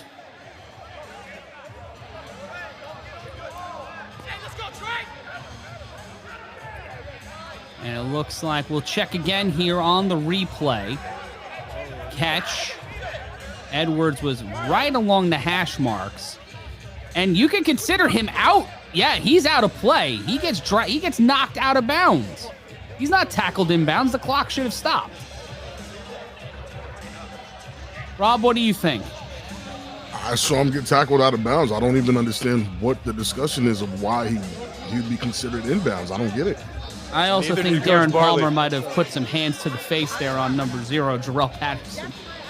Maybe it was hands to the face. Are they looking for that flag? What are they looking for? Allegedly, the pit bosses have called. They've burned that time out. There's no challenges under 2 minutes.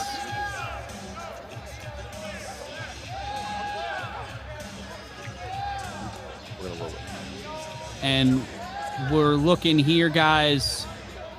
21-19 your score. It's been a close, contentious game between these two teams. And we've got another half hour of football left to play in this game. And both of these teams are trying to get an official ruling on the field. We'll take a look at the replay here. And guys, it looks like he's out of bounds at the 27, 28 yard line. Yeah, I don't. Pardon me, the 37, 38. So that timeout shouldn't have come off the board. 4 wide receivers set. Pressure. Robinson throws, caught, and he falls down at the 49. And that will be the end of the first half. 1 half down, 1 half left to go. The Kryptonite have a wafer-thin lead. Can the pit bosses get it back with Tyree Henry returning the ball? We'll break down how we got here on the other side of this. We're going to take a 2-minute break and let you know all the cool things going on in the world. Shout out to the Silver State Sports and Entertainment Network. That's where we're at. And we're also on A7FL.tv. It's close. It's contentious. It's the A7FL Fall Brawl. We'll be back in just a few seconds' time.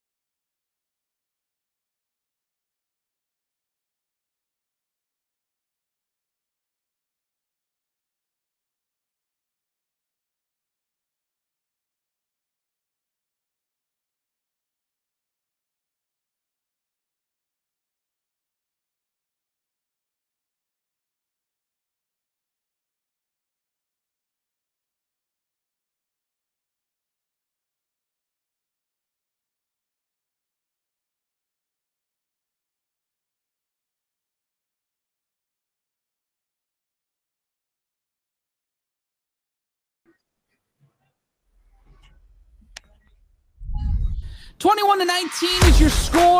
I'm Matt Ryan, joined by Corey Hammond and Big Rob Fabian. Corey, to say this half has been chippy, to say this half has been close, to say these two teams straight up don't like each other would be putting it mildly. And not only is it the contentious type of rivalry brewing based on the on-field, the off-field, the sideline, all the conversations surrounding this game as a rematch and the previous matchup that we already saw in this fall.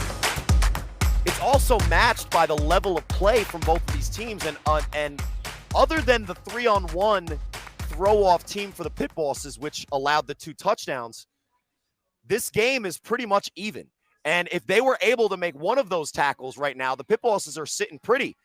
But with the extra points from the Kryptonite, which I think are going to be huge as this game progresses, and the 2 turnovers from the Pit Bosses on plays where Trey Robinson is trying to do everything with rushers in his face, we're sitting here at 21-19, and the next 30 minutes of Vegas football are going to be scintillating. Scintillating is putting it mildly. That's how we started this game. Guys, it's been a weaponized defense from both sides. You see that cut to the right, and Trey Robinson has had a stellar game trying to find his way through this Kryptonite defense more times than not. And what he's doing is every single time he's the quarterback on the throw plays or the rushing plays, he's making that first tackle not work. and when he gets free, he's one of the most dangerous players in open space in this division. But we also have to give him credit for the presence of mind that he had on the touchdown pass to Curtis Jones. But really the difference in this game is the 3-on-1s and the turnovers. And the Kryptonite, they got those easy 12 points on 3-on-1s from the Cheetah, just running fast and breaking free. And those extra points are going to be huge. Those extra points are the reason why it's 21-19 and not 21-21.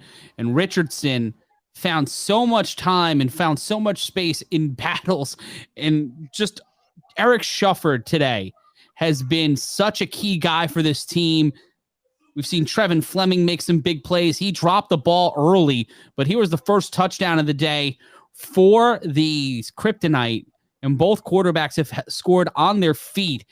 And that one might be the defining play of the game, that throw to Knox. But talk about scoring, Tyree Henry has had one hell of a day, but not much compared to the Cheetah, KJ Burrell. And Robinson making one of the most ridiculous plays in A7FL history right there, using Curtis Jones to get that touchdown, to take that lead back. But here's KJ Burrell, his first of 2. That's right, 2 returns for a touchdown. Been an insane effort on the return game today. Burrell battling his own quarterback for championship MVP. And there's that Knox again, making something happen. Tyree Henry on this return. After the first drive from both teams, it seemed like everything was ratcheted up, Corey. Yeah, and it was a lot like a championship boxing match we might see, about an hour and a half away in Vegas, where, in the first round, both of these teams on offense were just throwing the jabs, seeing what the defenses were able to give. The defenses were, and not only on those first couple of drives, but relentlessly have been all about pressure. And really, I think the difference in this game moving into the second half is which of these 2 quarterbacks, Trey Robinson, Darnell Richardson, handle the pressure, are able to deliver accurate passes and make the plays not only on the ground, which I think if Darnell Richardson on that last 4th down decided to run, he would have made it in, but also in the air, which as this game progresses, I think, guys, it's clearly going to be the plays are there for both teams to make. It's good. Who's going to take advantage of their opportunity? Well, let's see who's going to be walking out of this game with the chip. Opportunity is in the hands of the Pit Bosses. They'll get the ball after the break, but when we come back, we'll break down stats and give our predictions. It's 21-19, the Kryptonite with the lead. It's the Fall Brawl Championship.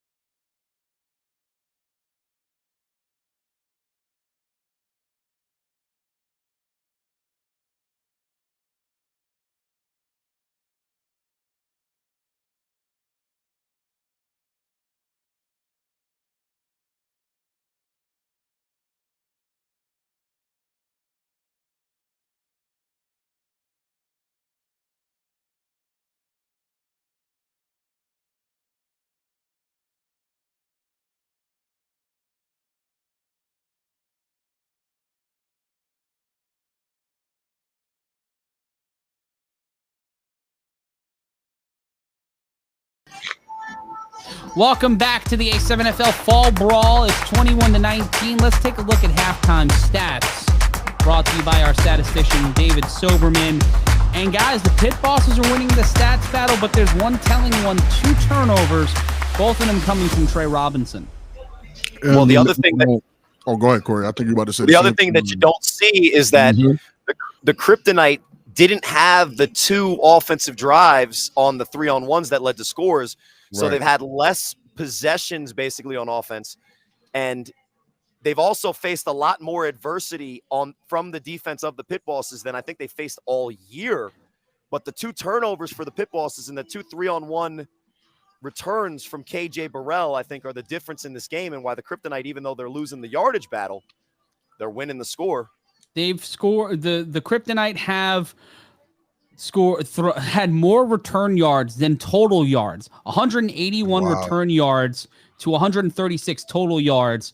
200, but the pit bosses not able to convert on those extra points. We talked about it in commercial, and with everything. Go ahead, Corey. Well, and credit Tone Smith and Carter, the bowling ball in the rushing game. But if you look at those stats, the 153 yards are from Trey Robinson, and probably more than 45 of those yards are Trey Robinson rushing. So on offense for the pit bosses, Trey has shown up except for the 2 turnovers, which are huge. In the second half, I think if we see the Kryptonite walk out of here, Darnell Richardson's going to have to step up to the plate and put up the same type of numbers as his counterpart is for the team that they beat earlier this season. And we'll take a brief time out here. And when we return, we'll give our predictions and we'll get ready for the start of the second half. It's 21-19. Can this team and Darren Palmer find their way to a chip, or will the Kryptonite find the win?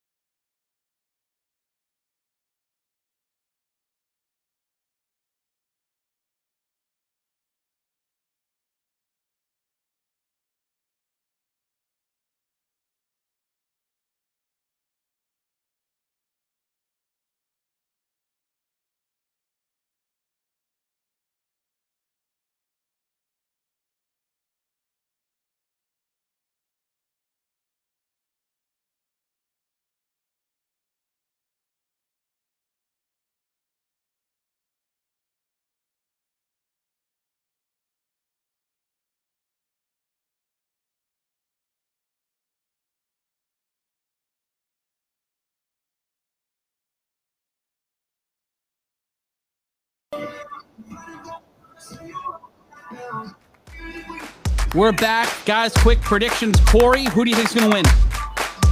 I think those extra points are huge. Kryptonite win, but don't go anywhere. This is going to be a great game. Rob? I think the Kryptonite got it. Well, we'll see if these predictions are correct. We'll throw off when we return at the championship.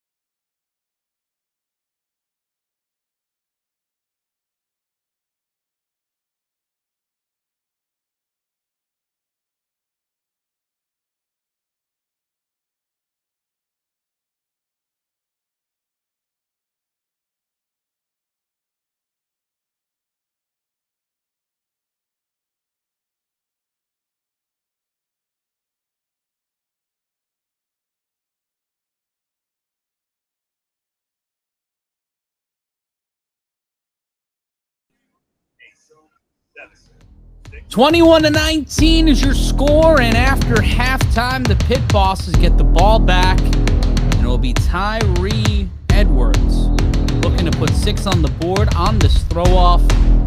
Rob and Corey have picked the Kryptonite to walk out with the chip. We want you to pick A7FL.TV for your place for live game highlights, the A7FL 3-on-1 podcast, and A7FL1, which will bring you a roundup of everything in the American Sevens Football League. Head over to A7FL.TV now. And if you're looking to play in the A7FL, go to A7FL.com/players. That's A7FL.com/players. I'm Matt Ryan, joined by Corey Hammond and Big Rob Fabian. And here comes the opportunity for Edwards. He'll get it at the 10-yard line. He'll cut towards the 40. He will get towards the sideline, stays in bounds. Ball gets knocked out, but he will keep it for the pit bosses. And a flag on the play. Unsure what the flag is. Well, you can see how hard you could see how hard he's fighting to stay in bounds as he's turning the quarter at what looks like 100 miles an hour running the ball. But it's going to be, I think, a delay of game or an unsportsmanlike conduct because after a great return, he spikes the ball. But he gets hit in the back as well. I thought that was it's going to be personal foul on the Kryptonite, actually. Yeah, blocking the back. The money man predicting the Patterson U to win the 2023 National Championship. The road to the National Championship starts on March 26, 49 days from now. We return across all divisions of the A7FL, including New Jersey, our debut in Columbus, Boston, and of course our returns to Florida, Vegas, California, and more. I'd like to take that bet with the money man, by the way. And it's another impact play on special teams. Right. Getting started on the 31-yard line. 3 wide receivers set. Jones in the slot. And thrown by Robinson, intercepted!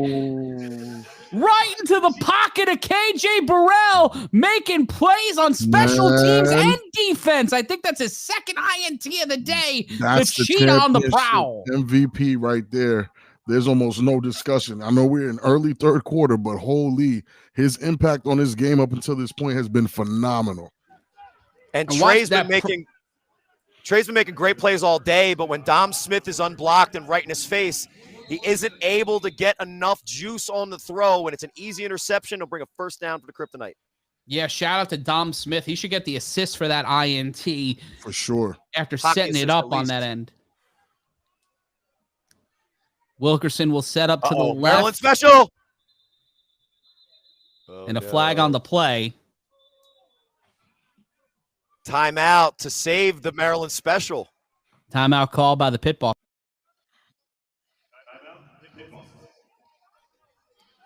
And it will be a timeout called. And do you try the Maryland special again? Do you try the Maryland special also? No, not so soon. Coach Bartley blowing the timeout, a timeout early, less than a minute into the quarter. What? Do you think that Coach Bartley is coaching off his back foot?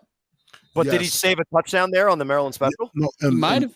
It's yes to both of those. Yes, he's playing off the back foot, and yes, he just saved the touchdown. I'm not upset at that timeout. I think it was genius. That was one of the best coaching moves we've seen from a coach in the Vegas division the entire fall. Honestly, that's Bubba great. has no one in front of him. The quarterback. Mm-hmm. That was great. And maybe that's the advantage of having a guy on the sideline to pay attention to that kind of stuff, because he just killed the Maryland special. And that is literally 6 points. And they're ready to throw it off here. I'm not throw it off, ready to continue action after the interception. And Richardson, a lot of matriculation, a lot of conversation. 3 on the line, Shufford. And 2 wide receivers set with Wilkerson set to the left of Richardson. Smooth throws this one deep, and that one's out of reach of the wide receiver, looking for a penalty with Shufford, and it will be second down. A little bit too high for a guy that's going to make that up top catch if it's in his catch radius. There was a crosser in the middle of the field that looked wide open, but it'll bring up second down. In a situation where you got to clap for the defense there, getting a great stop. And digging in is this Kryptonite offense. They have to dig deep to extend this lead. And with this Pit Boss defense, they've had an excellent showing today. They've only allowed 1 touchdown. Like, let's think about that. The Kryptonite are up by 2 points, but the Pit Bosses have only given up 1 actual touchdown from this offense. The snap, the throw, deep, caught. That's Richardson on the little bubbler pass. He'll get the first down and more and get it to the 29-yard line. That was a risky throw. Yeah, it looked like Tone wanted the interception, and instead of getting the interception, he kind of whiffed on the hit. But credit to RTC for going up, grabbing it, bringing it down, getting the first. Under 13 minutes now left to play off the first down. Look inside the huddle. Tyrell Davis will split out with Shufford. Knocks the tight end. And there'll be 3 on the line along with Scooter and Brendan Schwenk. Schwenk and Knox will change positions. Davis, the slot receiver. Shufford at the bottom of your screen. Snap by Richardson. The throw off the screen. Uh-oh. But he gets caught almost immediately by Justin Shepard. And Shepard looking for a flag. The Pit Boss is looking for a flag after Shufford got denied, by when Shepard got the defensive stop. And Shepard has been, he's been screaming. He's strapping this kid up all game. And he grabs him by the shirt and just has the grip strength to hold on. But the chip gets chippier. That'll bring up second down. And just that got you look, and the defense looking for the flag after the wide receiver stepped to the man. Shufford at the bottom of the screen. That's some tattletale stuff. That's some Corey Hammond stuff. Love you, Corey. The snap, and Richardson will keep it. Has that toss back to RTC. RTC won't get the first down, but a solid gain. We haven't seen a lot of Darnell Richardson as the pure runner in this fall, but he has the touchdown run, their only touchdown on offense, and that speed option looked like it neutralized the defensive pressure because he just attacked it so quickly nobody was ready for it. Brings up 3rd and about 6. And the clock winding down, trying to get to the 40-yard line. The Pit Bosses down 2. Trying to hold here on defense. Right now, guys, if you're Darnell Richardson, you're like, I can make this happen. I can make this work. That's exactly what I think he's thinking. I'm not thinking Trey Robinson's going to beat me. Rushing 4 will be the Pit Bosses. Robinson will throw it. Richardson will throw it. Gets to the 40, and that's number 11, Eric Shufford on the catch. And the quick screen, Shepard almost gets a hand on him, which worked the last time, but this time Munch is able to run through it. And the quick screen turns into a first down on the great move from what we've seen so far in this fall, guys, is a great wide receiver in Munch, Shufford.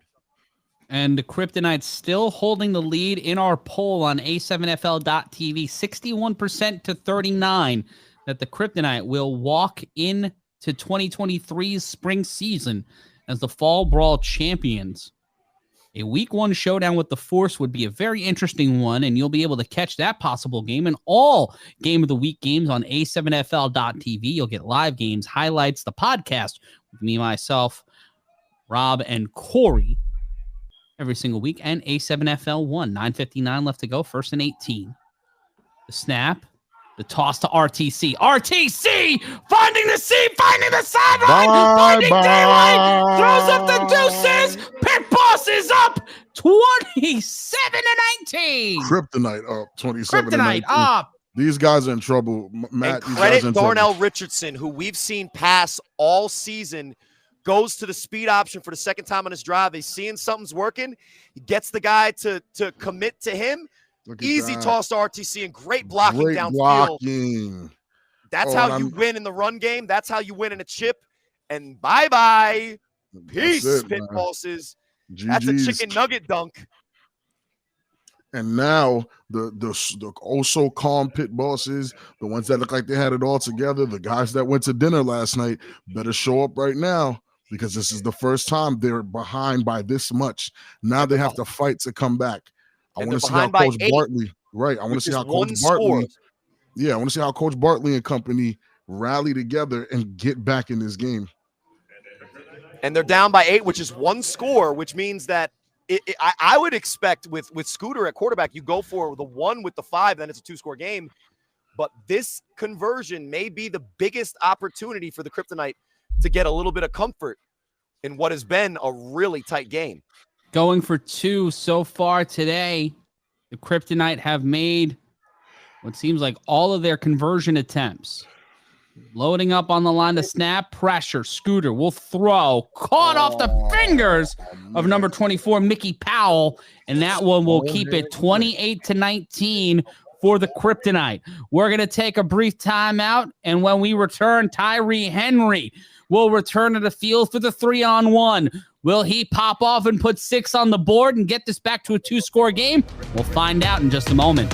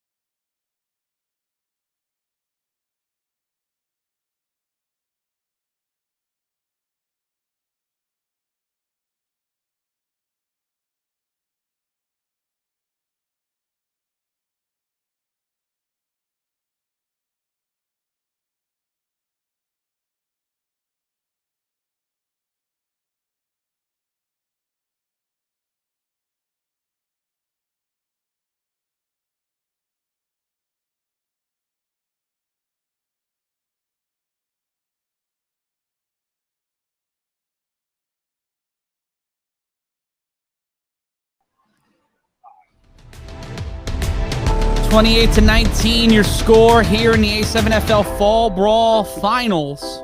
Winner of this game walks out with some cash, and a chance to walk into the spring season, the presumptive favorite to make it out of the Western Conference. And I know the Vegas Force will have a couple of things to say about that. I know my inbox has made that very clear throughout the course of this game. And now that there will be a chance for Tyree Edwards to try to make this one a 2-score game on the 3-on-1 throw-off. Knox will throw this one. There we go. It's got to reach 35 yards on a fly, and that's caught inside the 5 by Edwards. Here we go. Edwards cuts to the 40. He gets around the other defender, spins out, stays in bounds, cuts through again, gets tackled and brought out a play. And pardon me, that was by number 8, Dom Smith, throwing the ball and getting the tackle. Wow. The level of play in this championship has upped tremendously since games, and it might be because I'm literally sitting here watching it in person, but I don't know. You guys feel like this is the best A7 football we've seen from this division? 100%. It's 27-19. And we'll see what Trey Robinson can do here. 1st and 17.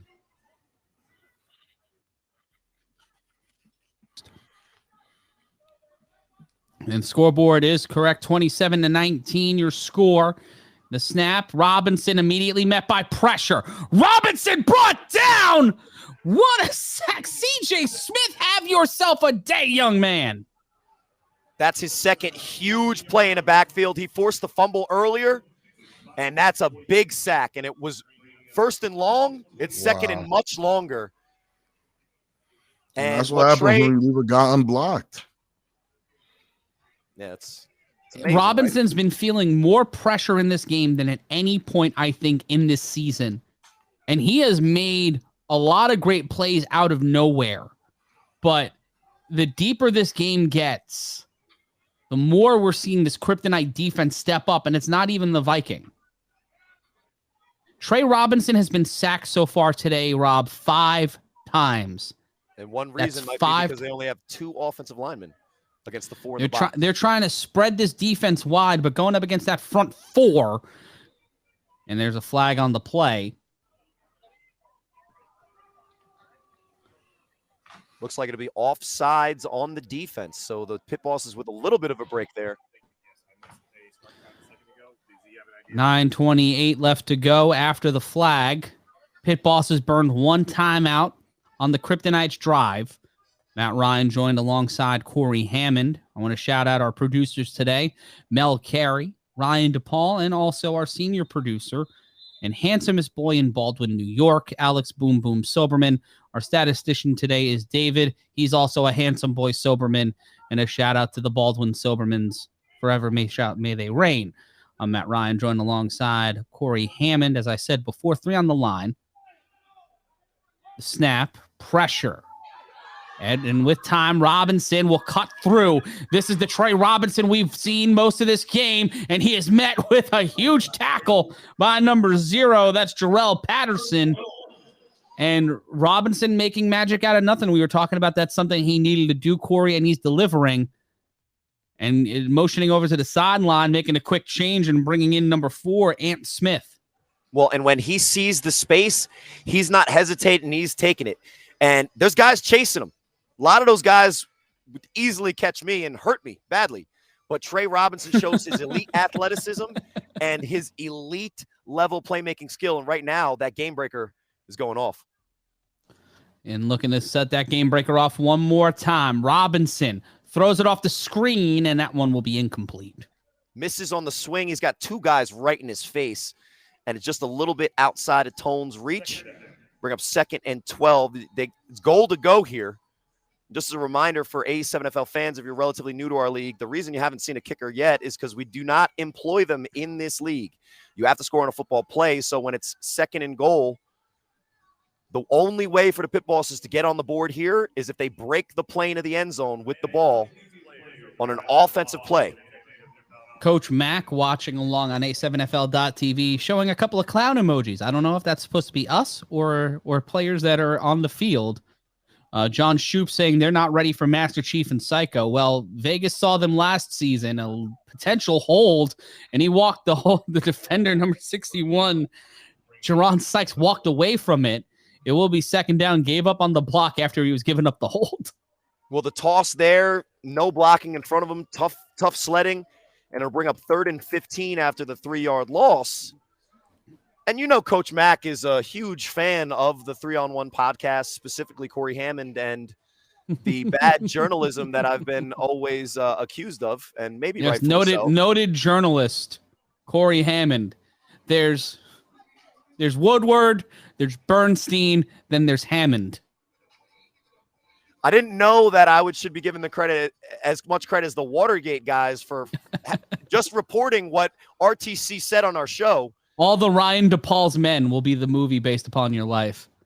The 3 wide receiver set, and in trouble is Trey Robinson. Robinson will fall and take a little bit of an oopsie at the 30, and they go back away on that one. It'll be 4th down. And as great as KG Burrell has been playing on the last 2 biggest plays we've seen from the Kryptonite, it's the run from RTC and there the sack in which Trey went to plant, cut back, and RTC just pushes him right to his seat. And it's 4th and goal from the 22. And Trey's been making a lot of special things happen, guys, but these are the tough situations when you're a running quarterback. They're probably going to give him maybe a little bit of a lane, but if the defense is able to converge, I'm sure they want him to take off because the pass is more dangerous here. At the top of your screen, it looks like Shepard with the tight coverage. 4th down, and there's Jones at the bottom of your screen. Robinson met with pressure, thrown underneath to Dom Smith, and he won't get there. And the tackle by Vince Thompson. Call him Mr. Thompson. He comes from Murder Lake, and he murdered the Pit Bosses on that drive, and it will be first down for the Kryptonite.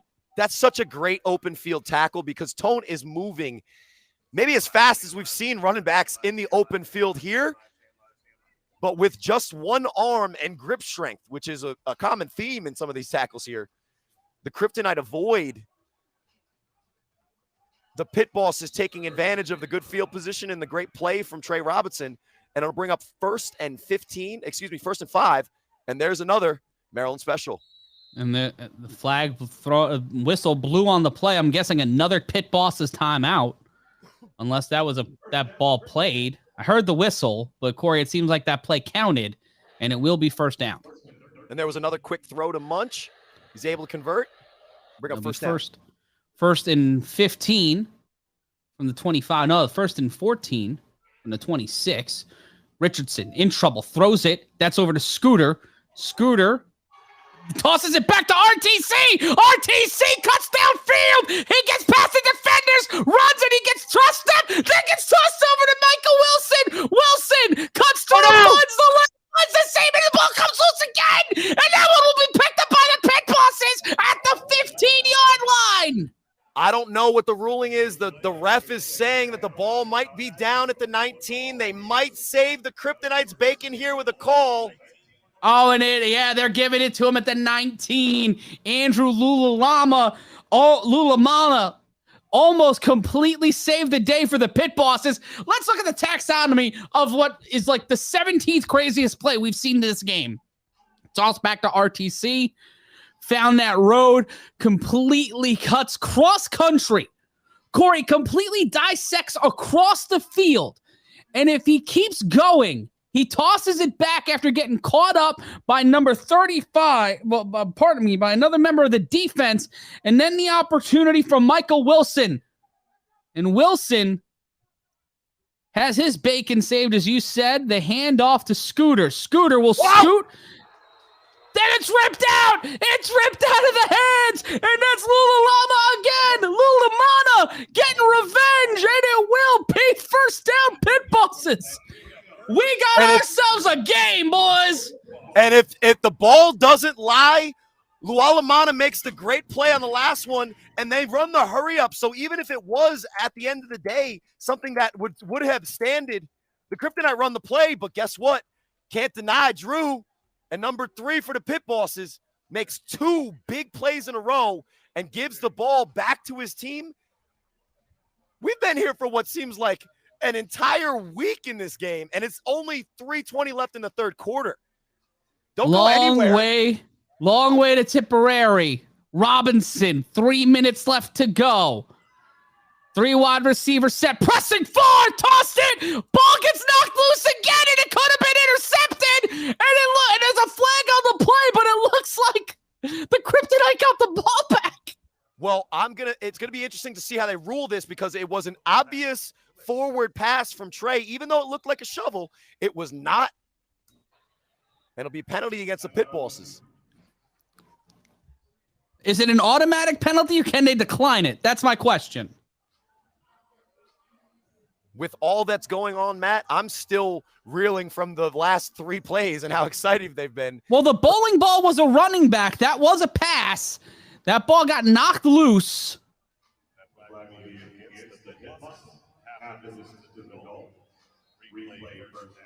And it'll replay a first down, half the distance to the goal. This is the part of football games that separates good teams from champion teams. If the Pit Bosses want to win a championship, they have to look the adversity in the face and fight through it and find a way to execute offense. They're not in a great spot, but they still only need to get to the 20, which means it's going to be a repeat of the first down. It's going to be 1st and 12. And, of course, they got to go 92 yards to even have a chance at tying this with a 2-pointer. There's plenty of time in this game, and as long as they keep fighting, if they keep putting themselves in position and Trey doesn't turn the ball over, this game is far from over.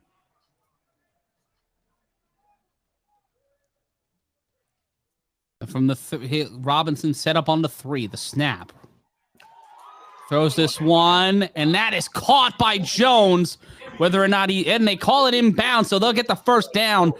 Corey, we've seen Trey Robinson make plays deep in his own territory. Last time he had to do that, though, was a 98-yard drive, and he got intercepted going down the field. Well, that time now it looks... Yeah, he just dropped it right in the basket of Pac-Man Jones, and it'll be first down. Rushing 4, and they'll actually drop 3. The snap, and that one going to Edwards, and Edwards will go dragged out of play. He'll get the first down. We'll see this play again. Just a beautifully thrown ball. Great placement there by Robinson. Jones getting right under it and able to beat out his defender, Jarrell Patterson. Under 2 minutes left to go, and nothing but love on the sideline. Why can't we be friends? Being wafted slowly through the Anderson Automotive Fieldhouse. And here's that play again, Corey. Just so easy, so simple in that foot drag with that right foot. Curtis Jones showing why he was one of the elite players in this division. And we've got a little bit of conversation, flag thrown on the field. Chris, can you go get involved, please? Yeah, it's getting very, very personal. And after another great play from both Tyree Edwards and KJ Burrell on that quick screen, these two guys have been going at it, whether it's the 3-on-1 or wide receiver corner. Both of these guys are making plays all over, but we just saw 2 penalty flags fly high in the air, and we'll see with about 1 minute left in this third quarter what we eventually adjudicate. We'll take a quick timeout here as they adjudicate it. We'll take 60 seconds to get things moving. We'll be back on the other side of it. It's 27-19. The Pit Bosses looking to drive, looking to score and make this game close.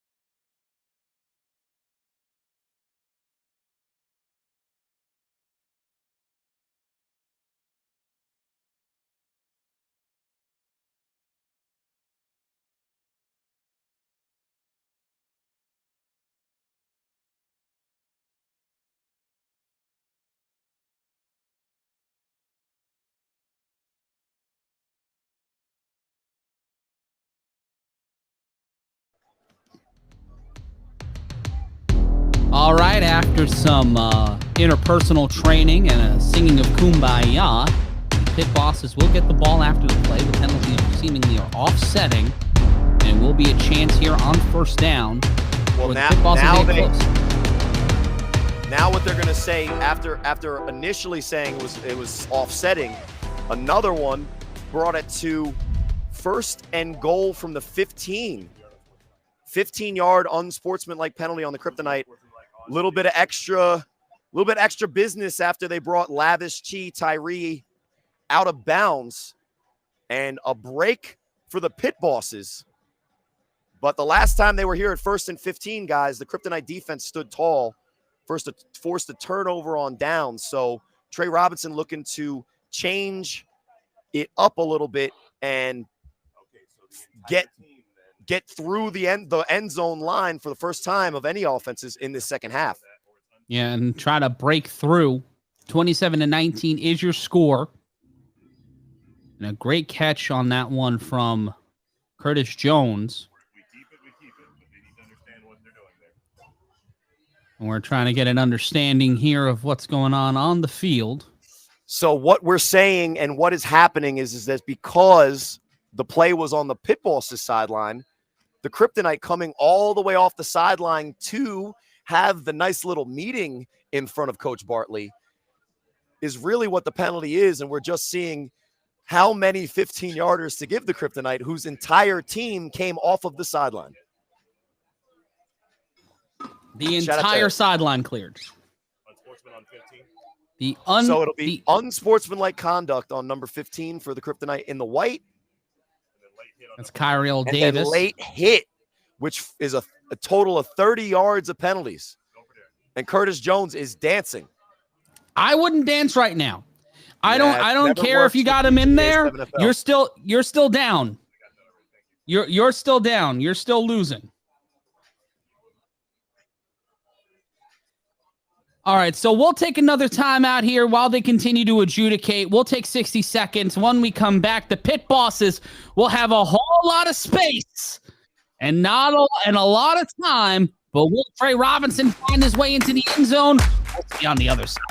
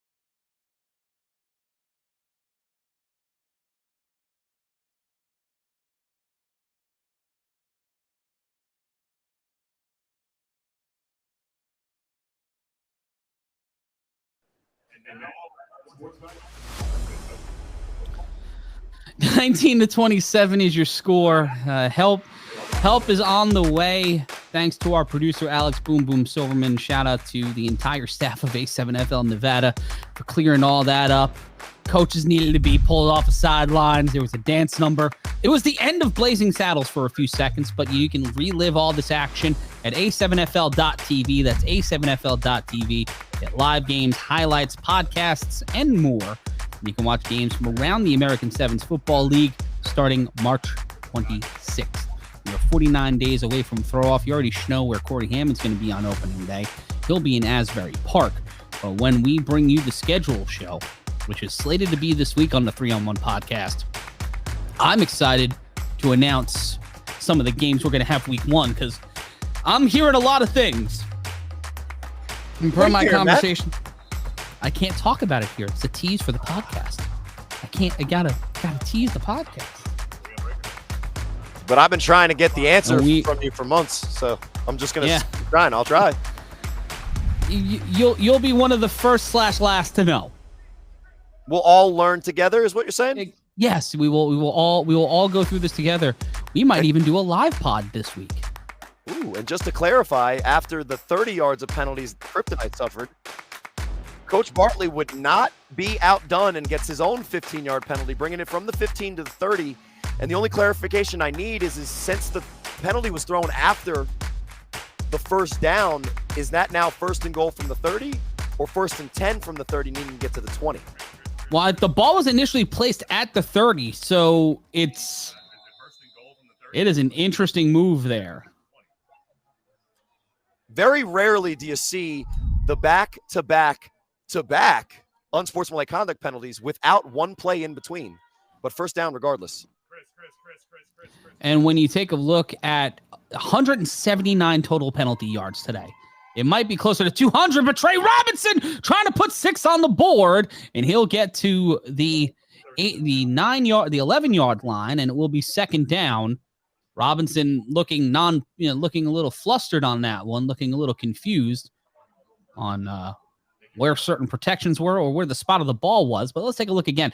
Robinson just finding that seam, outrunning, thought a block was going to be there from Edwards. It wasn't, and Jones in trouble, and he will get brought down around the 11-yard line. After the Trey Robinson run, he gets through the 20, gets to that first down threshold, and that play was first and goal. This will bring up second and goal for the Pit Bosses.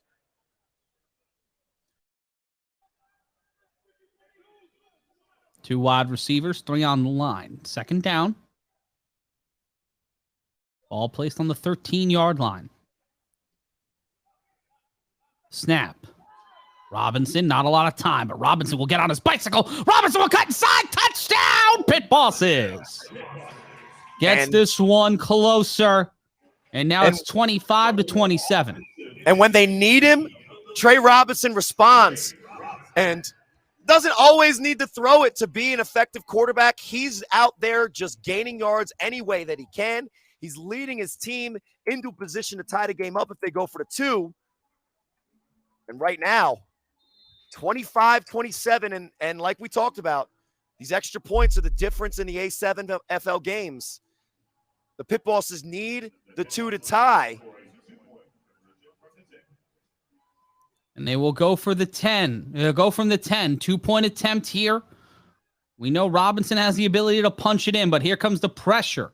Robinson throws this one up, and that will be out of reach for Curtis Jones. So it is a 2-point game now, but that doesn't mean anything. 37 seconds left to go here. We will ride with you through the end of the third quarter. It's 27-25, but Corey, we're about to see possibly the most exciting athlete we've seen on an exciting day of football, KJ Burrell. And as great as Trey Robinson has played, except for those turnovers, which, if you just saw me, turnovers happen. But as great as Trey Robinson has been playing, every single time he does the Herculean effort, the Superman effort to get past this kryptonite, his kryptonite has been KJ Burrell, the cheetah, who already has 2 touchdowns on this 3-on-1 return. And it'll be interesting to see after the injury to number 70 Swag Urkel, who throws it off for the Pit Bosses. Because more than any other time the Pit Bosses will throw off a 3-on-1, they need to make the play here, and it's been almost impossible for them. With one of the best returners we've seen in this fall so far, the cheetah, KJ Burrell. If you're just joining us, it's the A7FL Fall Brawl Finals. These teams, Pit Bosses played last year. The Kryptonite and Expansion team, their first full season will begin in 49 days on March 26th when the A7FL throws off for our 9th season. It's our special fall preview season, showcasing the new teams and new athletes of the A7FL. We're excited to bring you this action and action all year long. And we'll have action on the Silver State Sports and Entertainment Network starting March 26th as well. And this one will be caught by the cheetah inside the 25. The cheetah cuts up the sideline, evades one tackler, but will get caught up and brought down at the 40-yard line. That was a good kick coverage, and more than ever, they needed that to be the stop, and it'll force the Kryptonite offense to come out, and we'll see what RTC, Lex Luthor, Knox, Shufford, these are all what have become names in this division, all out there for the Kryptonite offense. But let's give the Pit Bosses defense, who have stood tall for most of these drives, except for that last one when we saw RTC break free on that crazy play. 2 wide receivers set. 1 in motion. Handoff to RTC. RTC pushes through the pile, and we'll gain about 5 on the play, closer to 6, and it will be 2nd down. And that'll likely bring it to the quarter here. And when we end this quarter, the Kryptonite will lead after 3. They've held the lead for 2. Can they hold on for another 15 minutes? The Kryptonite have the ball, but have a narrow lead. Will they be able to put another 6 on the board? We'll find out on the other side.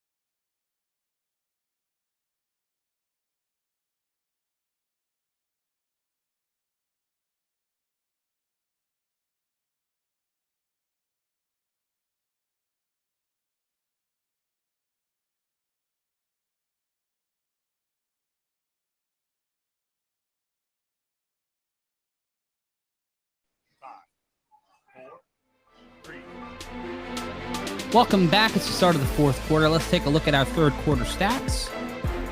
See how we got here. 140. The Pit Bosses leading the way in yards, but also leading the way in turnovers. And the Kryptonite having a solid day offensively, but their scoring has been built off the back of number 1, KJ Burrell, who returned 2 touchdowns, over 181 yards so far today, more than the total pass yards and more than the rushing yards of the Kryptonite, and 170 total penalties between both teams, if you want to count that yardage as well in your book at home. The wide receiver, number 3, Trevin Fleming in motion to hand off to RTC. RTC will move ahead, and he will get across the Rubicon, and it will be a great run there by Wilkerson, who's been the cornerstone of this team. Corey, we've made a lot of comparisons to the great Courage Mosey in the past, but RTC forging his own legacy, but right here, he's like Courage in the sense that he's the cornerstone of this team, but doesn't have to be the key player on every play and every drive. Well, what he is the same aggressive, looks for contact type of running back, and he's very effective, and this is third down. In motion is Fleming. The handoff to RTC. He'll push the pile. He will get the first down, and being held there by number 3, Lua Lamana, who was clutch in the third quarter in getting them back on their feet. And that's back-to-back plays. They run the jet dive scheme, and RTC is finding lanes and exploding through. It's a great play there from a running back that we compared to Courage. He's making his own name as we're out here in the West Coast, and he is the reliable form of transportation out here in Vegas. 2 wide receivers set. Knox, the center, is the eligible receiver. Richardson will run it to his right. He'll get the blocks, and he will push ahead. The ball comes loose, but is picked up by Wilkerson, and Wilkerson will keep the drive alive for the Pit Bosses, but he is down and he is hurt. And that's not good for the Kryptonite. Not a great There's a flag on the play. Richardson on the fumble, but that is going to be much bigger than just the outcome of that play if what we're seeing is what we end up with the result with RTC down and obviously making his bout for MVP of this game with great play so far. And we'll take a timeout here. 27-25 your score. We're in the fourth quarter. Kryptonite in the lead. We'll have more for you after this. It's the A7FL Fall Brawl Championship on the Silver State Sports and Entertainment Network and A7FL.tv.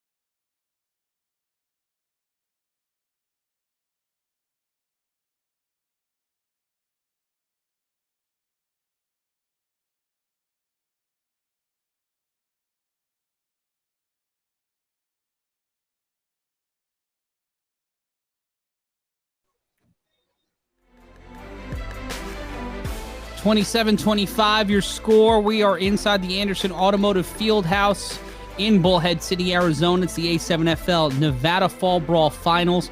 The Kryptonite are in the lead. Corey Hammond right now. The Pit Bosses trying to fight back, trying to get stops on defense, but even on a strip, the Kryptonite found a way to keep the ball. Yeah, and RTC was able to run off on his own power. I'm sure we're going to have more to hear from him later in this game. But after we're finishing up some little yellow that was spilled here. No harm, no foul on the fumble. But it looks like we're going to see an ejection and a personal foul penalty likely. A targeting call from what I'm hearing is number 4, Tone Smith. Wow. Now, I see him back out there. I'm not sure. Okay, they're asking for a targeting review. Is that the confirmation? They're asking for a targeting review? And because this is such a serious accusation, they're going to look to see if it's a targeting on the review just to make sure that this is the right call. Really a bang-bang play after you see the fumble.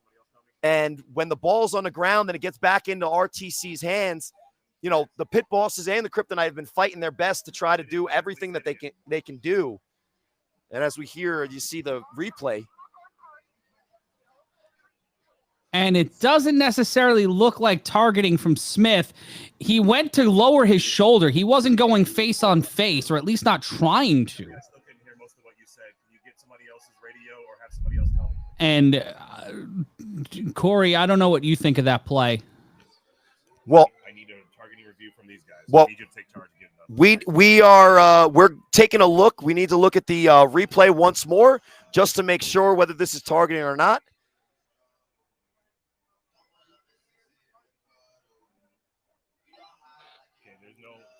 And we'll take a look again here, see if it is targeting. Ball came loose.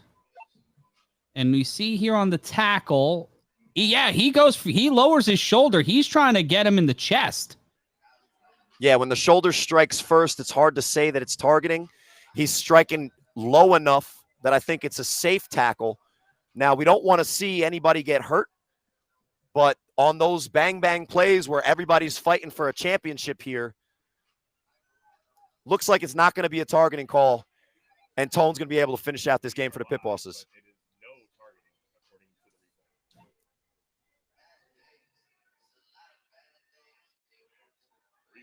No targeting. 27-25, your score. It'll be a first down. It'll be a second down when we get things rolling again here. Pit boss is almost lost. Corey, with time left to go. Early, bro. We can't affect the game. This needs to be fair, and that's what happened. No targeting call. And the call once again is no targeting after the review of the play. Can understand why the Kryptonite sideline would want that call. So we're just sending the information down after the review just so everything's cleared up. And if there is no targeting call, there shouldn't be a penalty on the play. And the result of the play will be the first down as they cross the 40. First and about 16. Chris, the play was completely clean. I mean, completely clean. So please understand that the flag will be waved off, so it will be first down from the 30. They'll put it at the 32. Well, with so much riding on this game, so much has been put into this fall season for both of these rosters. They'll give it at the 35, so it will be first and 15, 13-19 left to go.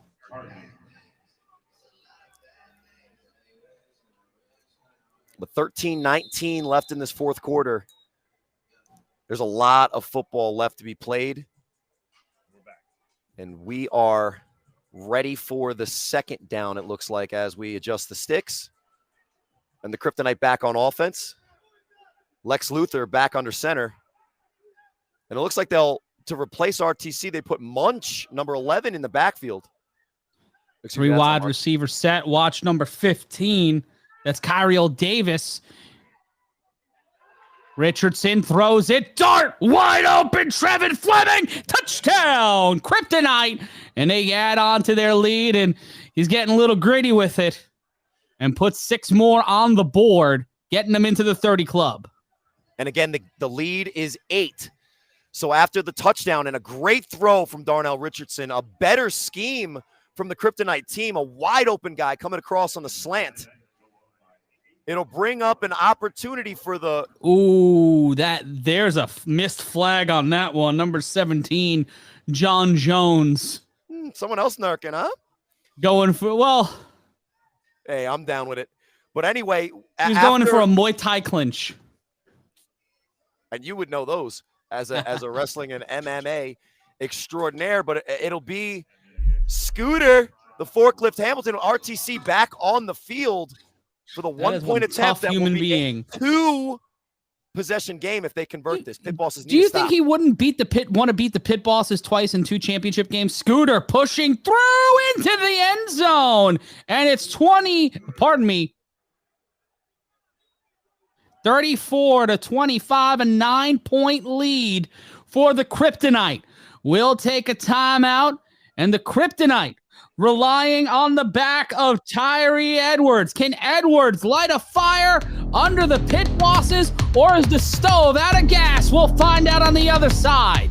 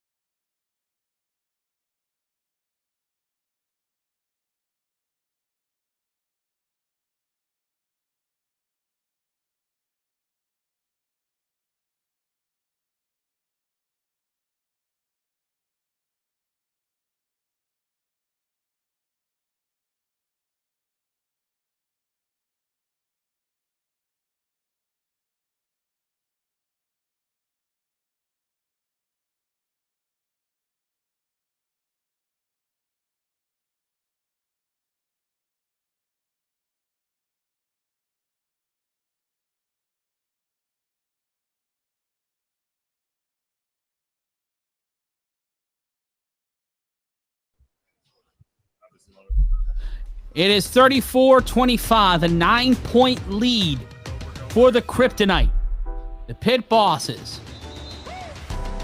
In 12 minutes and 41 seconds, will need to drive and then thrive against a Kryptonite defense that has gotten 3 turnovers and over 5 sacks on the day. The throw now caught by Edwards. Edwards will see the sideline, and he will find nothing but the end zone in front of him. Cuts the other 2 defenders, throws up the baseline. He needs to keep it moving. Touchdown, Pit Bosses. And after 3-on-1 return after 3-on-1 return, where we've seen Lavish T lighting it up but still not getting free, he tiptoes up the sideline, cuts it back, and waves goodbye, erases the score, and it's back to a 1-score game with 0 time off the clock. Welcome to the A7FL, and that, my friends, is the 3-on-1 throw-off, the most exciting play in professional sports. This has been one of the best, and we've called some humdingers this fall brawl, and the 2022 playoffs might have been the greatest playoffs in A7FL history, in my opinion.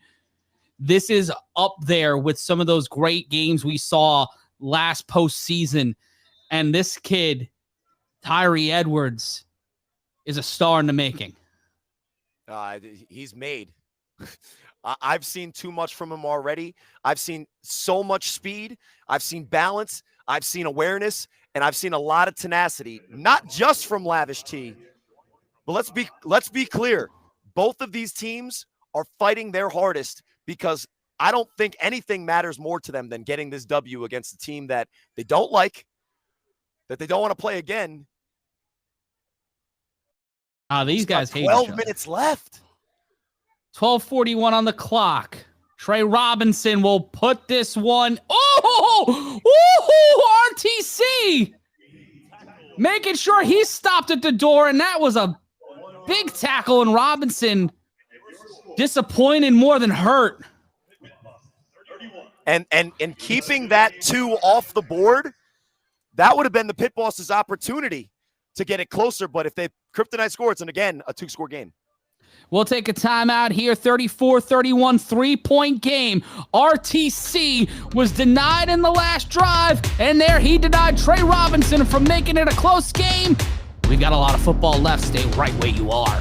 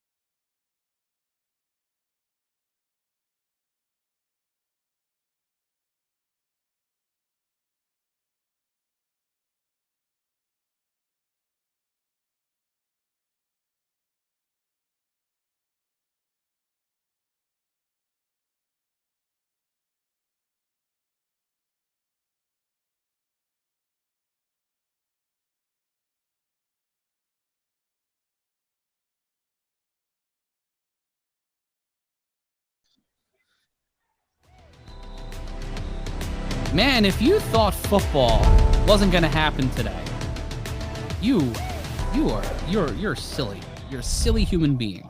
Because who needs a skills competition? Who needs flag football when you got the real thing right here, live and in living color on the Silver State Sports and Entertainment Network? I'm Matt Ryan, joined alongside Corey Hammond, Big Rob Fabian, also with us on the broadcast. But Corey, this last play from Tyree Edwards, this kid can go. And him and KJ Burrell have turned this into a horse race. Has Las Vegas become the #1 division for 3-on-1 throw-offs?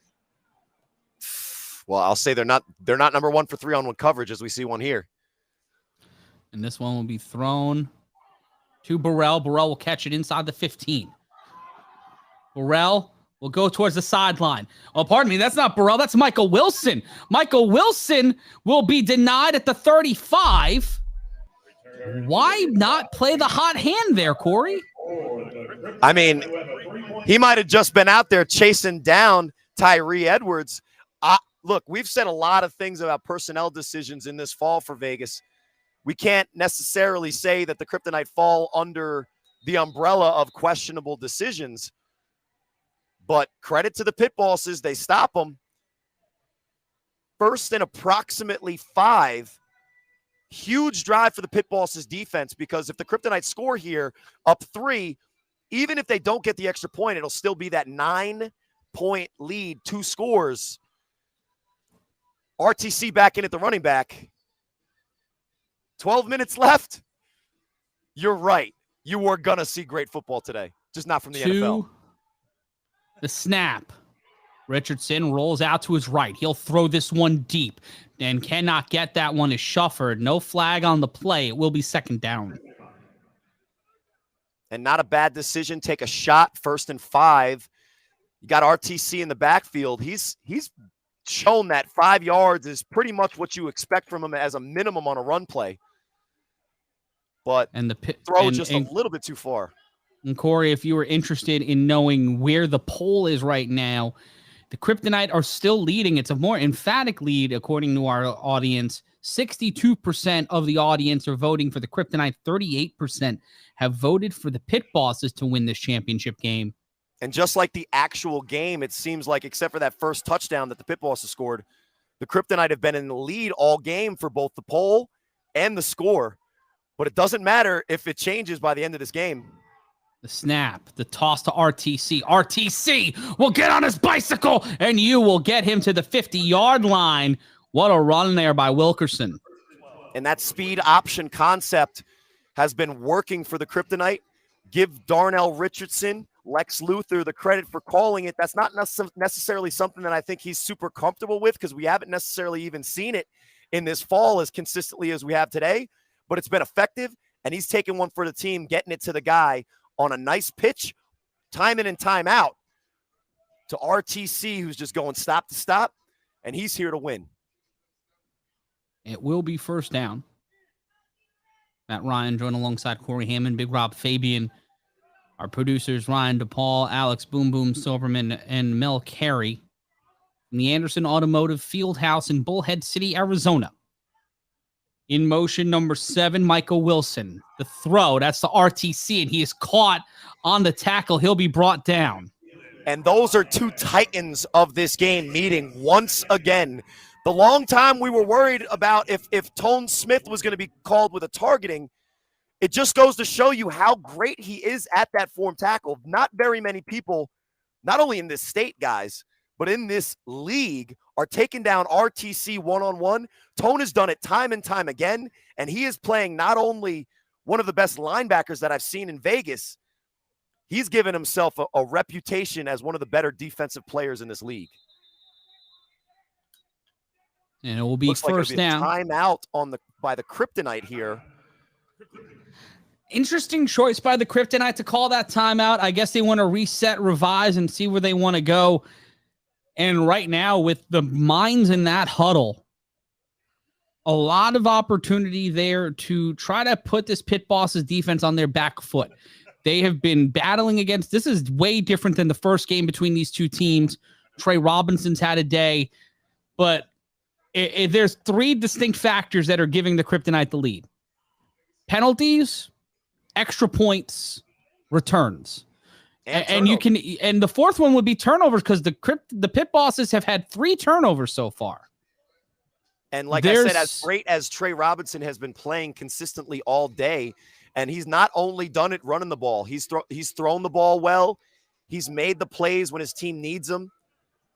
It's just really tough. Those 3 turnovers at the end of this game, we're going to look back on and say that what could potentially have been if those aren't turnovers and they force the Kryptonite into harder offensive sets. And we'll see Wilkerson set up. Number 18, Brandon Schwenk, will be a tight end. He's an eligible receiver. The snap, Richardson faces pressure, tipped up and intercepted by number 4. That's Anthony Smith. Toad Smith saves the day for the Pit Bosses on defense. And with 3 points, they find themselves in some great territory. Number 4, and if that targeting call would have stood, that play may not have happened. Well, good thing we were the ones responsible, Matt, to making sure it wasn't. But how often can you say that a defensive player single-handedly is keeping his team in the game? That could be backwards. And that's knocked down, and he gets dropped all the way at the 45, going the wrong way. A flag on the play. We'll see what this is. Tensions are running hot, and this fourth quarter, as long as this game has been, this fourth quarter is far from over, and every single play, the intensity is ramping up. The building is not rocking from the sound, but from the tension in the air that you can cut with a knife. And we talk about dry heat.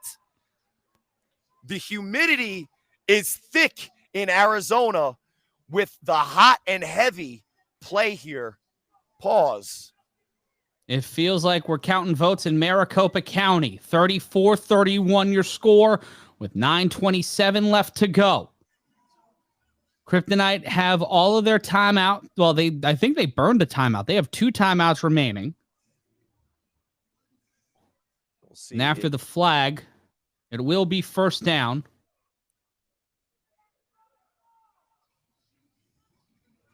It will be set. That will be on the Kryptonite. After a great play on defense where they were able to get Carter down on the swing pass, the penalty gives the Pit Bosses movement. But again, as great as it looks right now for the Pit Bosses, they're still down. There's still plenty of time in this game. And that their inability to convert those conversions, either the 2 or the 1 points, make this drive, even if they score. This feels like a game that should be played next Sunday, oddly enough, in Arizona. Yeah. The snap, Robinson rolls out, and he will cut down the field. He will get through the blocker and drop number 0, Jarrell Patterson, for the first down. He is that man, and he will get the first down, and it's 1st and goal for the Pit Bosses as they try to make something happen here with the clock winding down.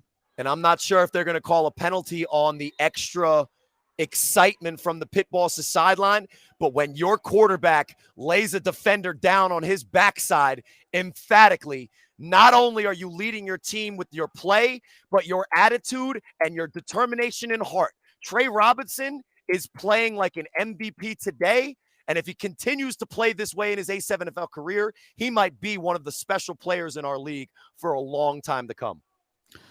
34-31, and I can't wait to see these guys play against the East Coast.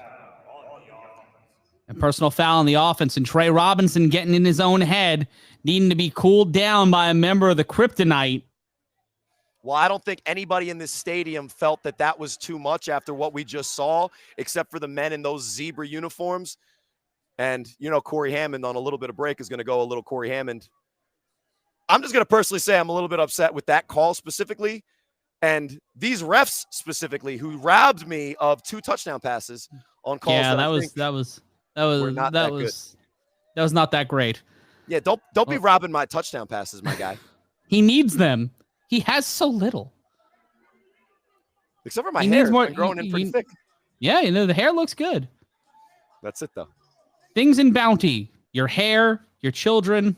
And sacks on me today in our previous game, which, to be fair, A7FL family, I personally apologize that you had to watch that. Shout outs to the Dream Team who came to play for sure.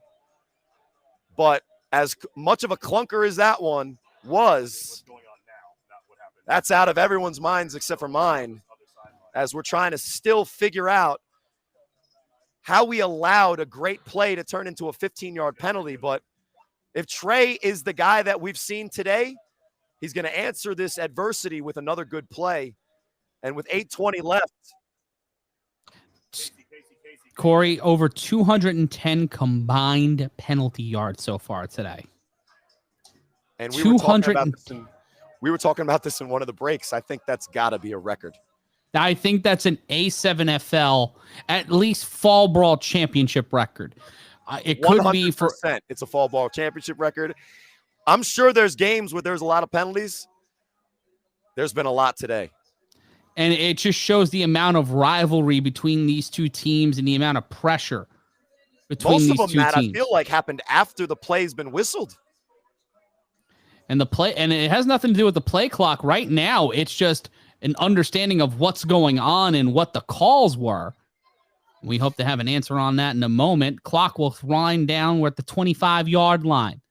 1st and 25 after the penalty. 3 on the line.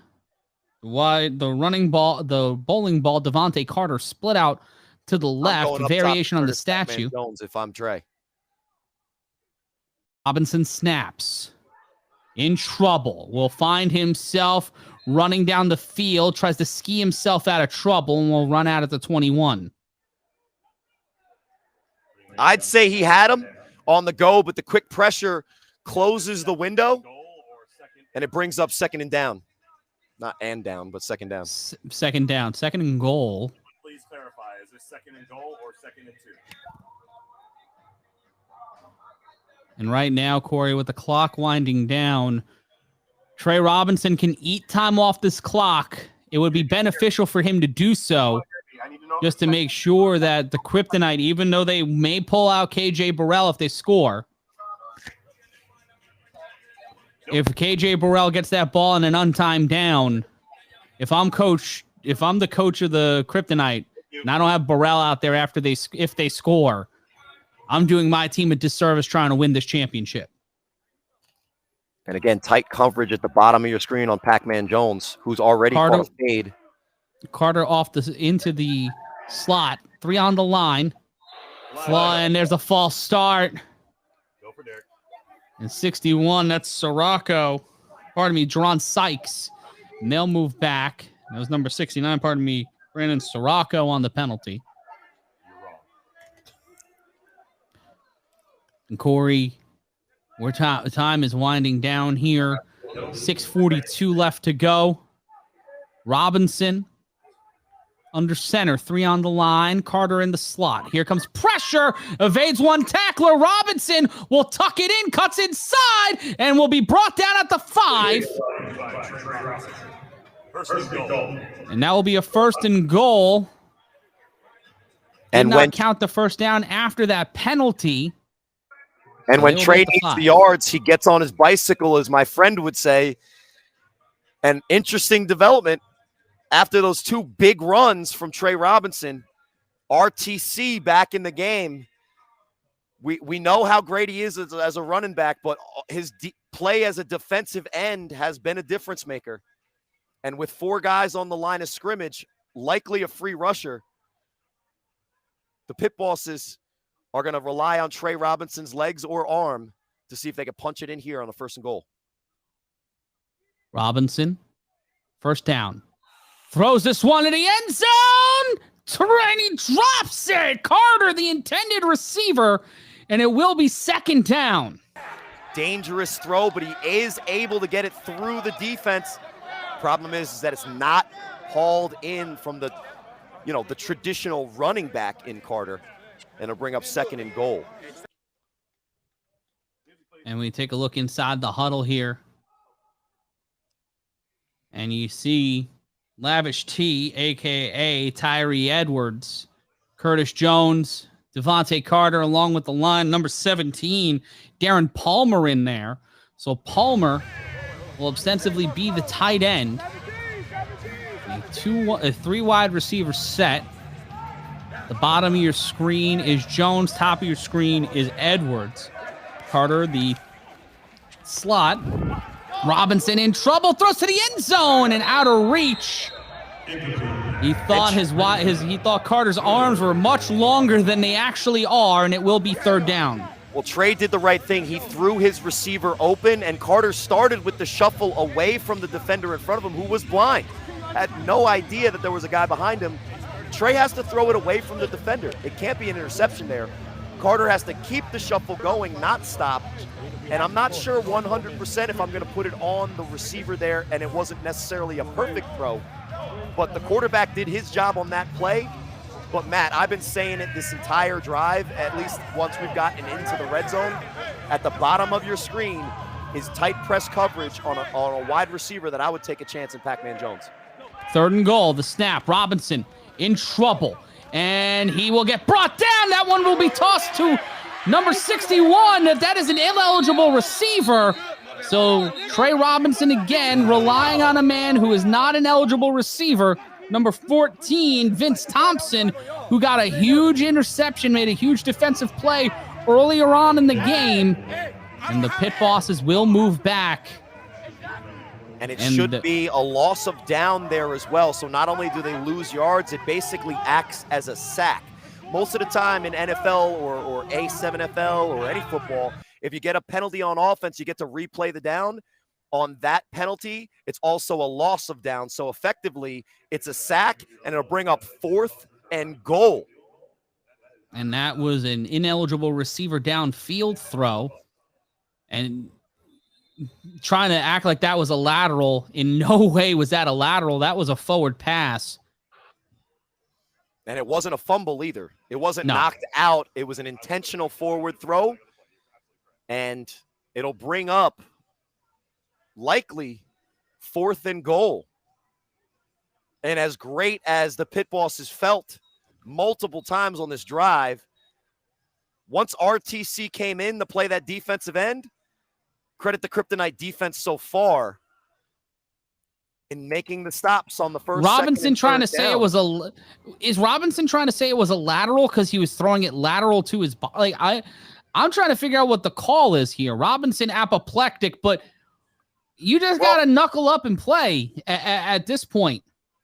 He obviously doesn't have a point to make, but as we've seen time and time again in this game, every single player on both of these rosters is going to do everything they can, whether it's with the play, whether it's arguing the call, whether it's with a little bit of extracurriculars after the play. But regardless of what we talk about or what is said, we all know what happened. Jerron Sykes, as many catches as he's had this season with the 61, which has to be a record, it's been Justin Shepard, number 17. Darren Palmer, number 17, who's the eligible tight end and not. Yeah, they're trying to see who is the eligible receiver, because only one can come off the line. Kelly, I need that explanation, please. And it will be a decline penalty to bring up 4th down. And the intensity is ramped up with every single play, even from the beginning of this game. Trey Robinson has played. And if it weren't for the adjudication here, Robinson would be on the field trying to make something happen on 4th down. It has been every single call has been what feels like an argument, and there has to be subpoenas signed from one of the sidelines. Well, Coach Bartley is making sure his voice is heard. Last time he was that far out onto the field, it was Mrs. Bartley who had to make the play. He didn't raise his hand to say that he was the declared receiver downfield. So Shepard was technically the eligible receiver because he was the eligible receiver on the last play, and there was no indication that there was any change. So unless there has to be and this coming in from Ryan DePaul into my ear, you have to raise your hand to indicate you're an eligible receiver. That is the rule. There was no eligible receiver indicated for a tight end. For the tight end position in the A7FL, you have to indicate with a show of your hand that you are the eligible receiver. We see it every play, every drive, every game in this league. And we're looking at it again to break this down like it's the Zapruder film. Matt, we've seen plays like this decide games where there's no clear indication that he's a lineman, he's a receiver or a tight end. And if no one declares, then no one is eligible. So it's not a situation where if Palmer, number 17, didn't raise his hand, then that makes somebody else eligible. That's not how that works. That's not how any of this works. If you aren't declared as eligible, the defense doesn't know to cover you, and you cannot then sneak around as if it were, I don't know, a 9-man, everyone's eligible flag situation, and you just throw it to a random guy running downfield. So all of the conversation here is all for nothing. It's all for nothing. It's basically this game has been great football nonstop, and all of this talking has just added to the intensity within each play. But what we all want to see here is this 4th down try after the penalty, and it's there has to be a clear indication. And Kelly Hurst out there. Yeah, there has to be a clear indication because we have representatives on both sidelines to basically act as communicators and also to radio back and forth to the booth. This is, to be quite honest, a clear-cut call. We'll take a look at it again. There is no indication. He points at Justin Shepard. That's the only hand movement number 61 makes. Jerron Sykes. And there's no indication. It'll be 4th down. Robinson will have to get it in from the 15. 4th down. The snap. Throws it. Caught! Touchdown, Pit Bosses! They take the lead. They adjudicate. They get the head top. And what a play from number 5. That is Daniel Packer looking to pack up the kryptonite. And Daniel Packer has made a lot of plays on defense this fall. He's had a lot of people make plays on him at times. But you know what? When it matters most on 4th and goal, he goes up there, makes the play, brings it down, and congratulates his team on the sideline. 3-point lead for the Pit Bosses. But they need to score the conversion. Well, there's still time on the clock. The Kryptonite have timeouts plus the 2-minute warning. And on top of that, KJ Burrell in their back pocket. Well, and the way that we're at now, even if the Pit Bosses are able to convert this 1-pointer, it'll be only a 4-point lead. And Robinson throws it out of reach. And it's an incomplete pass. And it'll be time for the 3-on-1 throw-off. We'll ride with you to the end of this one. We will stay live until the end of this game. I'm Matt Ryan, joined by Corey Hammond. Matt, it is KJ Burrell out there. They make the right call. And the Pit Bosses are all alerted to it. They know who's out there. They know who they're against. And there he is, ready to go. KJ Burrell has taken it to the crib twice today. He has got 2 house calls. 37-34. 2 minutes and 45 seconds left to go. Rob Fabian working for the weekend. I'm Matt Ryan, joined alongside Corey Hammond. Caught at the 15. Burrell will cut up the sideline. He'll get past one defender. He'll get past another. KJ Burrell looking to light the lamp. And with no time off the clock, the Kryptonite take back the lead. And they get it to 40-37. I don't think anything needs to be said. I don't think anyone needs to go and bloviate. I'm full of hot air. You guys know what just happened. You're witnessing greatness. You are witnessing the birth of one of the best performances. Look, he's got an interception. KJ Burrell. 3 touchdowns and INT. In a game where the Kryptonite, a team that has been dominant this entire He's got ball, over 200 return yards. Without any seconds off the clock, Matt, KJ Burrell has completely erased multiple amazing plays from Trey Robinson and the Pit Bosses. And with a 3-point lead, here's Scooter. Scooter looking to make it 41-37. Scooter will scoot it, and that will be incomplete.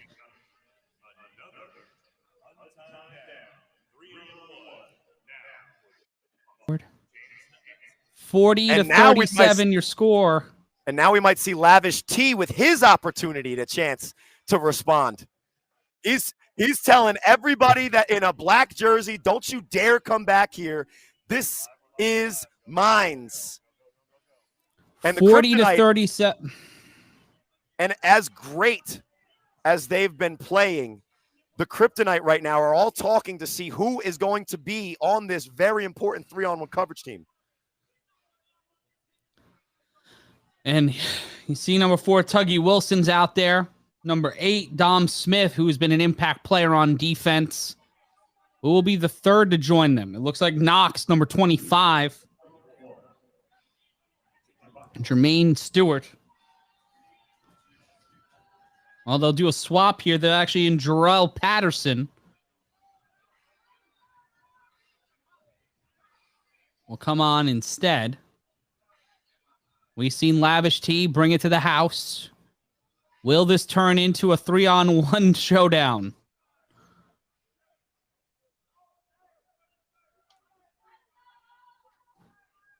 And this one will be thrown up by Knox.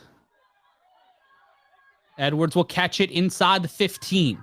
Edwards will evade one defender. He will get past another, and Tyree Edwards will take this one to the house, and the Pit Bosses will get the lead back. Icarus flew to the sun on gossamer wings, and the Kryptonite had their lead taken away just like that. The Pit Bosses making it so it just keeps happening. It's 43-40. And let's be clear. These two returners aren't returning against guys that are not capable of making plays. When other guys are out there, it looks different. Lavish T, KJ Burrell, they've just entered their name into the list, the short list of best 3-on-1 returners in this entire league and the entire world playing A7 football. And I need everyone within the sound of my voice right now, whether you're watching this on TV, YouTube, A7FL.TV, text everyone you know. I don't care what time it is. You are watching some of the greatest football in A7 history, one of the wildest games in A7 history. It's 43-40. And before that, KJ Burrell on the day, 251 yards, 3 touchdowns off of returns.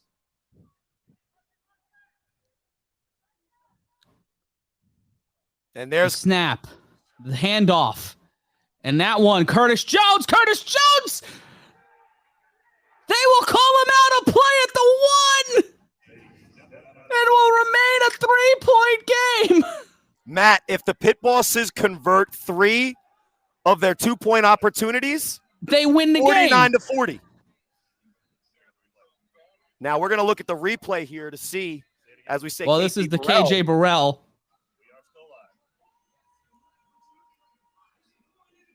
And he gets the ball back now, and here's Tyree Edwards.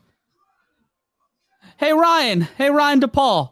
For YouTube, can we just put up all the 3-on-1 touchdowns from this game as a YouTube clip? Rob Fabian asking me in the chat, Matt, what the F? I don't know, bro. I don't know what's going on anymore. It's after midnight in the East. I am very tired. There's 2:45 left to go in this game, and I have not eaten in 12 hours. And if you thought you've seen some excitement, there's still 2:45 left, and Guess It's who's an about to get untimed the ball in his down. hands? KJ Burrell is about to get it, and here we go with another 3-on-1 throw-off. Burrell will get it. He'll get past the first defender. Will he get past the second? He gets through number 5. He cannot, and he will be brought down emphatically by Daniel Packer. Another clutch play from Daniel Packer. That tackle is huge because it's literally the first one we've seen on a 3-on-1 in 3 attempts. Oh, 2 attempts, excuse me. 2 attempts, yeah. But the Kryptonite down 3. Some people are saying this isn't great football. Some people are saying this isn't great football. If you're not having fun watching this game, if you're not having fun watching this game, if you're just hating on a fun time with some football, come on, guys. Come on. You can have some fun. The snap, Richardson fakes the throw back to RTC and will be brought down at the 36. He's already fumbled on that speed option. He's holding it a little loose. Watch out for Tone Smith, number 4. If he forces a turnover here, it could be game over. And the 2-minute warning upcoming. Those timeouts earlier in this half are huge now, as here's the 2-minute warning. 2 minutes.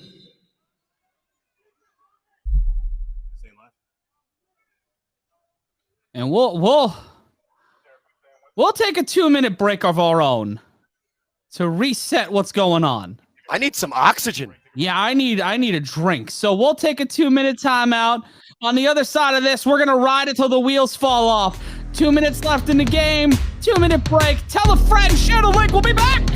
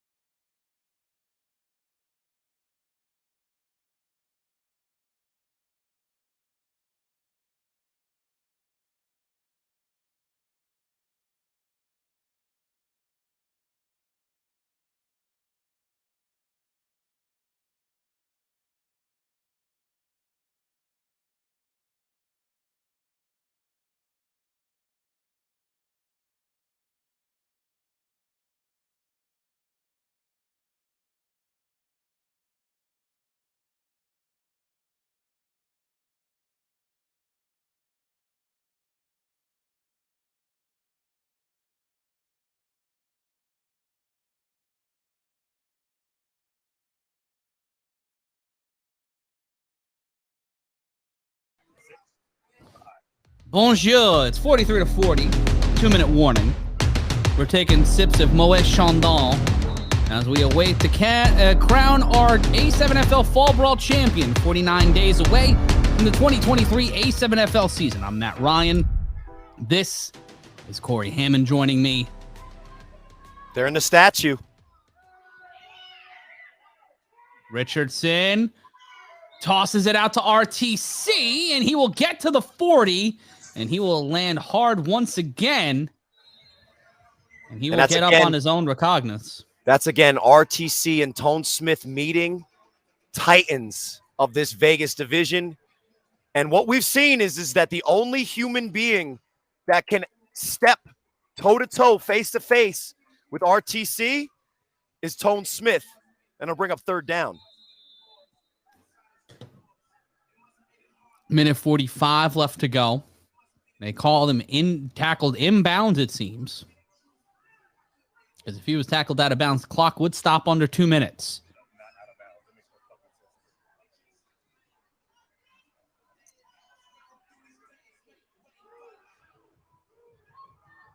We'll try to get an official timeout count as well. 3 on the line. Looking to pressure 4. The handoff to RTC. He runs over Toad Smith, and he gets some movement and a flag on the play. That's a bit of revenge for RTC. He's not barking like he promised us he would in the regular season matchup on our 3-on-1 podcast that you can find on Spotify and Apple Podcasts. But let's see what the penalty is here. Personal foul on the defense. So when the Kryptonite need it most, they go to the go-to guy other than the 3-on-1 returners, which is the Zebras, throwing the yellow. And at this point, Matt, it's got to be a record. And the clock has stopped running. We need a reset of the clock. It's a minute 11 officially left on the clock. A minute 11 on the official clock.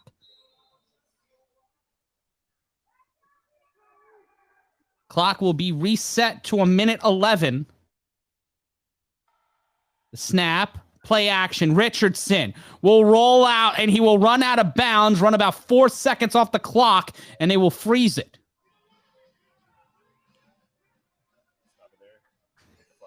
.106 left to play. It took 5 off the clock. And what's interesting about this Kryptonite offense today is I think they've been trying to find more on the ground than they've traditionally done this fall. But with 1 minute left, really, Matt, it's going to have to be, in my opinion, Lex Luthor likely finding Munch, number 11, who will be at the bottom of your screen if they're going to win this championship. On the 32, Richardson snaps. Throws, caught, and no, that's incomplete. They call out it, of the hands. Incomplete. And for Shufford, that actually, for the Kryptonite, that might be the best thing to have that one incomplete because the clock would have continued to run there. But Darnell Richardson, frustrated in the huddle. He's upset at himself. He's upset at the call. And he's lucky that the refs, who have been really happy to throw flags, did not see him just spike it there. And, of course, Corey Hammond's narking with 1 minute left. Matt, you were talking about the winner of this game faces the Force in week 1. And just to make our friend Coach Mac super happy, nope. Regardless of the outcome of this game, this is the rematch that I want to see week 1. I want to see both of these teams play the Force. I want to see what happens. This play action. Richardson rolls to his right. Throws this one. Caught by RTC, but he can't hold on to it. And it will be another opportunity here for the Pit Bosses to get a stop on 3rd down. We see this, a beautiful setup. Just, pardon me, will it be 3rd down or 4th down? It looks like on the sticks, it's saying 4th down. So it'll be 4th down. The Kryptonite need to get to the 20-yard line with this fall rule. And as great as the play right before the ball reached the potential arms of our chicken nugget dunking favorite running back. Timeout called. Not a lot of time left, Corey. With the time we have left, what is it that the Pit Bosses need to do to get a stop? And what do the Kryptonite have to do to get it? 48 seconds left to go after the timeout. The pressure that Lex Luthor has been facing all day has forced him to miss throws that we've kind of come accustomed to as RTC and Knox are, describing how they're going to block downfield. But one of the things I mentioned earlier in this game, Matt, before this game even started, is what the Kryptonite have not faced is this do-or-die situation this entire fall. They have not been in a situation that has even close to humbled them. But now down 3, 12 yards they need right now to even get the first to continue an opportunity to potentially tie this game. It'll be 4th down.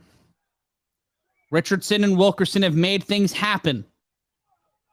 The presumptive favorites to win today's game. Richardson in trouble. Throws it intercepted. Then Sirocco slips, slides, and will he pick six? No, he will be stopped inside the 5.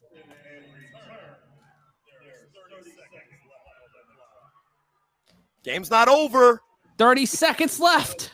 As crazy as this game has been, as action-packed as this game has been, as many beautiful plays, as many amazing plays, as many mistakes as we've seen, the pit bosses better take care of the football. But right now, in a situation where they were looking for revenge, the fans at home all they just lost one of their key offensive linemen because Sirocco tried to take that one to the crib. Well, with 30 seconds left on the clock here, and we saw what happened the last time. And we saw the last time they were in this territory and the penalties that cost them. Robinson has to be a leader here, and he has to drive the point home. But with 30 seconds and KJ Burrell returning the ball for the Kryptonite, anything can happen. So, Matt, are the pit bosses who we thought they were? Or are they who we thought they were before we thought they were who they thought they were? We're 30 seconds away from answering that question, and they will kneel down here. And there's no signal from the ref that there's going to be a timeout. And as the clock ticks down, people are shaking hands, Matt. The pit bosses have won the A7FL Fall Brawl Championship. After a back-and-forth heavyweight battle, they have won in Bullhead. They will walk away with the 43-40 victory. Coach Bartley finally gets his A7FL championship, but it's got 49 days. It's worth 49 days. Because on March 26th, we reset the clock. We started all over again. The pit bosses will be riding high, but on March 26th on A7FL.TV, everybody is 0-0. The quest to July in the championship game, the biggest national playoff in A7FL history, the biggest year in A7FL history, will find its way into the Valley of the Sun. But for now, we'll take a quick timeout, and when we return, we will actually, you know what? We're going to head on out of here. The pit bosses get the victory. They win this one 43-40. And we say for the final time, for Corey Hammond, for Big Rob Fabian, for all of us here at the A7FL, we thank you for joining us. And we thank you for riding along with us. We will be back on March 26th. Until next time, so long. Nation, you're on notice. Vegas is here. Vegas is here.